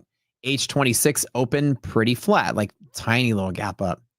And the December did the same thing. If you look at December, again, no gap, right? December opened from here to here. So what's actually going on? And you'll see that currently the December contract is trading at 115. And the March contract is 361. It's 250 points higher. And so you'll see that the two contracts are trading at different prices. Well, why is that? NASDAQ only has one price. Ah, right. But it's a futures contract. A futures contract is not betting on the NASDAQ's current price. A futures contract is betting on the NASDAQ's price at expiration, which the March contract has got some months left on it. And so while December is valued lower than March, what it's telling you is currently Wall Street is betting on March being higher than December. That principle, we call it contango, when the forward month or the forward contract is trading higher than the current spot contract. And the other way around is called backwardation. And we use this to our advantage in trading. There's a lot of neat things you could take from this backwardation and contango stuff. And if you look at it, it didn't gap up. It's just, if you were to continue both of these contracts out, December is trading like this. I'm going to draw. It's just not shown here. On the right side of this green line, it's not really shown. And December looks just like this as well. Remember, it's trading at about 115, which is here. And then March did the same thing, except it was up here, right? Like that. And so whenever you stop drawing December and start drawing March, it just erases both of those things I drew, and it looks like that. What's important when there's contango or backwardation around a rollover event or around a monthly expiration is to always draw the midpoint. If the forward contract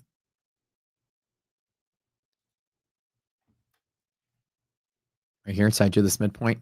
Let me take it and I'm going to draw like a white dash line. I always use white dash line for these. If the contract that's trying to price in the future has underpriced its potential based on the current liquidity, like essentially there's more buyers and sellers, it will bounce off this midpoint, which is why I'm trying to take a stab at this.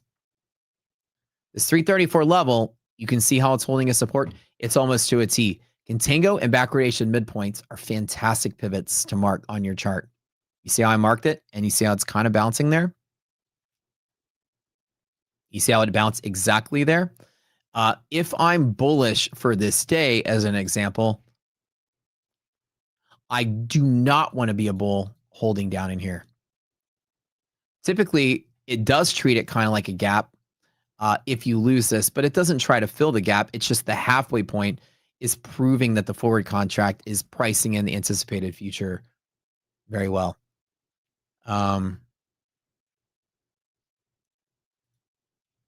Somebody said, man, you talk a lot. Well, this is a talk show. Would you like me to dance? Would you like me to sing or play guitar? You give your option. It is kind of a talk show, though. I don't know. I don't know about you. I would y'all rather me dance? Oh, I don't think y'all want to see that. Yeah.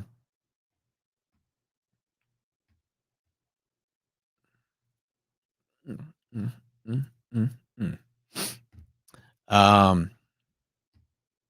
Dance, talk, sing, and trade. Who am I, Fred Astaire? I can't do all that at once.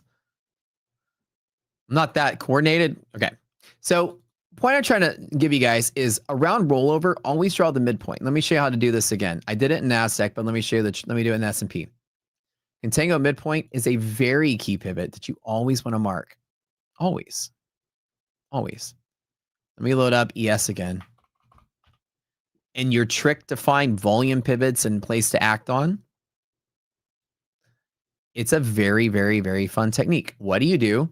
Is on that rollover weekend, you're going to take, I use a fib tool. You can use any other way to do it, but I find the midpoint. So I mark the last traded price of the previous contract, spot month, which is December, close on Friday. And then I mark the midpoint between that and the open last night on March.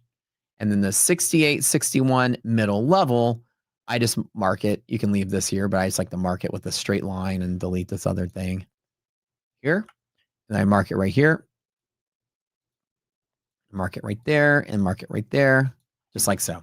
And you will see that when you return to that middle level, we exploit Contango midpoint in VIX. After all, we tell you guys that trick, we call it our triple B or whatever. But that midpoint is always an interacting pivot when you return. There's a big balancing act going on between NASDAQ has a current value and the current spot month contract is searching for that at expiration. And the forward contract is trying to price in where it's going to be in a quarter. And people are sort of like rolling from one to the next all around this time. If people are rolling towards the forward month with the same positions as the current month, then this level will bounce. An example, if 10 hedge funds are all long the same amount of contracts and all of them on the same day are rolling to the same long position in a forward month contract, none of them are switching bearish, then you better believe that contango is, we call it justifying. So contango is justified. It needs to be priced higher because everyone's still long for the long haul. Nobody is bearish. If you're in backwardation, the opposite is true. The expectation is that people that were long are going to roll in and go short. Y'all understand what I'm saying? If you're in backwardation, then the expectation is if you have 10 hedge funds or whatever, making up a number that are all long, then the expectation is that rollover, you might only have 7 or 8 that are long. You're losing steam. And that backwardation is representing, and that when the contract is pricing lower, the expectation is in the future, less people are buying. And that's what causes the market to come down. You take our boot camp, we teach you that when that net long position is rising, markets go up, and when it's shrinking, markets come down. So in contango, you expect the same amount of people, if not more, to keep going. And if that's the case and you're bullish, then you expect the midpoint to test and hold to justify or confirm the contango. Does that make sense? So in reality, whenever you're rolling over, always mark that midpoint and tell yourself, if you're a bear, like for the quarter, for the next coming month, or even in the next week, like this market's going to crash, then it will break through this with velocity here. If we break through this, then it's like a free fall from here.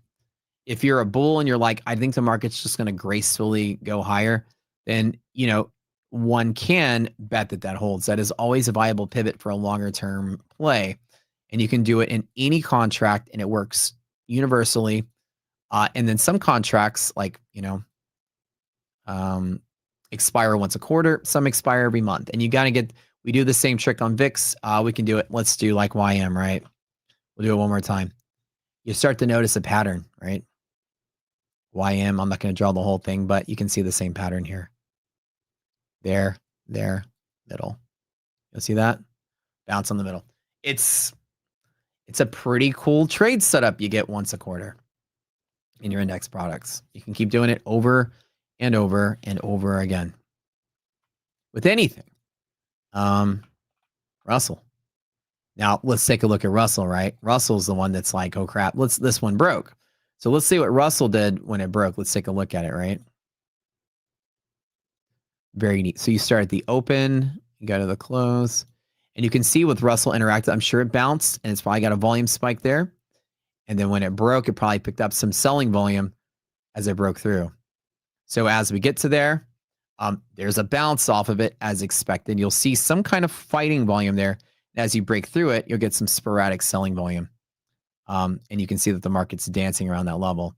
So we're kind of like unconfirming the contango and the Russell, which means when people are risk off in the Russell, they're a little more bearish in general. People like load up on the Russell when they're very bullish everything, and they start dialing back on the Russell when they're kind of like less confident in the overall market. So usually one of your first signs of market reversing is that people are going to start dumping the smaller, riskier stuff first, and then the blue, just to hold on to the blue chips. Like you're like, okay, the fund's taking on some water. What are we going to do? Well, dump the NVIDIA. Nah, let's hold on to that. Let's dump the like small cap stuff. Let's roll out of some of the riskier stuff, things with high debt and like low market cap and stuff. And you'll see that. So if Russell was good, I'd be hyper bullish everything. And Russell losing as expected just means the market's losing steam in general. Probably not like a lot of steam, like it's going to die, but losing some steam. And people are kicking out some of their smaller cap stuff. That's an early warning sign of maybe bigger things to come, right? But NASDAQ, man, that contango midpoint, ooh, baby, loves it. Like look at that, 334. See how beautiful that was? I don't have it marked on here, but I can mark it for you guys. 334. See how pretty that is? Like I'm betting on the bigger turnaround. But like I said, I'm going to take some heat to do it. Whether I'm right or wrong, we'll figure out later. But that candle wick is so long, it's paying off your student loans. Anyways, time for giveaways. Are we doing giveaways today? I don't know. I think they already gave out one earlier. But hopefully, like I always try to bring a cool lesson to the table. Hopefully you guys learned something. The boring stuff, futures, it's all this extra crazy crap. You go study for your series 3, you'll learn all this stuff. But futures is just so many little mechanical pieces that when you pick up a prop account, roll with it, you're not even paying attention. Your platform probably pops up a message and goes, it's probably time to roll over. Click this button to roll over. It's so simple these days that they kind of like walk you through it and hold your hand. You know what I mean? Like a long time ago, you'd show up to trade and then all of a sudden your chart was empty and you're like, wait, where's the contract? These days, it's all sort of streamlined for new traders. And, I've been trading futures for over a decade, so I've seen the evolution. It's kind of easier these days. They don't necessarily tell you all these little mechanical details, like, unless you go out of your way to learn it. But we like to touch base on it and teach y'all something. It's always good to know. Futures are contracts. They expire and they don't just last forever. And you can trade any one of them that you want. Multiple are trading currently right now. And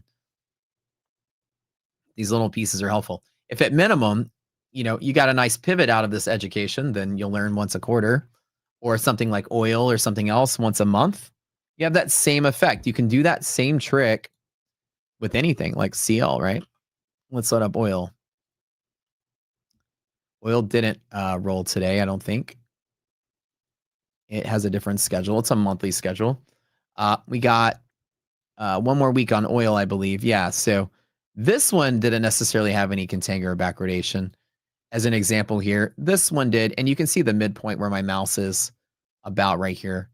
There's that resistance off of oil. You can do this trick across the board, dude, with any contract. Here's the close, here's the open, the middle is right about there, and we went right up to it and rejected it, right? You can see that it's just a volume pivot. It's another one to add your arsenal. It's a pretty cool trick. And if you're a bigger bull, you're betting that this is holding. If you're a bigger bear, then you want to unjustify or unconfirm the contango and bet that this is overpriced and that we're going to collapse back onto the current spot month that's trading lower. And that's really how you'll treat that, right? I'm a bigger bull, so that's why I held through this, that particular setup. Winner, chicken dinner. We have the winner, and the winner is, y'all are all winners in my book. That's all that matters. We love you all to death here. 535 people watching now. Friends, you want to do me a favor and smash that like button. I want to see some thumbs ups on the screen. Y'all like that free stuff we give away?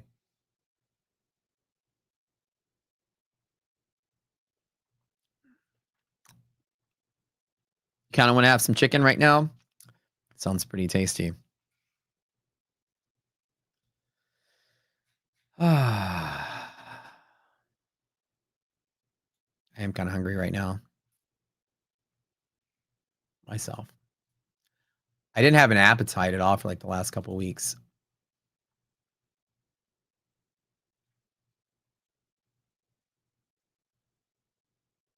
Where's the rock scooter Santa?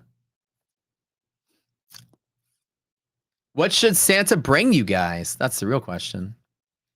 Let me double check. Let's see. Let's take a look at some stocks. Are we getting a bounce in Broadcom maybe holding a little bit? Nvidia is picking up some steam. Yeah, maybe a little bit.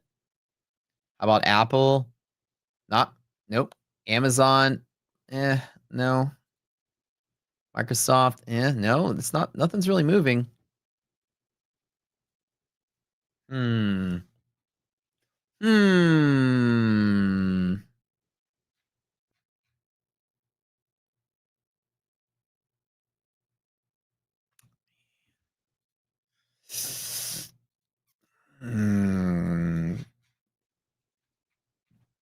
That'd be so incredible if this were to save above my cat active line at 437, 440 level area here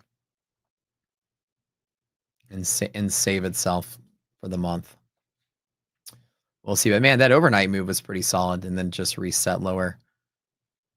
Crazy. I do any trades overnight, nothing. I just kind of chilled. Can we have a decent close to the month? Do I have Aston Martin giveaway? Okay. I love the new car. Can I tell y'all a secret? Can I tell y'all a secret? I really haven't told anybody. Well, not too many people. IDOC knows. I'm kind of looking to get another car.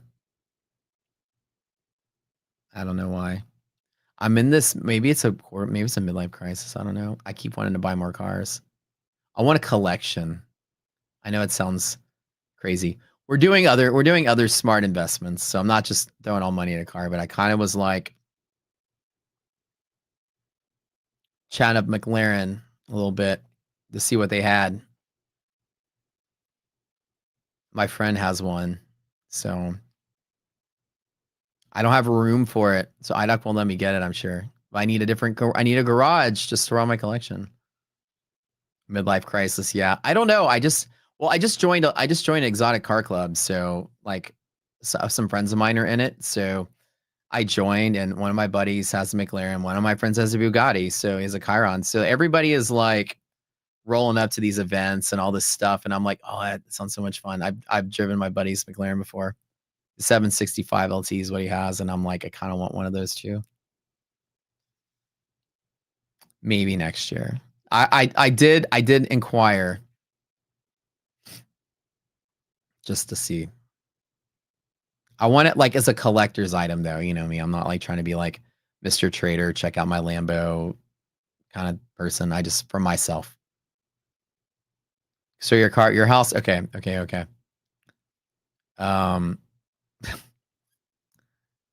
Buy the Flintstones car. Do they make one? I'll buy one if they make one. Although I'm just not that good at pedaling with my feet, you know. Anywho. This year is going to be a fun year for both of us. We both are taking on 2 new ventures. IDOC is doing one, I'm doing another. So we're going to be building some things out this next year, which will be really fun. Hers is a custom fitness concept. And mine, I can't tell you what mine is yet. But that's our path for this year, to try something different and new. But I probably won't be getting a new car this year, but my friends all have it's certainly feeling peer pressure, you know. Fences. Yeah. No more new fences, thank God. But no, I'm loving my car. My new car is like my dream car. I love it.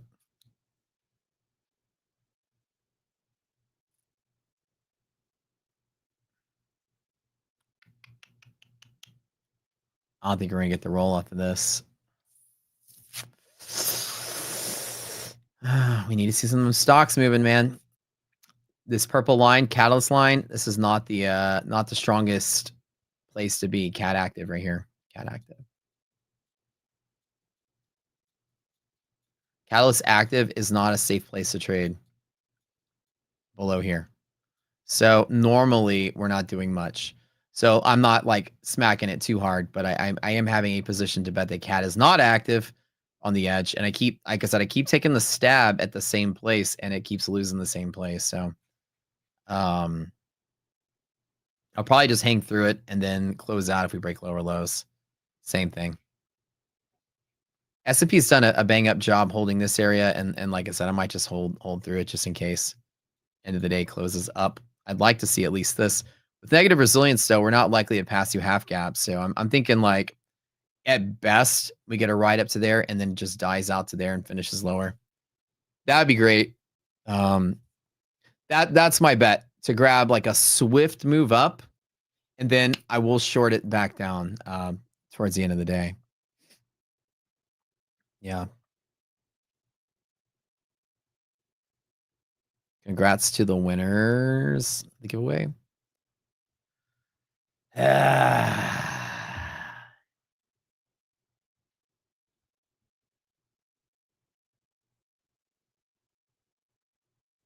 Three cheaters were eliminated. Oh no.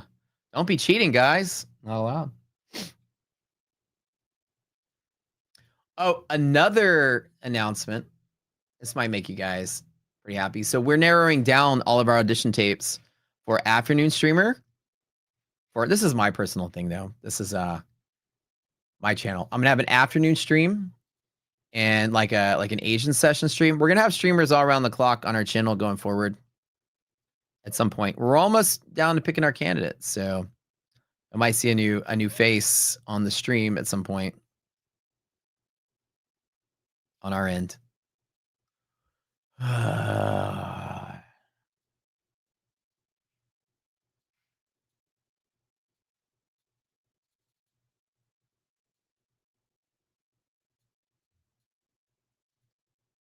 I am not gonna lie. I would rather take off for the year than do any more trading. Like if I didn't have to stream, I would take this time to go on vacation and just let this market do what it's gonna do. And then come back January for the big plays.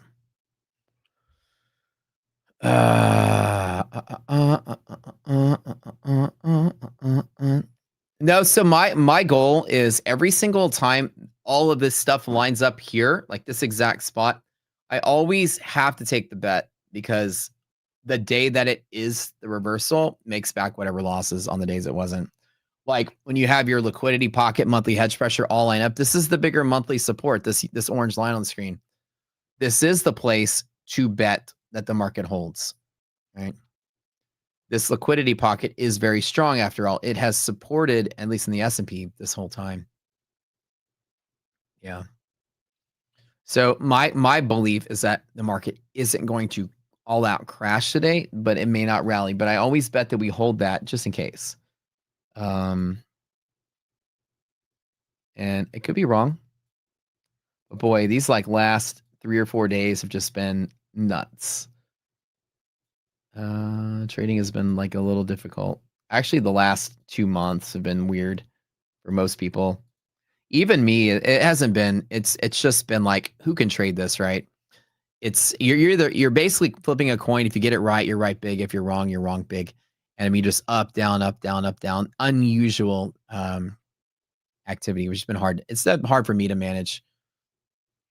Other people have been hitting strides, like getting lucky and then getting on the right side of this for like the last 3 or 4 days. And I commend them, but it's been tough.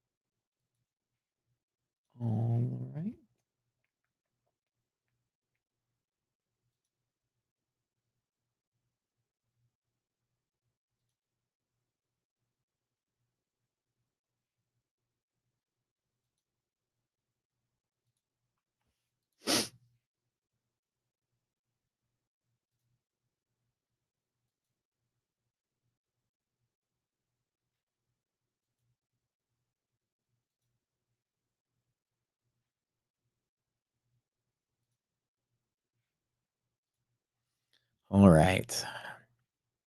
Well, I got 5 minutes left, you guys. Like I said, the end of the year, just be careful. Don't make this the time that you blow up your accounts. This is not going to be the day where the hedge funds come back in and the money managers come back in the last couple of days of the year and start buying these things up off of some kind of news. We do have events, right? CPI. This is going to be obviously a market mover. And we're going to look at that. Wait, I thought I had it on. Oh, that's not my news. That's my boot camp. Where is my news at?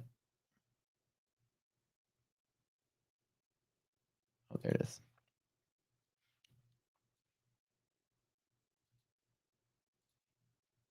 Cat, yeah.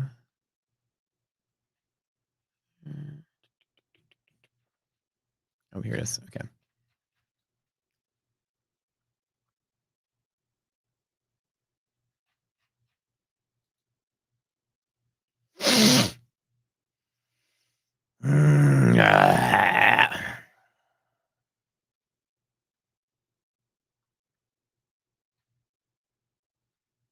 It still thinks it's this. Oh, here it is. Okay. Let me load up the current week.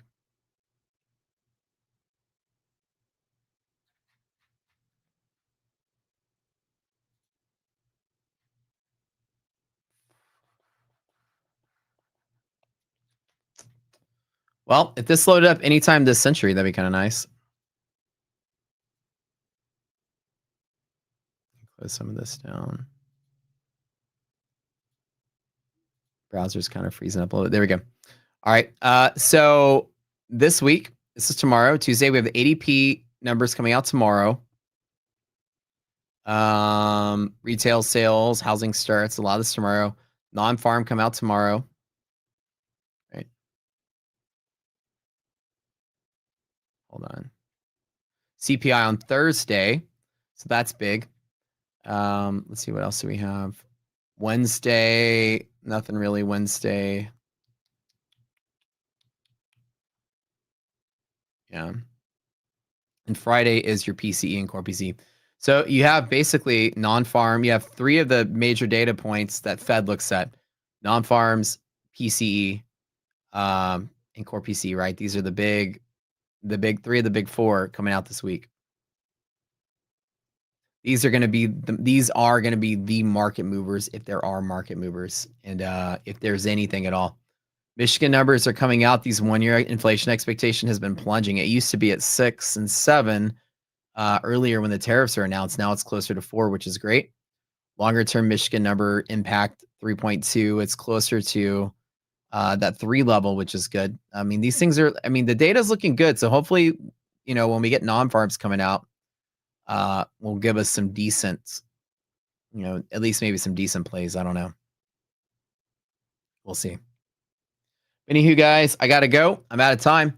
But we will see y'all later on this afternoon. I'll be live for a tiny little bit on my stream, and we'll check you guys later. Y'all feel free to come by and say hey. I'll be live this afternoon. Be here bright and early, obviously, tomorrow morning again. See you guys. And y'all make sure to check Steven out this afternoon, the evening stream. If you guys are trading Asia session, always a treat to check him out. And yeah, so we'll see y'all. I'm outie. Come on over and say hey. We'll be streaming this afternoon over on my channel. Have a good one. Yeah. Charts scribbled like hieroglyphs, secrets in the mist. Candlesticks whisper, every wick got a twist. Fibonacci spiral, price dance in a trance. Pyramids of profits if you catch the right glance. Inner circle move, shadows on the screen. Trading on the edge, chasing that dream. Cipher in the candles, fortune in the haze. The cipher in the riddle, money through the maze. Liquidity hunts, snipers in the dark. Stop loss graves marked by the market shark. Order block sermons, preaching through the pain. Catch the ICT code, ride the profit train.